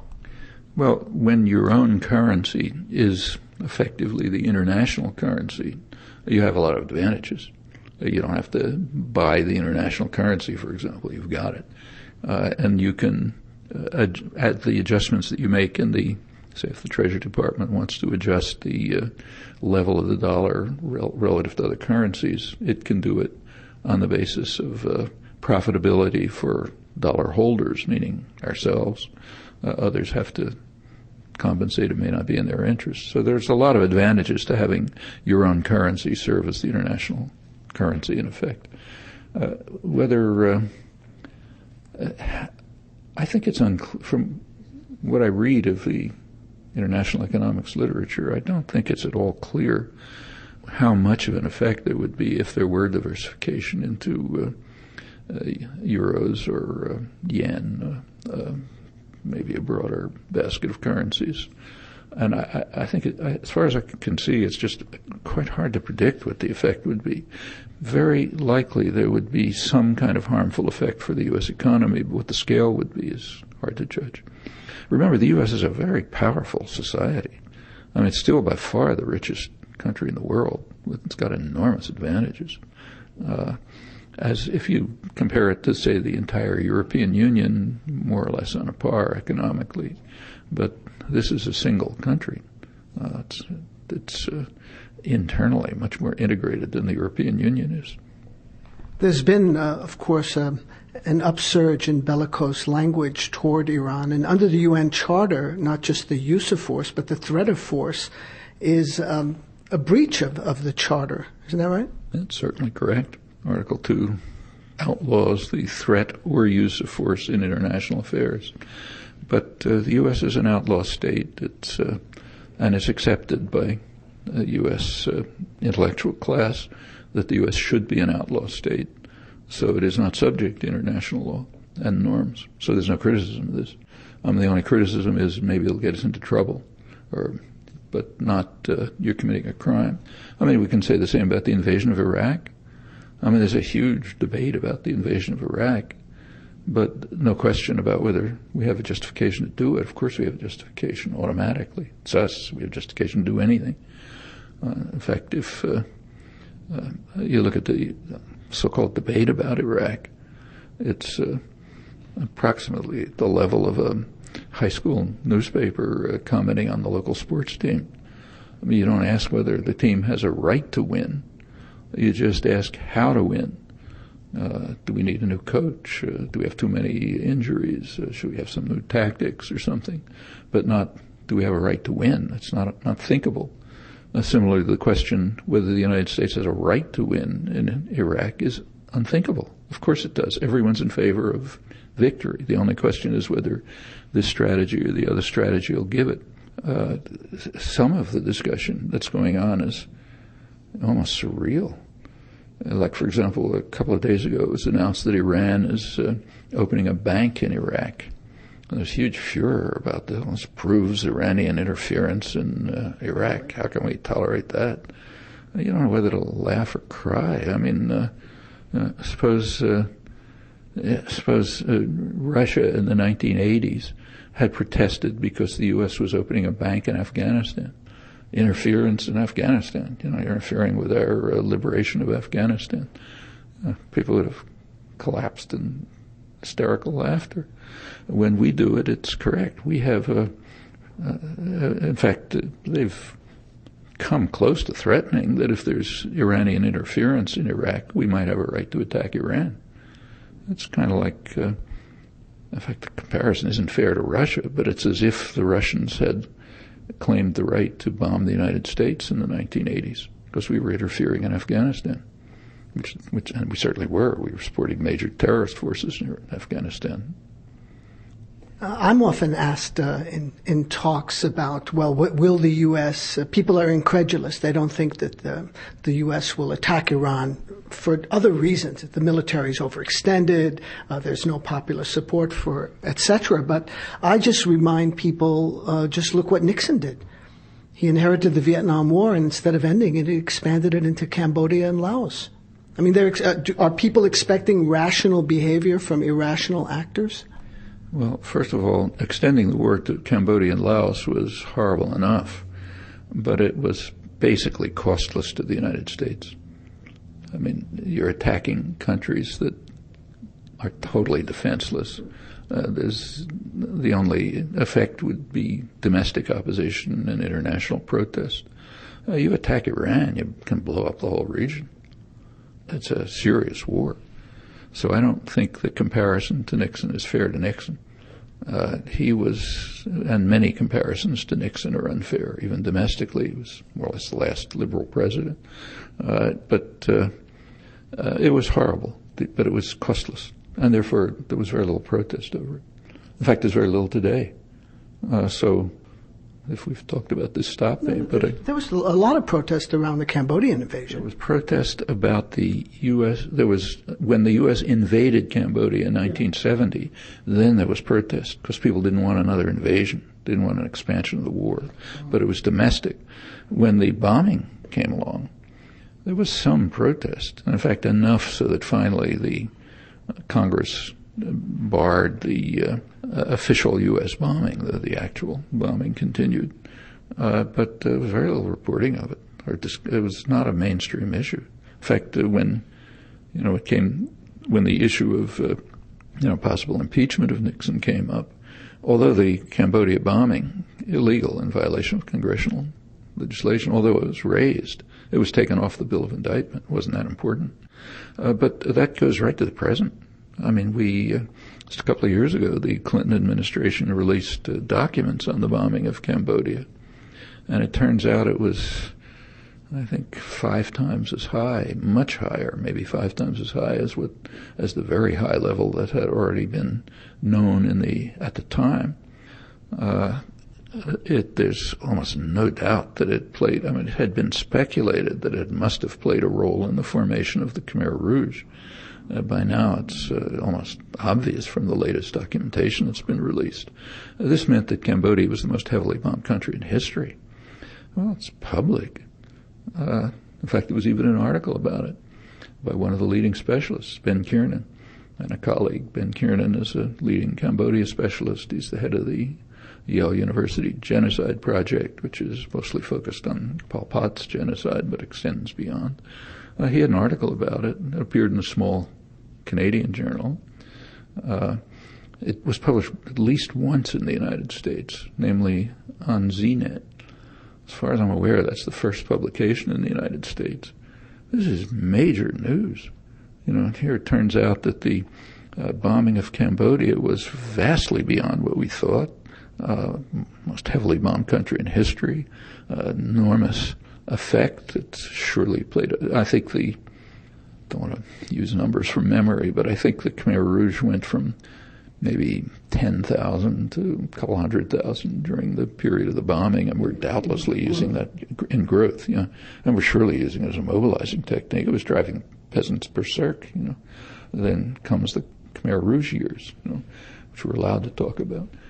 Here's enormous information of enormous significance about the bombing of Cambodia. No interest, not published. I mean, sometimes things are published which are utterly shocking, and they pass without comment, like Kissinger's remark.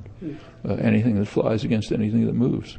I mean, if we found a statement like that in the Serbian archives about Milosevic, I mean, banner headlines, Here it is, New York Times, no comment. Almost a direct order for mass murder. Yeah, it's a direct order for a call for genocide, basically. No comment. In fact, the whole history of the Indochina Wars has been so reshaped that it's unrecognizable. You've written about that in the reconstruction of imperial ideology after the cataclysm. Yeah, and by now it's so far gone that people have no idea what happened. You can see that in the comparisons that are drawn between Vietnam and Iraq. There's almost no meaningful comparison, either in the motives, the character of the war, the way the war ended. The comparisons are almost non-existent. But the reality of the Indochina Wars has been so suppressed, and in fact the reality of the Iraq War is so distorted that it looks on the surface like a comparison, very superficially. We could go through it. Frank Rich of the New York Times believes that the comparison between the two wars is, his word is striking. He uses the example of an unpopular Secretary of Defense, McNamara, being replaced, and now you have Rumsfeld being replaced, and the elders then and the elders now. Yeah, but these are superficialities. I mean, the war was fought for totally different reasons. By about 1970, the U.S. had effectively won the war in terms of its major war aims. In order to meet the major war aims in Indochina, all it was necessary to do was to destroy the country and to ensure that the region was inoculated from infection, to use government terms, by imposing vicious dictatorships. Okay, then you essentially won the war. You can't destroy Iraq and inoculate the region from the threat of successful development. That's totally irrelevant in Iraq. The comparison is zero, But in order to see that, you have to be willing to face the facts about why the U.S. invaded South Vietnam, why it invaded Iraq, why it's almost unthinkable for them to leave Iraq, and they certainly can't do it by destroying the country, as in Vietnam. When you look beyond the most superficial level, comparisons become meaningless. But the level of suppression of what happened is sufficiently high so that it's possible to discuss almost non-existent comparisons as if they were serious. One trope that repeats itself over and over in official discourse and in the media is the Munich narrative, appeasement, Hitler, Nazi Germany. You have CNN's Glenn Beck saying that Iran is a global threat as big as we've seen since the Nazis. And then he says, blowing up Iran, I say we nuke the bastards. I'm not making these quotes up. Bill Kristol in the Weekly Standard, advocating a first strike on Iran. He says, why wait? Attack Iran now, and then you'll end what he calls appeasement. Why is this trope just recycled over and over again, and why do seemingly people fall for it? Or do they fall for it? Well, I presume the people who are producing it fall for it. I don't see any particular reason to think they're lying. It is so utterly outlandish, it's even hard to comment on. First of all, what about Munich? Munich was welcomed by the Roosevelt administration. Sumner Welles, Roosevelt's main advisor, came back just glowing with praise for what had been accomplished. They'd established peace in Europe forever. Actually, the U.S., the business community in the United States, and even more so in England, were fairly supportive of Hitler. In fact, investment in Germany shot up after Hitler came in. The Roosevelt administration, the British administrations were pretty tolerant. But that's all been historically engineered now. Now it's all gone from history. It's just, and it's one part of it is true. If the U.S. and Britain had wanted to stop Hitler in 1938, they probably could have done it. There wouldn't have been any war. They didn't particularly want to, so there was. Or 37 or 36. Well, in earlier years, almost certainly, but even as late as 1938, it would have still been possible to end the threat of war. But, by 1939, Germany was a major military power. It could easily have conquered Europe. It came very close to conquering Europe. What's Iran? I mean, Iran was unable even to defeat Iraq in the 1980s. By now, its military forces is almost non-existent. It can barely hold the country together. Has Iran ever threatened anyone? I mean, has it attacked anyone? It wouldn't have the military force to do it. I mean, you can say what you like about Iran, horrible government, this and that. We obviously don't want to have nuclear weapons, but to consider them a threat comparable to Hitler is like, kind of reminds me of when Ronald Reagan put on his cowboy boots and declared that we have to have a national emergency because the Nicaraguan army is 2 days from Texas. Yeah, okay. If you're that much of a coward and a lunatic, I suppose you can say that kind of thing without embarrassment. But beyond that, no. I mean, look, no one wants Iran to have nuclear weapons. That's for sure. And if you're serious about it, there are ways of dealing with that problem sensibly. But to regard Iran as a serious threat, let alone a threat comparable to Hitler, I mean, that's to move into outer space. You can't discuss it rationally. It's like, it's like talking to a religious fanatic of some kind. Netanyahu says this is 1938, Iran is Germany. Yeah, okay. I mean, he has his reasons. Israel is recognized that there is a threat. There is a threat to its regional dominance. There might be some balance, slight balance to its regional dominance. And, of course, they regard that as a threat. They want to dominate the region completely with no balancing forces. But it's not a serious threat to them. From a military point of view, almost surely not. I mean, suppose Iran had nuclear weapons, which no one wants, of course. Could they use them?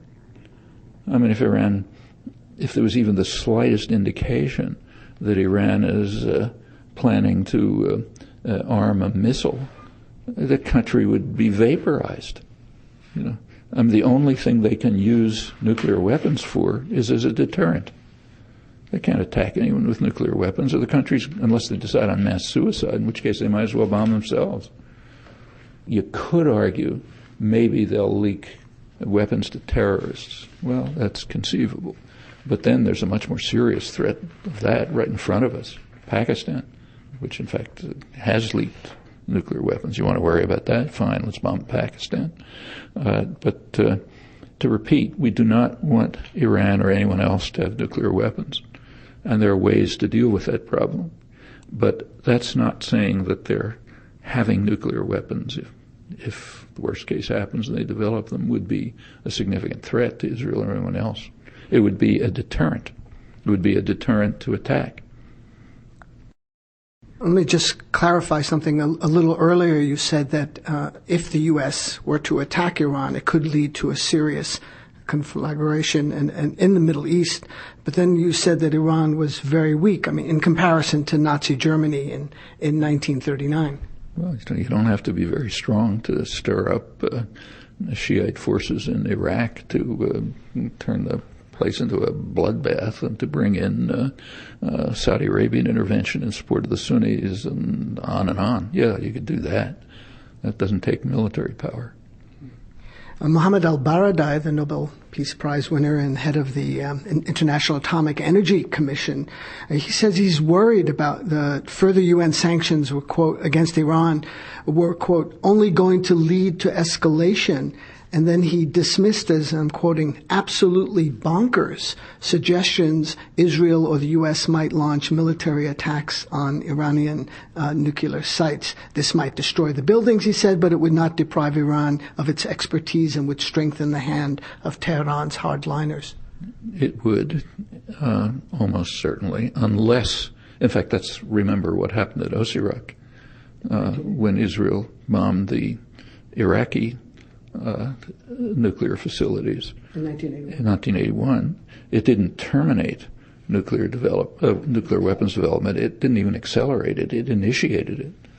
There was the Osirak reactor was inspected shortly after the bombing, within weeks after the bombing, by the chairman of Harvard's physics department, who's a specialist in nuclear engineering.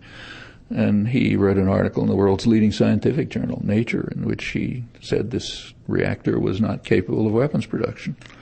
And from testimony that we now have from Iraqi defectors, it turns out that's apparently correct. It was not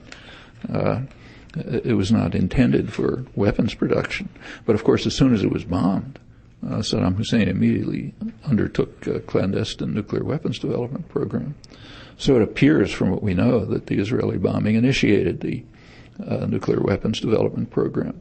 Well, it could happen in Iran too. On the other hand, if the U.S. is not going to bomb nuclear weapons facilities, nor is Israel, I don't think. If they do it, they're going to carry out carpet bombing of Iran, try to reduce the country to dust. And in fact, what they might do is can't second-guess the Pentagon, but I'd be really surprised if there isn't an office in the Pentagon that's thinking through contingency plans about how to take over Khuzestan, the Arab region right near the Gulf, which happens to be where most of the oil is, and just bomb the rest of the country to dust. That would be a tactic that perhaps could work. What effect that would have on the world, I mean, who knows? I mean, hatred and fear of the United States and Israel would escalate to an unmeasurable degree. It's already huge. And what the long-term effects of that would be in the world, who knows? But would they do it? So in that sense, yes, it's anything they do would be, any use of military force would be bonkers. It certainly would be hated in the region. I mean, we know from polls in the region that the populations in the surrounding countries who very much dislike Iran, Turkey, Saudi Arabia, Pakistan, nevertheless, by large majorities, prefer a nuclear-armed Iran to any form of military action. The last thing in the world, next to last thing in the world they want is a nuclear-armed Iran. The worst thing is military action. What would that lead to? Well, it's a question of the extent to which you can control populations by force and violence and threat. Maybe you can. It's been done in the past, but it's a terrible gamble. Is this the traditional device of target of aggression, accusing the target of aggression of being the perpetrator of the planned crime in terms of Iran? It's meddling, it's fishing in troubled waters in Iraq. There's no sense of irony here. The U.S. with an occupying army 9,000 miles away, and Iran is a bordering country. Well, yes, but remember, that's standard. We were, during the Vietnam War, for example, when the U.S. was bombing North Vietnam, it happened to be bombing an internal Chinese railroad. The way the French built railroads, the internal Chinese railroads from southwest to southeast China passed through North Vietnam. Well, when China sent in railroad workers to rebuild the bombed railroad, that was condemned as interference in Vietnam. For us to bomb it is legitimate. For them to repair their railroad that we're bombing, that shows that they're aggressors. And therefore we have to think about bombing China and so on. These formulations have a lot of significance. For one thing, they help entrench the principle that we have a right to use force and violence anywhere we like. They entrench that. Because if you can get people to repeat without ridicule that Iran is interfering in Iraq, or that China was interfering in Vietnam, if you can get the media, intellectuals, others to repeat that without ridicule, that entrenches the fundamental principle that we have a right to use violence anywhere we like, and nobody has a right to deter it. No one. And that's an important principle. So. You talk about that actually in on power and ideology, and you say the You're talking about the devices of manufacturing consent, and one of the most effective devices is to encourage debate, but within a system of unspoken presuppositions that incorporate the basic principles of the doctrinal system. These principles are therefore removed from inspection. They become the framework for thinkable thought, not objects of rational consideration. Exactly, and they become so deeply entrenched that you can't see them. So even to ask the question, does the U.S. have the right to win? It's as if you're talking, Swahili. It doesn't have any meaning in the English language. And it does get entrenched by such devices as charging China with meddling in Vietnam or Iran with meddling in Iraq. So that has that function, but it has other functions too. The constant threats against Iran, illegal, of course, as you said, do have the effect of making the leadership in Iran harsher and more repressive. And that's a good thing, too, because that might help stimulate protest, dissension, internal ruptures. I'm sure the U.S. at the same time is trying to stimulate the secessionist movements.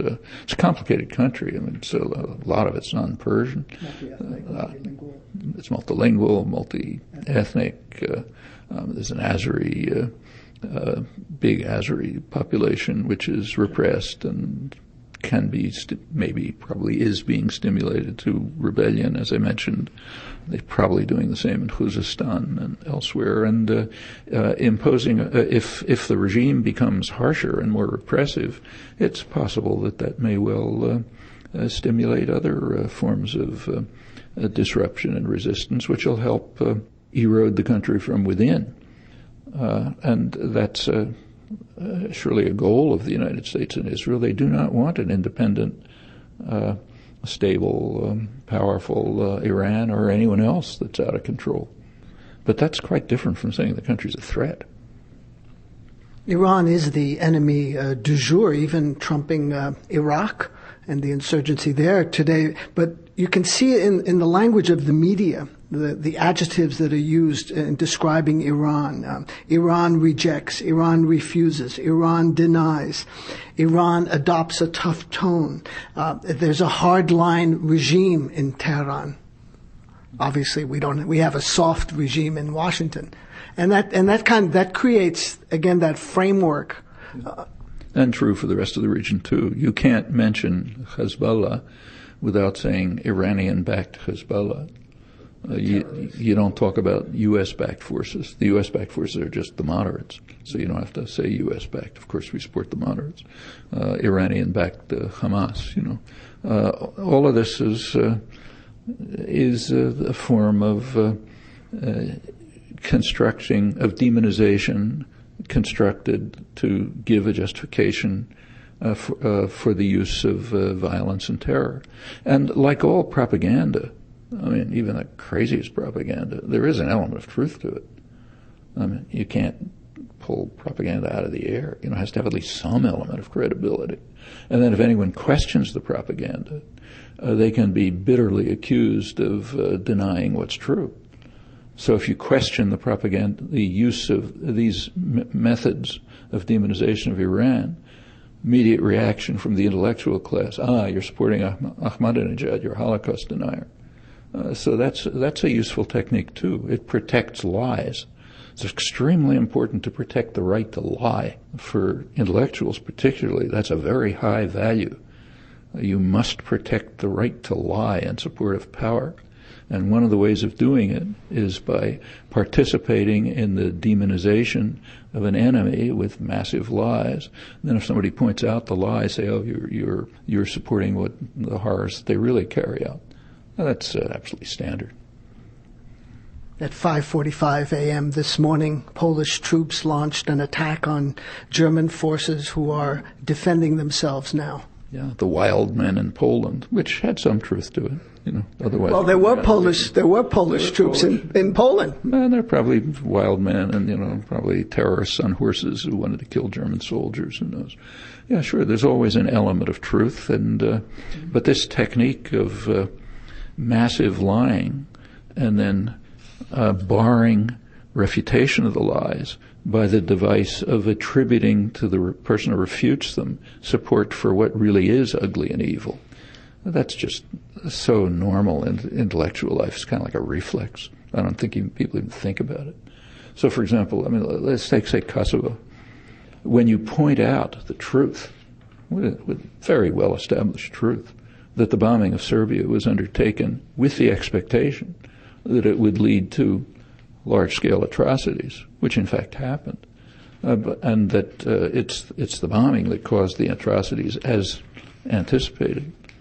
Or when you point out that, according to the highest level of the Clinton administration, the bombing was carried out not with concern for Kosovars, but because Serbia was not carrying out appropriate economic and social reforms. Just point that out.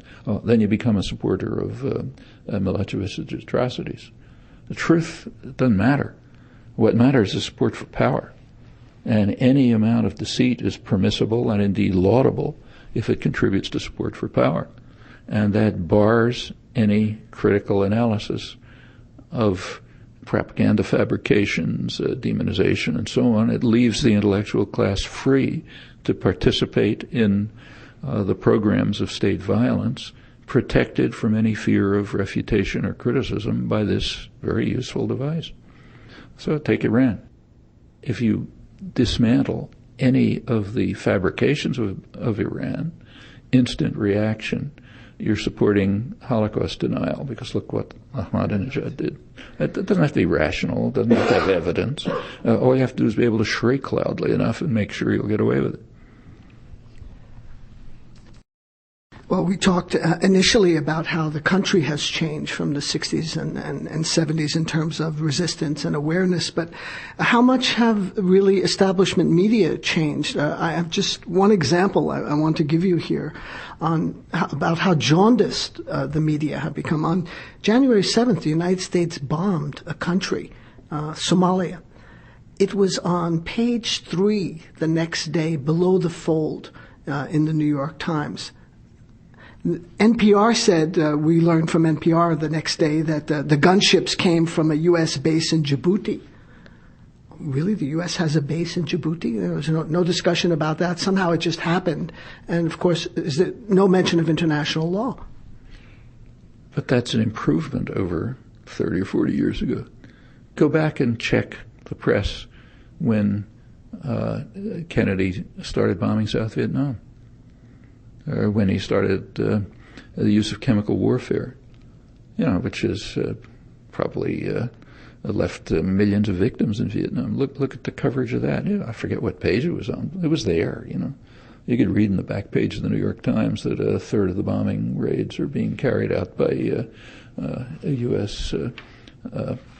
Air Force with South Vietnamese markings. But it was kind of like a incidental comment. Take the bombing of Laos was known, just wasn't reported. For years it was known and not reported.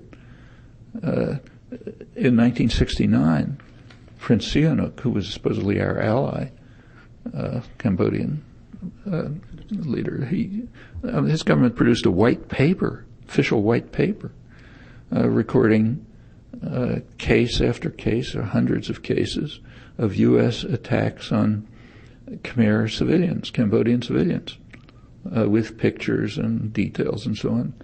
I don't think it was even mentioned. He called an international press conference in Phnom Penh, in which he pleaded with the international press to simply report the fact that the United States and its South Vietnamese client were murdering and destroying innocent Khmer peasants and villages. Was there a report? Not even on the inside of page 8 or whatever it was in the case of Somalia. Yeah, okay. The government, which is an ally, is calling on us to report the atrocities we're carrying out. What do we care?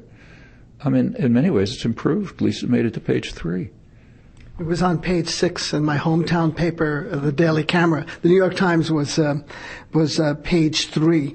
I want to talk a little bit about, National Public Radio, which has a, reputation for being very erudite and urbane and serious place where journalism happens. I know you listen to it occasionally. On January 26th, on Morning Edition, the anchor Steve Inskeep was talking about Israel and Syria, and he calls I'm quoting here, the Golan Heights a disputed piece of territory between the two countries. Are the historical engineers at work here on the Golan Heights?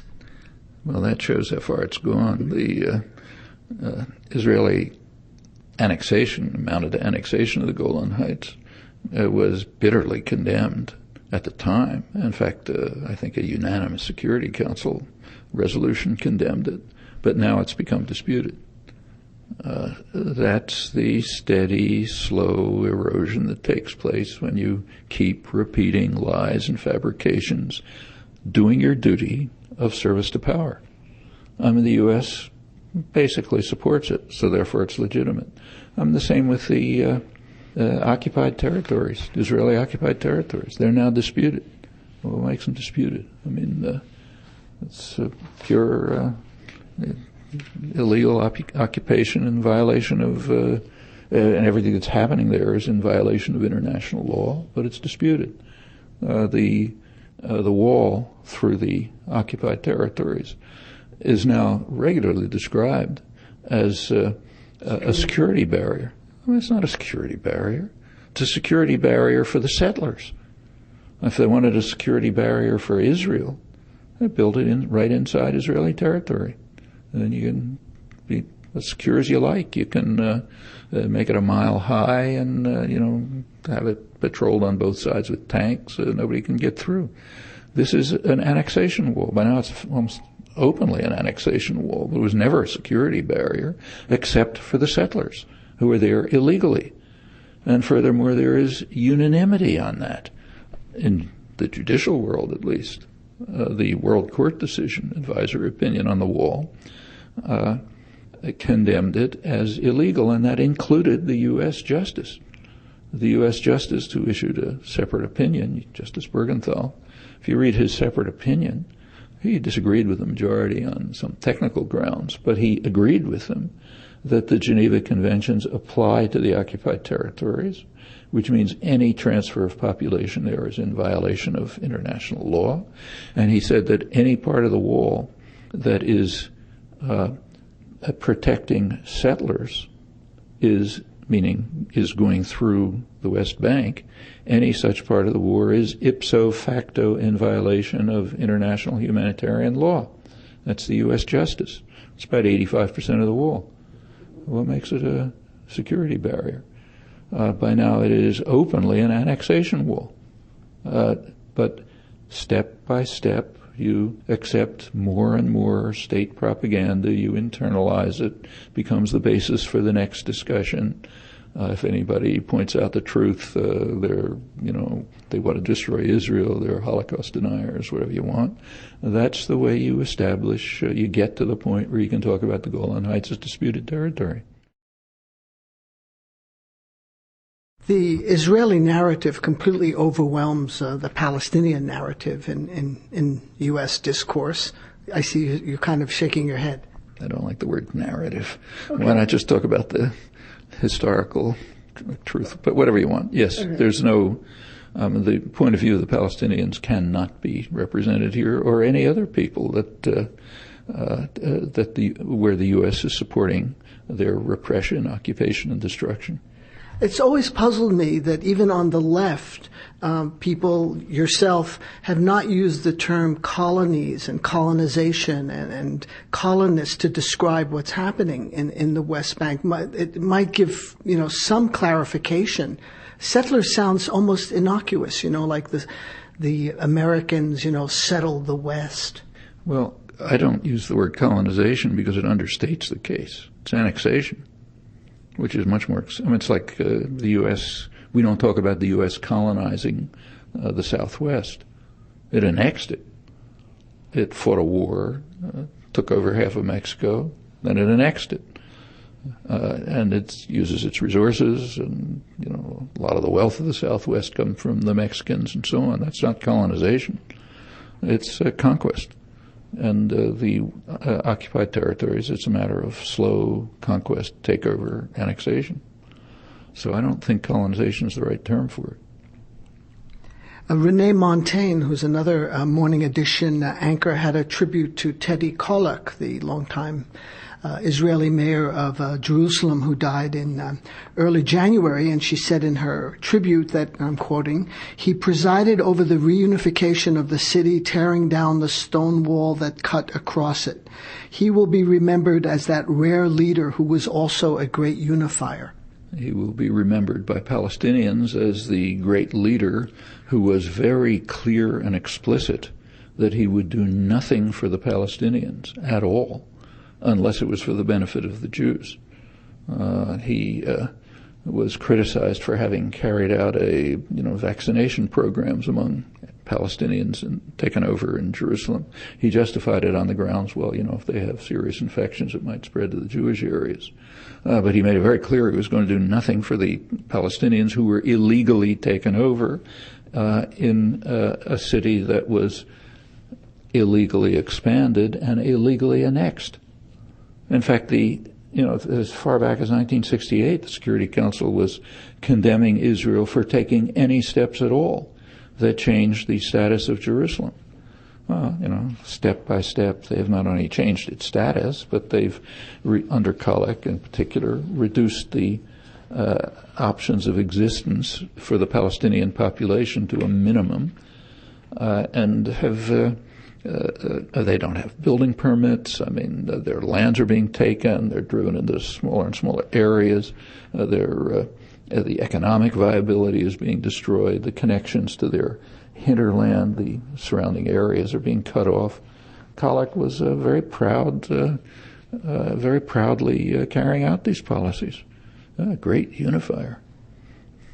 Juan Williams, who also doubles as a Fox commentator, is a senior correspondent at National Public Radio. He interviewed George Bush on January 29th, and in one of his questions, I just wondering about this, he says to the president, people are praying for you. The American people want to be with you, Mr. President. They need a reason to get behind you right now. Kind of surprising, the tone of language here. It seems borderline sycophantic. Well, it doesn't sound very borderline to me. It's just, it's what you would expect from a very loyal commissar in Stalinist Russia.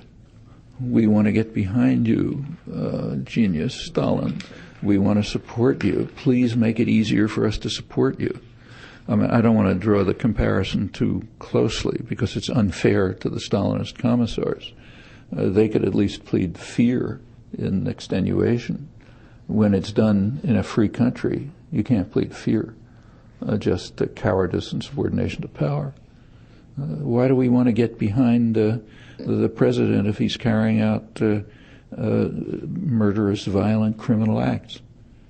Why do we want to get behind the president when what he's doing is strongly opposed by the overwhelming majority of the population that he invaded? It's another topic that can't be discussed. What do Iraqis think? What do Iraqis think? Take, say, the Baker-Hamilton report. It's kind of interesting. What they didn't say is interesting. What they did say is pretty innocuous. But what they didn't say is quite interesting. For example, what they didn't discuss, can't find a word about it, is what Iraqis want. They did actually cite the polls in which that information is given, but they didn't cite that information. They cited a poll which pointed out correctly that about 60% of Iraqis support attacks on U.S. troops. That includes the Kurds. That actually includes the Kurds, which means in the Arab areas where the troops are actually deployed, it's surely much higher. And they pointed out accurately that figure has been increasing. And that's a problem because it's harmful to us. So we have to modify tactics so that they don't look at us that way.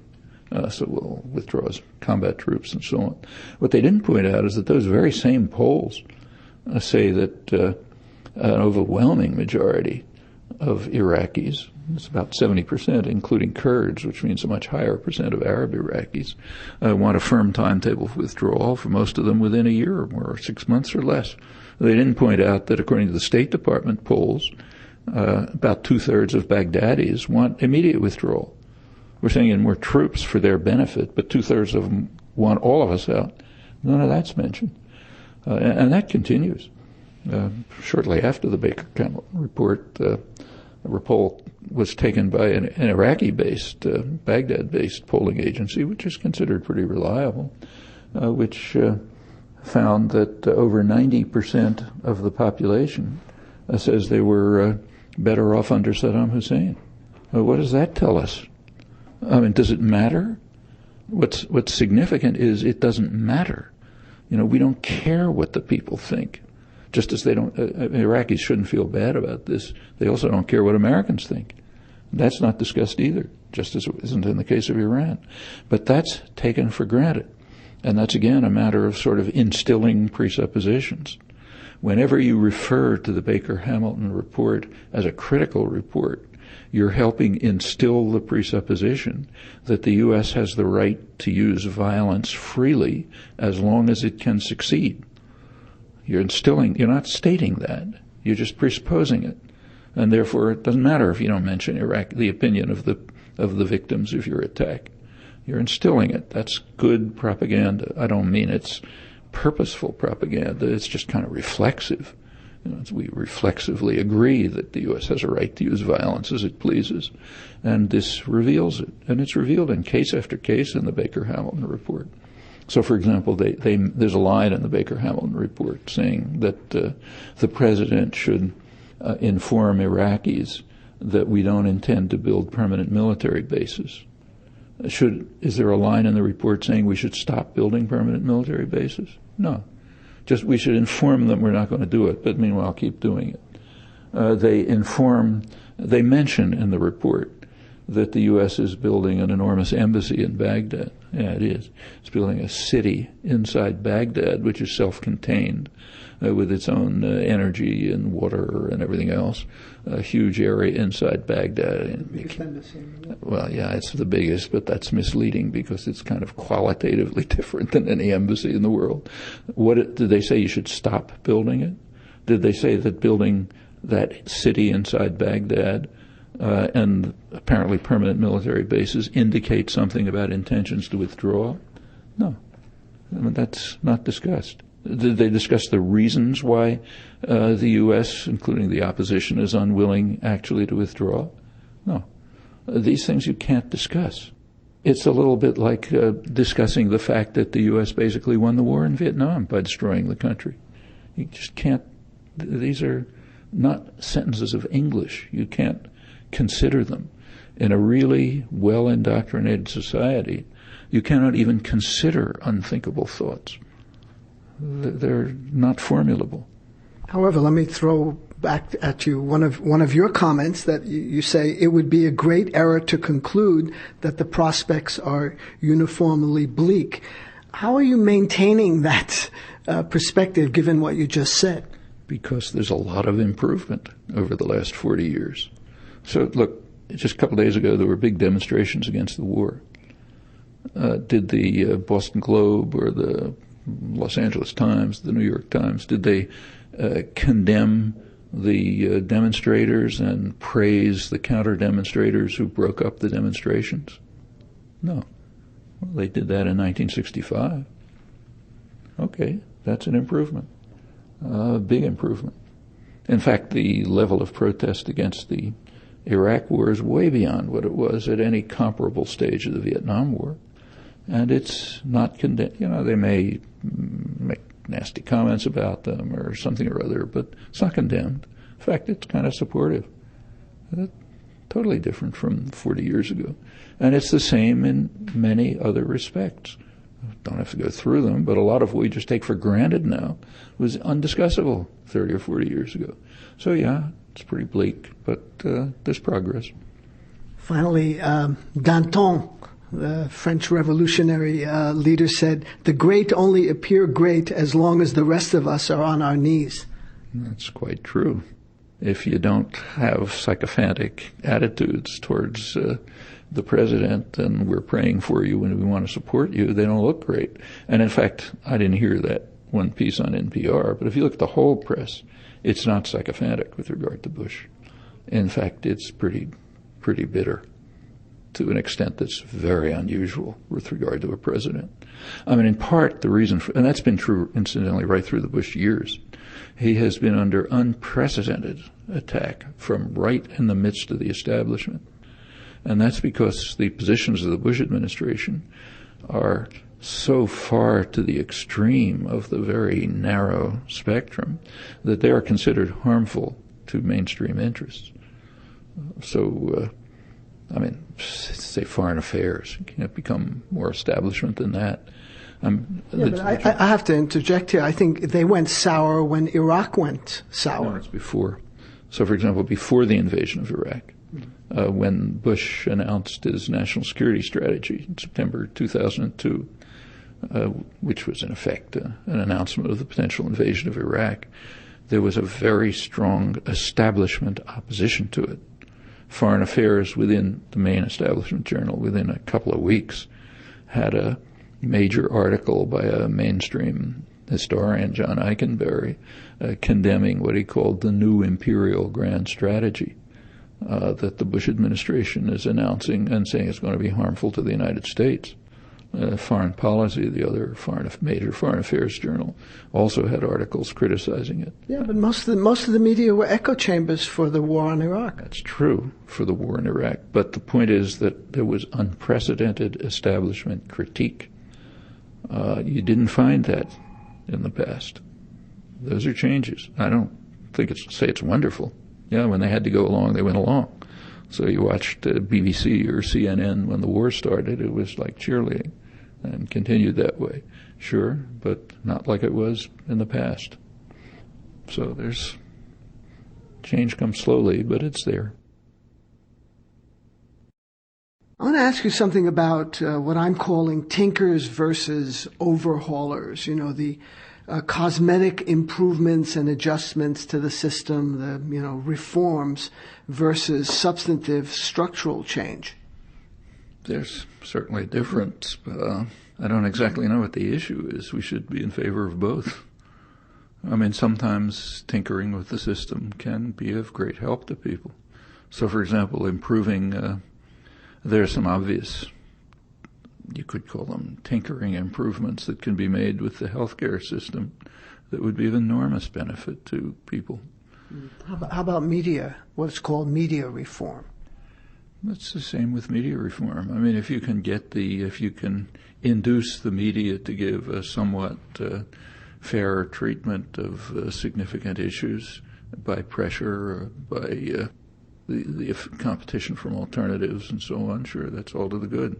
I mean, it doesn't change anything fundamental, but it can make a difference. I mean, take, say, right here in Boston, which I've obviously been close to for many years. The main newspaper is the Boston Globe, probably the most liberal newspaper in the country.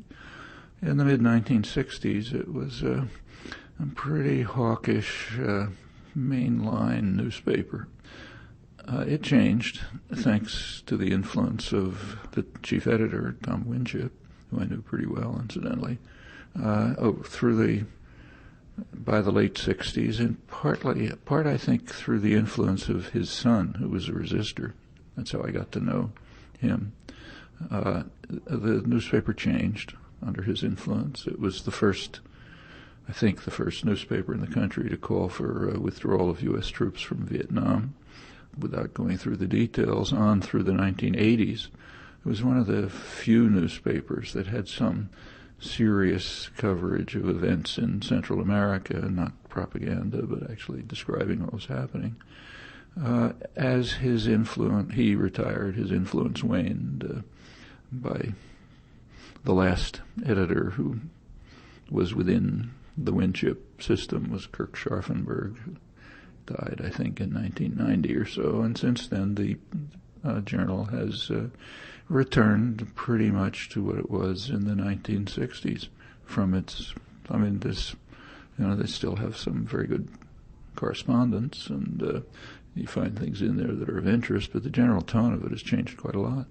Well, those are modifications due to the rise of, in this case, large-scale and active popular movements, also individual decisions by editors and so on. And I think the opening of the paper was very important.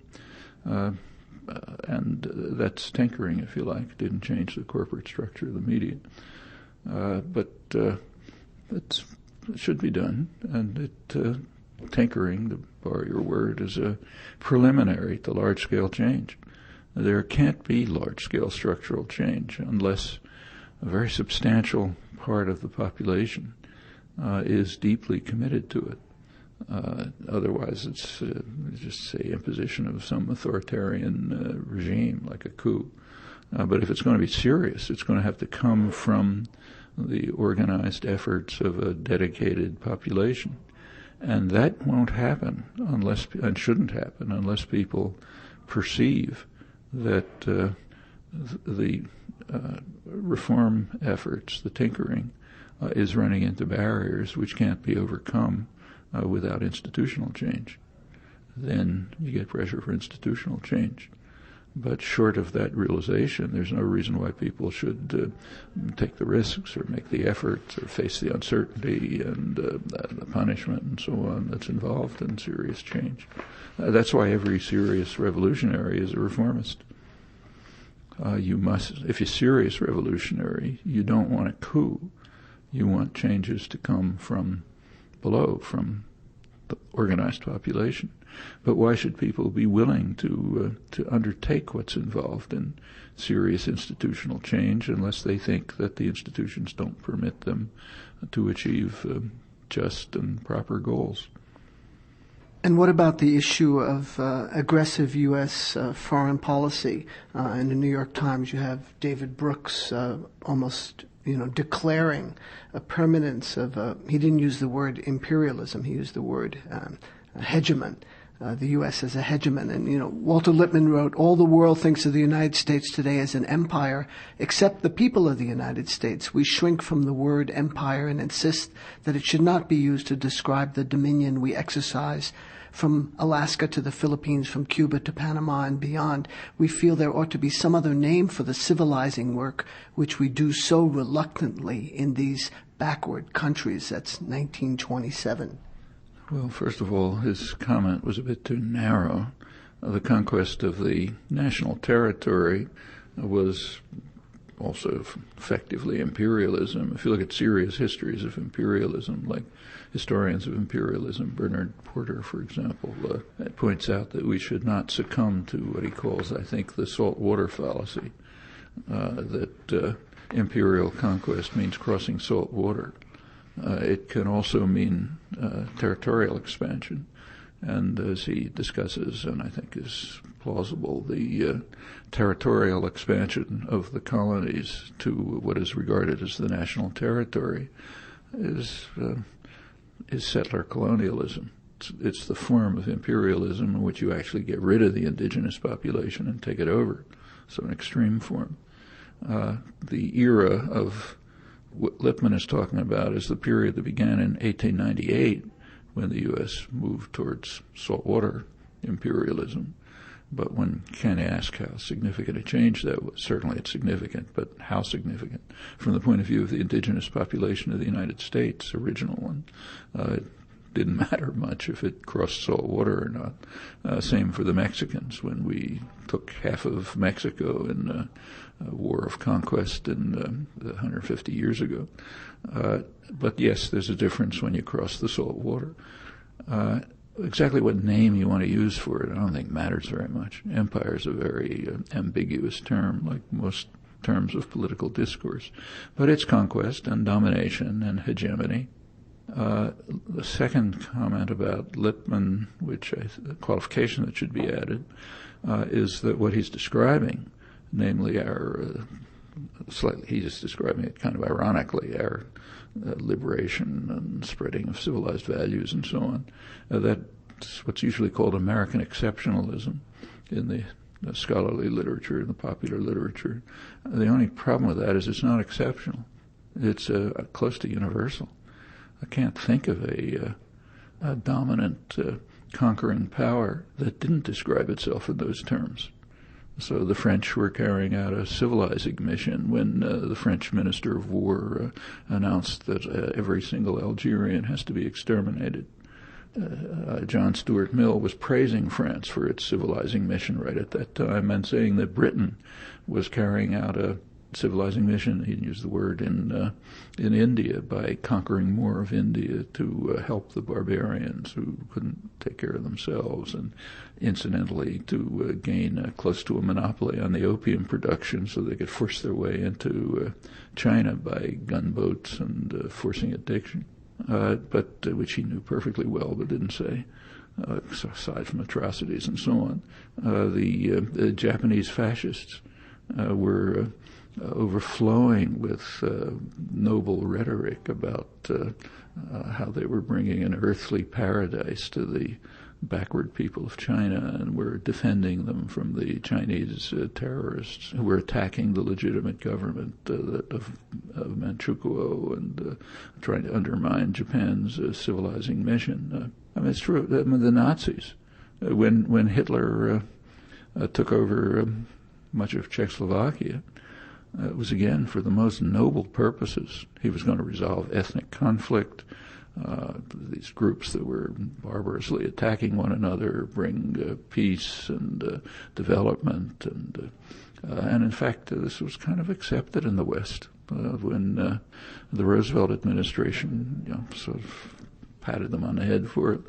The British even more so, but you'd have to look hard to find some conquering power, dominant power that wasn't exceptional in the same sense.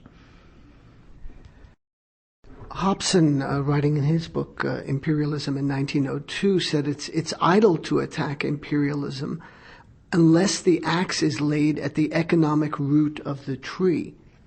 Well, that was also pointed out by that radical renegade Adam Smith, who was a bitter critic of some of British imperialism, not all of it. He attacked what he called the savage injustice of the Europeans. He's primarily thinking of England and their imperial conquest of India and so on. And he said that he enunciated a very simple truth, almost truism. He was talking about England, of course, but it generalizes. He said that a state policy in England is determined by the merchants and manufacturers, the dominant economic groups. They are the principal architects of policy, he said, and they make sure that their own interests are very well attended to. So they gain their interests, however grievous the effect on others, including the people of England, as he pointed out, but certainly those who suffer the savage injustice of the Europeans, for example, those in India, where British policies are, as he put it, turning dearth to famine, as British state policy and policy of the East India Company is forcing farmers to stop producing crops for their own use and producing opium and so on. He's basically right. The principal architects of policy are those who fundamentally own the society, the dominant economic groups, and they make sure that their own interests are peculiarly attended to, however grievous the effects on others. That profoundly radical assertion is considered outrageous, of course, but it's an elementary truth, and I think Hobson's essentially repeating it. And what of the connection between racism as the kind of organizing rationale for imperialism? Hannah Arendt wrote that imperialism would have necessitated the invention of racism as the only possible, quote, explanation and excuse for its deeds, even if no race thinking had ever existed in the civilized world. Well, there's a lot of truth to that. I mean, modern racism is to a substantial extent a consequence of imperial conquest. And it was a complex affair. So, for example, if you look back at the debates in England and France, the intellectual debates during the Enlightenment, 18th century, they were finding strange creatures that they didn't know about. People had black skin or orangutans. and so on, and they weren't quite sure whether they were human or not. So there are big debates about whether apes are different from Negroes, and whether they're humans, and whether they have language or the capacity for language. In fact, some quite amusing proposals were made. For example, one great French thinker suggested, maybe in jest, I'm not sure, that apes are really smarter than humans because they pretend they can't speak. They can, of course, but they knew that if they did speak, we would enslave them, just like we're enslaving the others who are sort of like them who do speak. Well, maybe jest, but it expressed an uncertainty as to whether other creatures were as noble and advanced as we are. Did they have human souls, for example? And yes, that a lot of this is the consequence of conquest. I mean, when you conquer somebody and suppress them, you have to have a reason for it. You can't just say, I'm a son of a bitch and I want to rob them. So you have to say it's for their good, or they deserve it, or they actually benefit from it, and we're helping them, and so on. I mean, that was the attitude of slave owners. Most of them didn't say, look, I'm enslaving these people because I want easily exploitable cheap labor for my own benefit. They said, we're doing them a favor. They need it. You can go back to the anthropologists of the 19th century. They were explaining that blacks have curved spines because they're genetically adapted to picking cotton, and therefore we're kind of helping them do what they're good at, and so on. I mean, all kind of stuff like this goes right through the history of imperial conquest and far back, But it did take on a particularly virulent form with European imperialism starting in the 17th, 18th centuries. You often cite polls, and there's one that, and I'm wondering what criteria you use in determining that this is useful material or not useful material. And there's a now infamous poll from late July 2006, a Harris poll, that found that a full 50% of U.S. respondents, up from 36% in 2005, believe Iraq had weapons of mass destruction. How would you explain something like that? Well, actually, that has been brought up in a number of polls. The polls that go into most depth in studying the Harris polls they give good information, but they don't try to go much into the background. You find more in studies of the Program of International Policy Attitudes at the University of Maryland, PIPA, and the Chicago Council on Foreign Relations. I think they've changed their name now, but their polls, and their joint polls, they do some joint ones, look into the backgrounds, and they raised this question and discussed it. And I think the discussion is kind of reasonable. Stephen Cole, who directs it, noted that even after the government had conceded that there were no weapons of mass destruction, the percentage of the population that continued to believe it remained fairly steady. And he had some discussion of this. I think my own feeling is that the answer is very much like what we were talking about with regard to imperialism. I mean, we have invaded Iraq. It was invaded by manufactured fear, which was real fear. In fact, it's manufactured doesn't mean it wasn't real.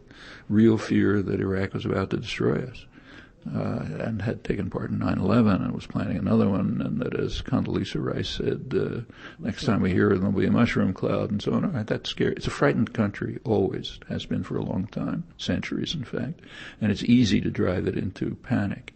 So it was driven into panic. We invaded Iraq. We don't want to say we're monsters, so we must have had a reason for it. So the reason must have been, well, they really did have weapons of mass destruction.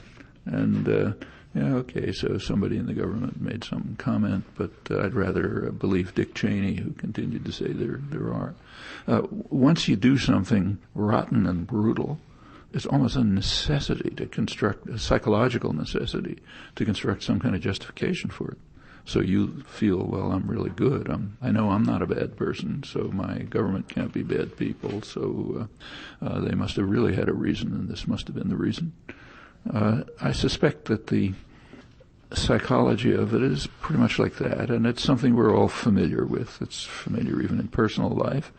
And the construction of racist ideologies as a consequence of imperialism is just another aspect of it. I think this probably falls into the same pattern. To really study it, you'd have to investigate individuals and see what their rationalizations are and so on, but I think it's a fair guess. And common. You find it all the time. To continue on the issue of fear, it was Senator Arthur Vandenberg, I believe, in the late 1940s when Truman wanted to massively escalate U.S. military expenditures. I think he said something like, "You better scare the hell out of the American people." That's almost his exact words. It was right after Truman had announced that the U.S. would become involved in the Greek Civil War, taking over from the British, couldn't handle it any longer, and also provide military aid to Turkey and sharply increased military expenditures. And the only way to, as Vandenberg pointed out, the only way to get people to back this would be to scare hell out of the American people. And that continues.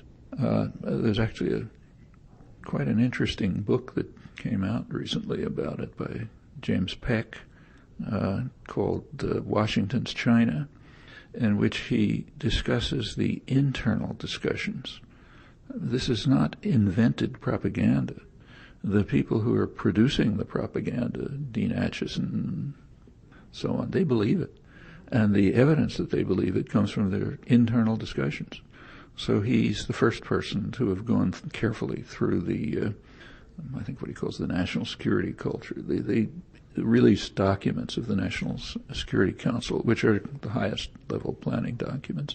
And it's quite interesting. I mean, some of them, people have talked about, like NSC 48, the famous one, is total hysteria. You can't believe that sane people could have written it. But what he points out is that they're all like that. 48, 52, I think, the famous one. He goes through the others. He shows they're just as hysterical.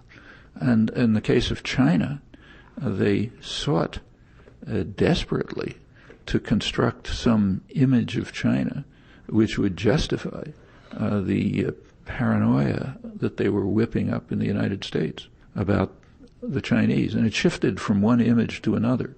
I mean, at one time it was, as Dean Rusk called it, Slavic Manchukuo.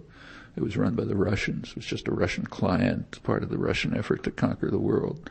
Well, when it became kind of hard to hold on to that, especially when they were practically at war, they became a renegade state, what we now call a rogue state, that's disrupting everything in the world. They were going to shoot Americans up with heroin. They were torturing American prisoners. I mean, one image after another was concocted of a China that's a major threat to our existence. We're seeing a bit of that now. And it was all... With Iran? With China, in fact. With China? Yeah, certainly with Iran, but with China. And it didn't matter that today's picture was contradicted yesterday's picture. There was a bottom line that had to be satisfied. The bottom line is they're a major threat to our existence. After that, you construct the reasons for it. One of the most striking examples of that, which actually is in the Pentagon Papers I wrote about at the time, but it turns out to be just one special case of a much larger pattern, is the way they constructed an image of the Vietnamese threat. If you look back to the late 40s, the United States hadn't quite decided whether to support the French reconquest of their former colony or to support the nationalist movements in Indochina. And in different places they made different decisions. So in Indonesia, at about the same time, they supported the Indonesian national movement against the Dutch after first supporting the Dutch. However, in the case of Indochina, by about 1950, the wise men, as they call themselves, Dean Acheson and others, decided that the U.S. should support France openly, fully, the reconquest. Well, at that point, it became a necessity to find a justification for it. And the justification had to be that Ho Chi Minh was an agent of Russia or China or the Sino-Soviet conspiracy or whatever, but some agent of one of them. And U.S. intelligence was actually pretty much directed to find evidence for this. And then comes an interesting quest, which we see in the internal record. It's in the Pentagon Papers, maybe the most interesting thing there. Intelligence worked hard to try to find some evidence that Ho Chi Minh was taking orders from his masters. They finally concluded that Hanoi seemed to be the only place in Southeast Asia where there was no contact with either Moscow or Peiping, as it was called at the time. And they concluded, they tried hard. They found a Russian newspaper at the Vietnamese embassy in Thailand or something, but they couldn't really find anything. And the conclusion in Washington was, well, this proves their point. Ho Chi Minh is such a loyal slave of the Sino-Soviet conspiracy that they don't even have to send him orders. They just count on him to do what they want without any contact. So that proves it. So therefore, he's simply an agent of, the conquest of the world. You look through the Pentagon Papers records, that's 25 years of the highest level intelligence, CIA, DIA, the rest of them. It turns out, from memory, I think there was one staff paper, which I believe was not even submitted, which raised the question whether the North Vietnamese might be pursuing their own national interests instead of just taking orders from their masters. Whatever you think about Ho Chi Minh, let's say he's, Hitler reconstituted, there can't be any serious doubt that they were following their own national interests. But that was unthinkable to U.S. planners and incidentally to U.S. intelligence, who are paid to get the facts straight and not to produce internal propaganda. Well, all of that suggests very strongly exactly what we were talking about, a profound psychological need to believe that what you're doing is justified, no matter what kind of fantasy you concoct, in order to create that justification. And this is quite an extreme case. The misinterpretation or creation of intelligence in this case is far more extreme than anything that's discussed in the case of Iraq. And as Jim Peck points out in his book, it's characteristic. You find that strain all the way through the records, the period that he was able to discuss from about 1945 up to Nixon. After that, the records run dry. Harold, the Kennedy administration was extreme in this respect. Harold Pinter, playwright and poet, writer, won the 2005 Nobel Prize. His lecture was entitled Art, Truth, and Politics. Commentator James Traub has described Pinter's politics as so extreme that they're almost impossible to parody. Pinter says in his Nobel lecture, the crimes of the United States have been systematic, constant, vicious, remorseless, but very few people have actually talked about them. You have to hand it to America. It has exercised a quite clinical manipulation of power worldwide while masquerading as a force for universal good. It's a brilliant, even witty, highly successful act of hypnosis.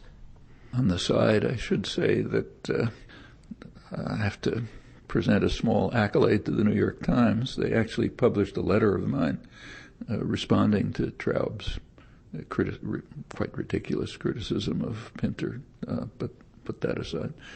Pinter's comment is correct, but it can also be generalized, just like Lippmann's. If you look at the record of imperial cultures, they tend to be very similar. I won't even talk about the Japanese, but take, say, Britain, civilized Britain. You take a look at the British intellectuals during the periods of imperial conquest. Same hypnosis. In fact, one of the most extreme examples is one I've written about because it's so extreme and so striking, and that's John Stuart Mill, who's the figure of the highest moral integrity and intelligence, and wrote the classic essay on non-intervention or intervention, whichever you want to look at it. You find it in all the law school collections and so on. He was writing it immediately after Britain's worst atrocities in India, the Indian Mutiny, as they call it, the nationalist uprising, 1857. Horrible atrocities, well publicized. They were all over the British press. They were debates in Parliament. He certainly knew about them. He was corresponding secretary of the East India Company. He was following what happened closely. Right after that, he wrote an article about intervention, which it's just like things coming out today. I mean, it was, shall Britain, which is a unique country, it's an angelic power. It's different from every other country in the world. It's uniquely dedicated to the benefit and the welfare of the human species. It's selfless and so on and so forth.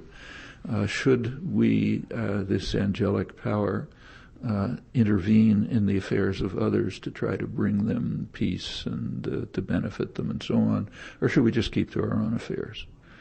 So should we be, in modern terms, isolationist or internationalist? And he decides reluctantly, complicated argument, that we should be internationalist. We must intervene to help the barbarians, India. We have to intervene in India. We have to take over more of India, all for their own benefit, all completely selfless. We know that when we're doing this, we're going to bring upon us the obloquy of others, especially continental Europeans, who can't appreciate our magnificence and will attribute all sorts of base motives to us. But nevertheless, we must, even though we'd be much better off if we just attended to our own affairs, we must sacrifice in the interests of mankind and conquer more of India and incidentally create the largest narco-trafficking enterprise in history and so on and so forth. That's John Stuart Mill. You can't go beyond that in integrity and intelligence. And it's characteristic. There were some critics, you have to concede. Like one of the critics was Richard Cobden, one of the very few people in England who actually believed in a free market. Everybody talked about it, but he believed in it. And he was a right-wing conservative, kind of like Byrd here. That's a little bit of an analogy. And he was bitterly critical, Senator Byrd, who condemned the Iraq invasion, very right-wing, but condemned it very strongly.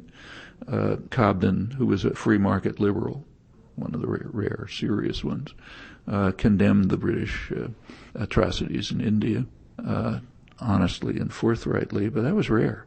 John Stuart Mill was representing a mainstream, kind of what we would call liberal intellectual opinion. And same in France, same in Germany. In fact, as far as I know, the same almost anywhere you look. You take a look at we now know a fair amount about what was going on in internal Russian planning, because after, the Russian Soviet Union collapsed, the Russians raced to sell everything they could to enrich themselves. One of the things they sold was the archives.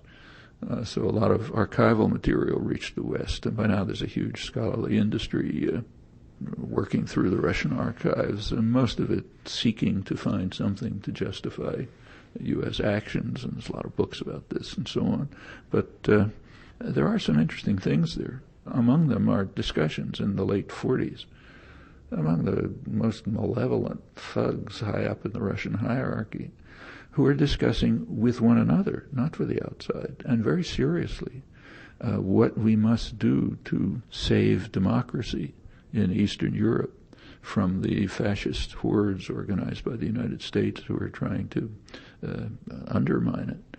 The United States is trying to intervene in Eastern Europe, much the way Iran is accused of intervening in Iraq. And we have to prevent their fascist forces, from doing that, because we want to preserve democracy, and democracy is their highest value. Now, they're talking to each other. It's not for propaganda for the public, which strongly suggests, again, that they had internalized it.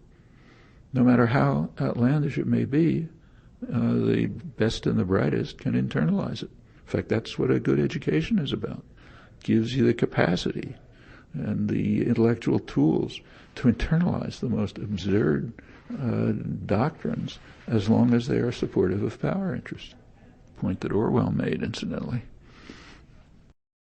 Let's talk about a topic that I sense you're somewhat uneasy talking about, and that is the so-called Israeli lobby in the United States. And there's been, just in the last year, much more attention paid to it, or at least publicity about it. The Rachel Corrie play that was originally scheduled to be performed in New York was canceled and then was finally put on some months later. The performance in Toronto was canceled outright.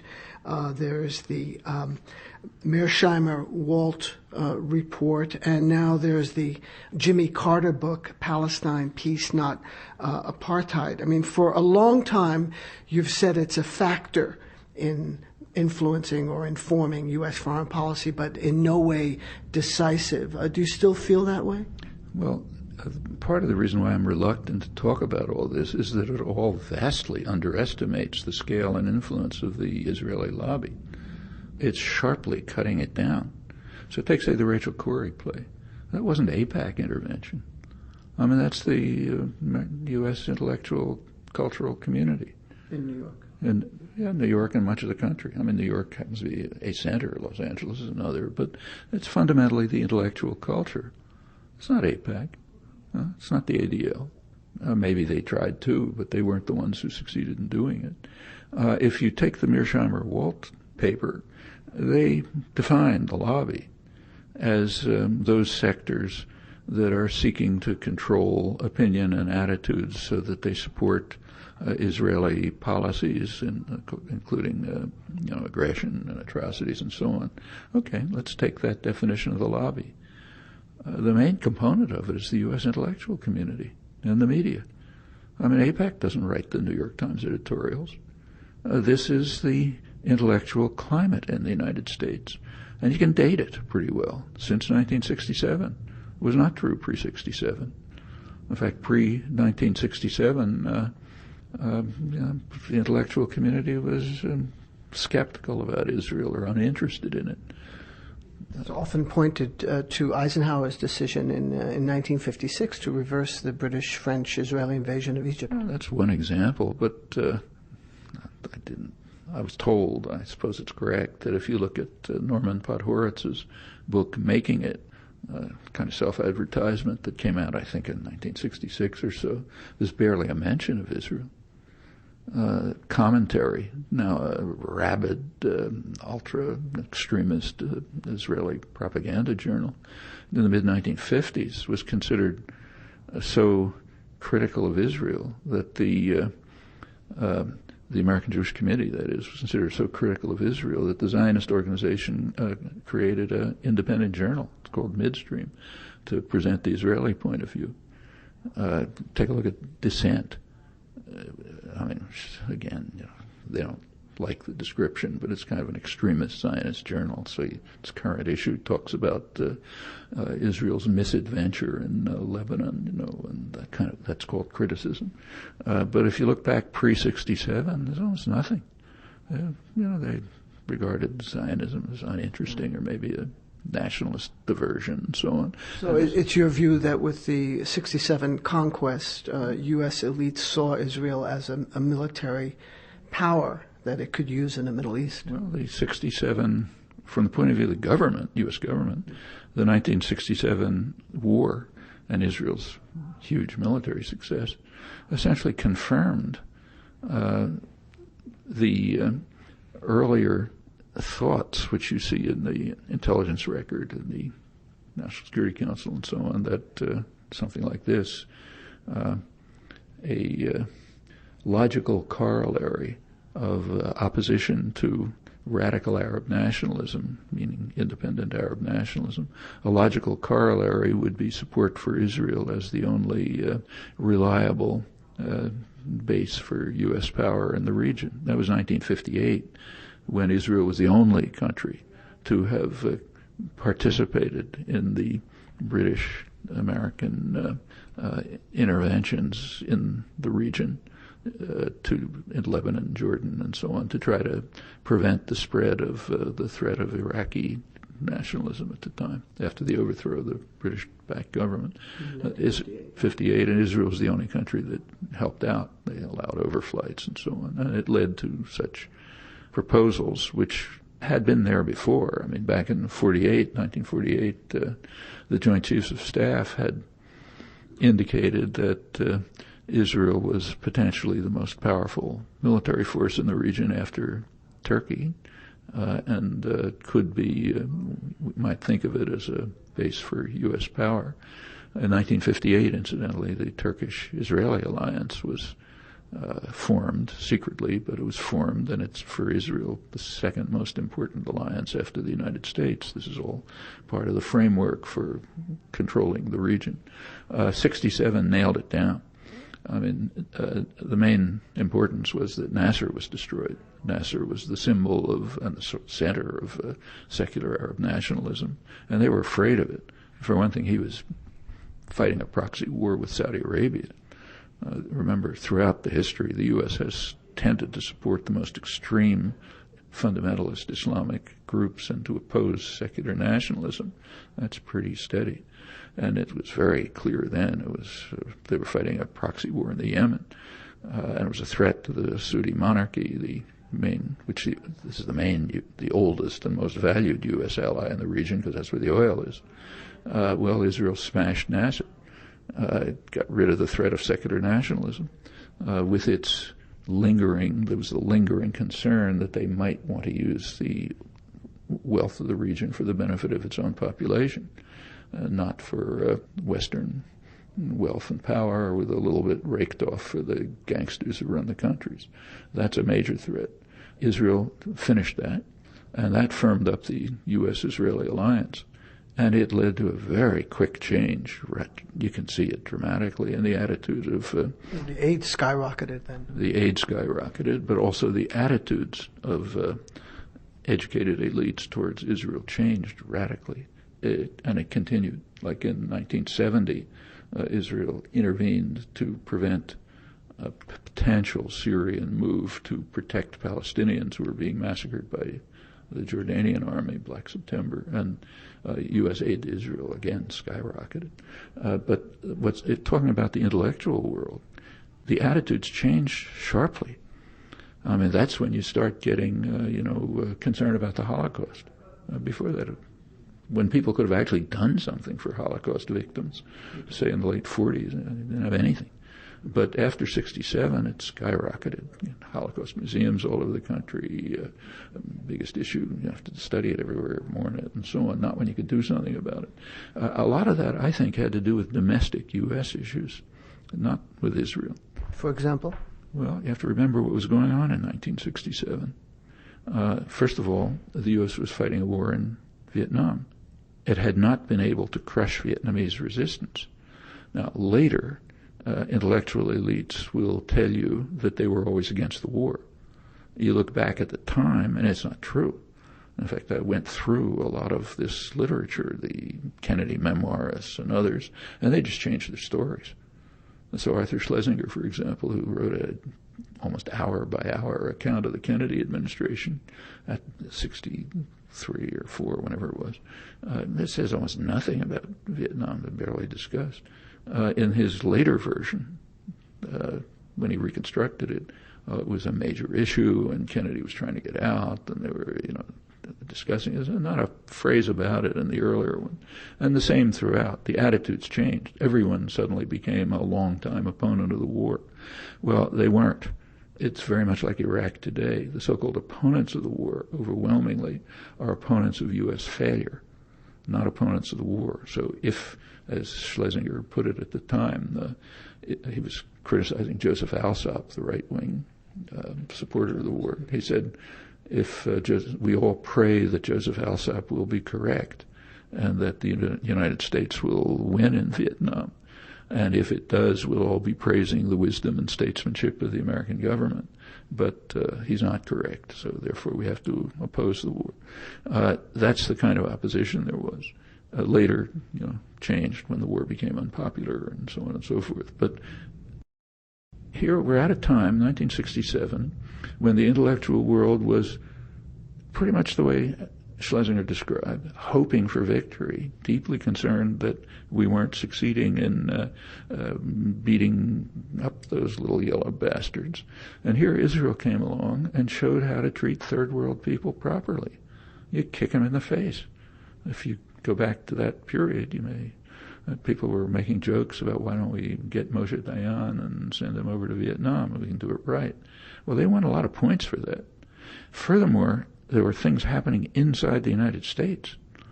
This was what is now called the time of troubles, meaning the time when American society became much more civilized. There was the women's movement was beginning. The student movement, students weren't just taking orders. Martin Luther King was beginning to organize a poor people's movement. The people who are supposed to be passive and acquiescent and obedient were standing up for their rights. That's terrifying. Okay, again, symbolically, Israel showed how to deal with them. You smash them in the face. And again, lots of points. This is the time right before in New York, shortly after this came the Ocean Hill, Brownsville conflict over the teachers, the struggle between the teachers' unions and the black communities. Well, the teachers' unions were substantially Jewish. This was the poor immigrant community of a generation earlier who had worked themselves up, just like the Irish and others. They'd worked themselves up into the bureaucracy and the better positions. And now the people down at the bottom were trying to do what they had done 30 years ago and run their own schools, fight for their own rights. And you had a sharp conflict there. I remember relatives who'd been communists all their lives in the teachers' union suddenly becoming ultra-right-wingers because of this. Okay, again, symbolically, Israel was showing how to deal with it. And I think all of this had a big effect. However you interpret it, you can certainly see the effect. It's dramatic. And since then, you have overwhelming distortion of the picture of the Israeli-Palestinian conflict, not because of AIPAC. I'm sure they like it, but they're a small part of it. Now, the Mearsheimer-Walt narrow the focus. They define the lobby properly, but then they narrow the focus to some Jewish organizations. They do point out that the numerically biggest group, and probably politically most influential, maybe, is right-wing Christian evangelicals, maybe anti-Semites, but strongly in support of anything Israel does because that's God's will, and on and on. But the importance of the intellectual community is very much underestimated. Remember, that means the media, the journals, a lot of scholarship, the framework in which people perceive things. It's the only way they can. So one criticism I have of the talk about the Israeli lobby is they just underestimate it vastly. AIPAC didn't stop the Rachel Corrie play. They don't write the editorials in the New York Times. They don't have economic power over the media. They'd like to. And surely they have an influence on Congress. But if you look at the influence on Congress, which is real, no doubt, a lot of it is kind of symbolism. Like it's very easy for Congress to pass resolutions which they know will not be implemented, but will pick them up a lot of funding. So almost annually, Congress votes to move the U.S. Embassy to Jerusalem. It's not going to be done because too much trouble would follow. But they can vote for it and stand up in the floor of Congress and announce it and pick up, contributions and so on. So, yeah, they'll do it. On the other hand, if you look more seriously, to a large extent, Mearsheimer and Walt are interesting in this respect. They say that the Jewish lobby, they don't say that, but what amounts to the pro-Israel lobby, mostly AIPAC and so on, they say it's harmed American national interests. What does national interest mean? That's a mystical term in what's called realist international relations theory, which is where they come from, the realist tradition, which claims that states pursue the national interest. What's the national interest? I think Adam Smith was right. The national interest is the interest of the principal architects of policy. In his day, the merchants and manufacturers. Today, multinational corporations and so on. They don't discuss that. international relations theory, realist international relations theory, largely disregards the internal distribution of domestic power. They're talking about states, and they have what I think is a mystical concept of national interest. And according to Mearsheimer and Walt, the national interest has been harmed by U.S. policy towards Israel. Well, if we go back to Adam Smith, there's an easy way of testing that. I mean, if they're right, if Mearsheimer and Walt are right, I'd be overjoyed. I wouldn't have to bother writing articles, giving talks, being vilified. I'd drop the whole business. What I do is put on a jacket and a tie, go to the corporate headquarters of Lockheed Martin, Warren Buffett, Intel, ExxonMobil, and explain to them patiently that their interests are being harmed by a lobby that they can put out of business in 30 seconds with their political clout and economic power. That's the tactical conclusion that should be drawn from the Mearsheimer-Walt discussion. Nobody pursues that tactic for a good reason, because Adam Smith was right. And just yesterday, for example, ExxonMobil announced the biggest profits of any U.S. corporation in history, beating the record from the year before, which they had said. Lockheed Martin has got money coming out of their ears. Warren Buffett's just bought up a country and a big industry in Israel. Intel has major facilities there, and we can go on through the list. I mean, they're doing fine. It's not harming their interest. It's harming what's called the national interest, whatever that is. Some interest which they think would be better for them. And I have to agree with them. I think the policies are very harmful to the American people and the future generations. But that's not what determines policy. Not here and not in other cases. Adam Smith is correct. We should not overlook the dangerous radicals in our intellectual tradition. Did you mean to, just for a point of clarification, did you mean to say that Mearsheimer and Walt were underestimating the power? Seriously? Okay, I just wanted to seriously underestimating the power of the lobby as they define the lobby, and I accept their definition. If we define the lobby as those groups that are attempting to influence opinion, attitude, and policies to support what Israel is doing, occupation, aggression, and so on, then they're underestimating it because they're omitting its major component, which is the people they meet in the faculty club every day. Okay. We've got about 10 minutes max, then we'll have to wind it up. Let me just make one more comment about this. Since U.S. policy, the policy of the principal architects of the goals of the principal architects of policy in the United States have conformed pretty closely to Israeli policies since 1967. Just as a matter of logic, if we want to estimate the influence of groups like AIPAC and others, we have to look at the cases where those policies diverge. So where does U.S. state policy diverge from Israeli government policy? Those are the cases we should look at to see how influential the lobby is. The cases where they conform don't tell you anything. Then you can't distribute the source. So you look at the cases where they diverge. Well, there are cases, and they're interesting. So, for example, major one just came up last year, a year ago, 2 years ago. Israel is by now kind of like a caricature of the United States in many ways. Many of the features of U.S. society have been taken over in Israel and exaggerated. So it's now to a large extent a highly militarized, high-tech society where the economy is based essentially on export of high-tech military armaments. Well, they need markets, and the main market's China. But the U.S. doesn't want them to sell high-tech arms to China. So repeatedly there have been serious conflicts over this. Each time Israel has backed down, and the lobby's been silent. In 2005, I think it was the major time. They wanted to sell advanced, to repair high-tech anti-aircraft missiles that they sold to China. And for them, it's really important. And the government swore they were not going to be pressured on this. It's too important. They're an independent country. The Bush administration not only ordered them not to do it, and insisted on publicly humiliating them.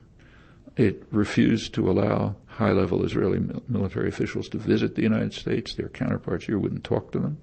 They forced them to fire one of their main officials. They insisted on a public apology. And they really dragged him through the mud. And of course they agreed. What can they do? Israel can't face the United States. What was particularly interesting in this case was the reaction of the lobby. Try to find it. In fact, what was barely reported in the United States. The lobby was quiet.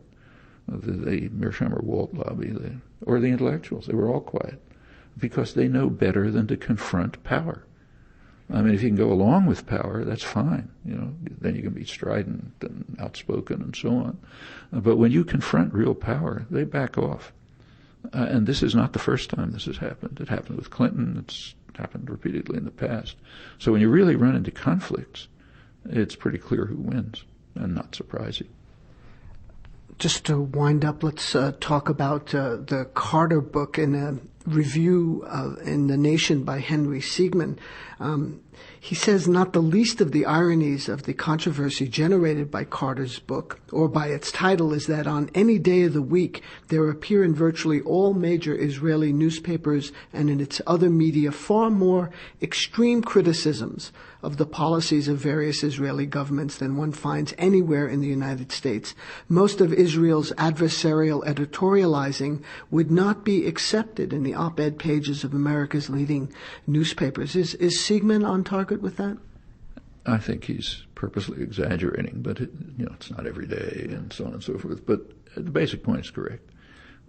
So take, say, the word apartheid, which drove people berserk. The Boston Globe editors had a bitter denunciation of it, and so on. You can read it in the editorials in Haaretz. You can read it in the reports of B'Tselem, the main Israeli human rights group. You can read it in commentaries by their leading analysts, people like Meron Ben-Venisti, have been using it for years. And it's kind of common coin, talking about exactly what Carter talked about, what's happening in the territories. Actually, that's an understatement, because it's also true to a non-trivial extent within Israel, but that's untouchable. Mm-hmm. So let's talk about you can read that in Israel too, but not here. However, just keeping to the territories, as Carter did, he's describing a system for which apartheid may be an understatement. And it's, yes, as Siegman said, it's common coin in Israeli discussion. Not that everyone agrees, but it's certainly debatable and discussable, and it's not considered outrageous to mention it. And that's not the only case. I mean, actually, Carter's book is relatively free of errors, but there are some. The most serious error in his book is that he buys uncritically the standard line here that Israel's invasion of Lebanon in 1982, which is the worst atrocity that they've carried out, and they've killed 20,000 people or so, that was a reaction to PLO attacks across the border. Okay, that's a standard line here. It's a total fabrication. The fact of the matter is that Israel was attempting to elicit PLO actions as an excuse for the invasion. There was a ceasefire that was in place, which the Palestinians observed. Israel didn't. It kept bombing and attacking and so on.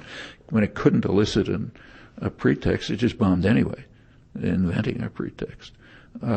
Carter repeats the party line here, and that's the most serious error in his book. But if you go back to the Israeli press, they were straight about it right at the time, right away. A couple of weeks after the invasion, Haaretz, the main newspaper, published an article by their leading specialist on the Palestinians, Yehoshua Porat, a scholar who's pretty conservative, incidentally, no dove, in which he pointed out that the reason for the invasion was that Palestinian offers of diplomacy and negotiation were becoming a real embarrassment. As he puts it, they were a veritable catastrophe for Israel. And in order to undercut them, it was necessary to destroy the PLO and to try to drive them back to terrorism, because that Israel would be happy with. They don't care about that. But calls for negotiations and diplomacy, that's a real threat. It was published in their main newspaper by their leading specialist on the Palestinians, no dove. And it was openly called a war for the West Bank. The highest political and military echelon were describing it that way. Well, Carter accepts the U.S. party line, and nobody's criticized him for that. which is the most serious error in the book. I went through it, and there are a few minor errors, but that's the only really serious error. And it's a good example of what Sigmund's talking about. Openly discussed in Israel, unstateable here, and a book that's taken to be critical of Israel repeats the absurd propaganda line. I mean, it's not surprising when Thomas Friedman writes it, but it is interesting that Carter wrote it. Yes, Mr. President. I am Cornholio. My bunghole, it goes... Mr. President. Mr. President, I can't make out what you're saying.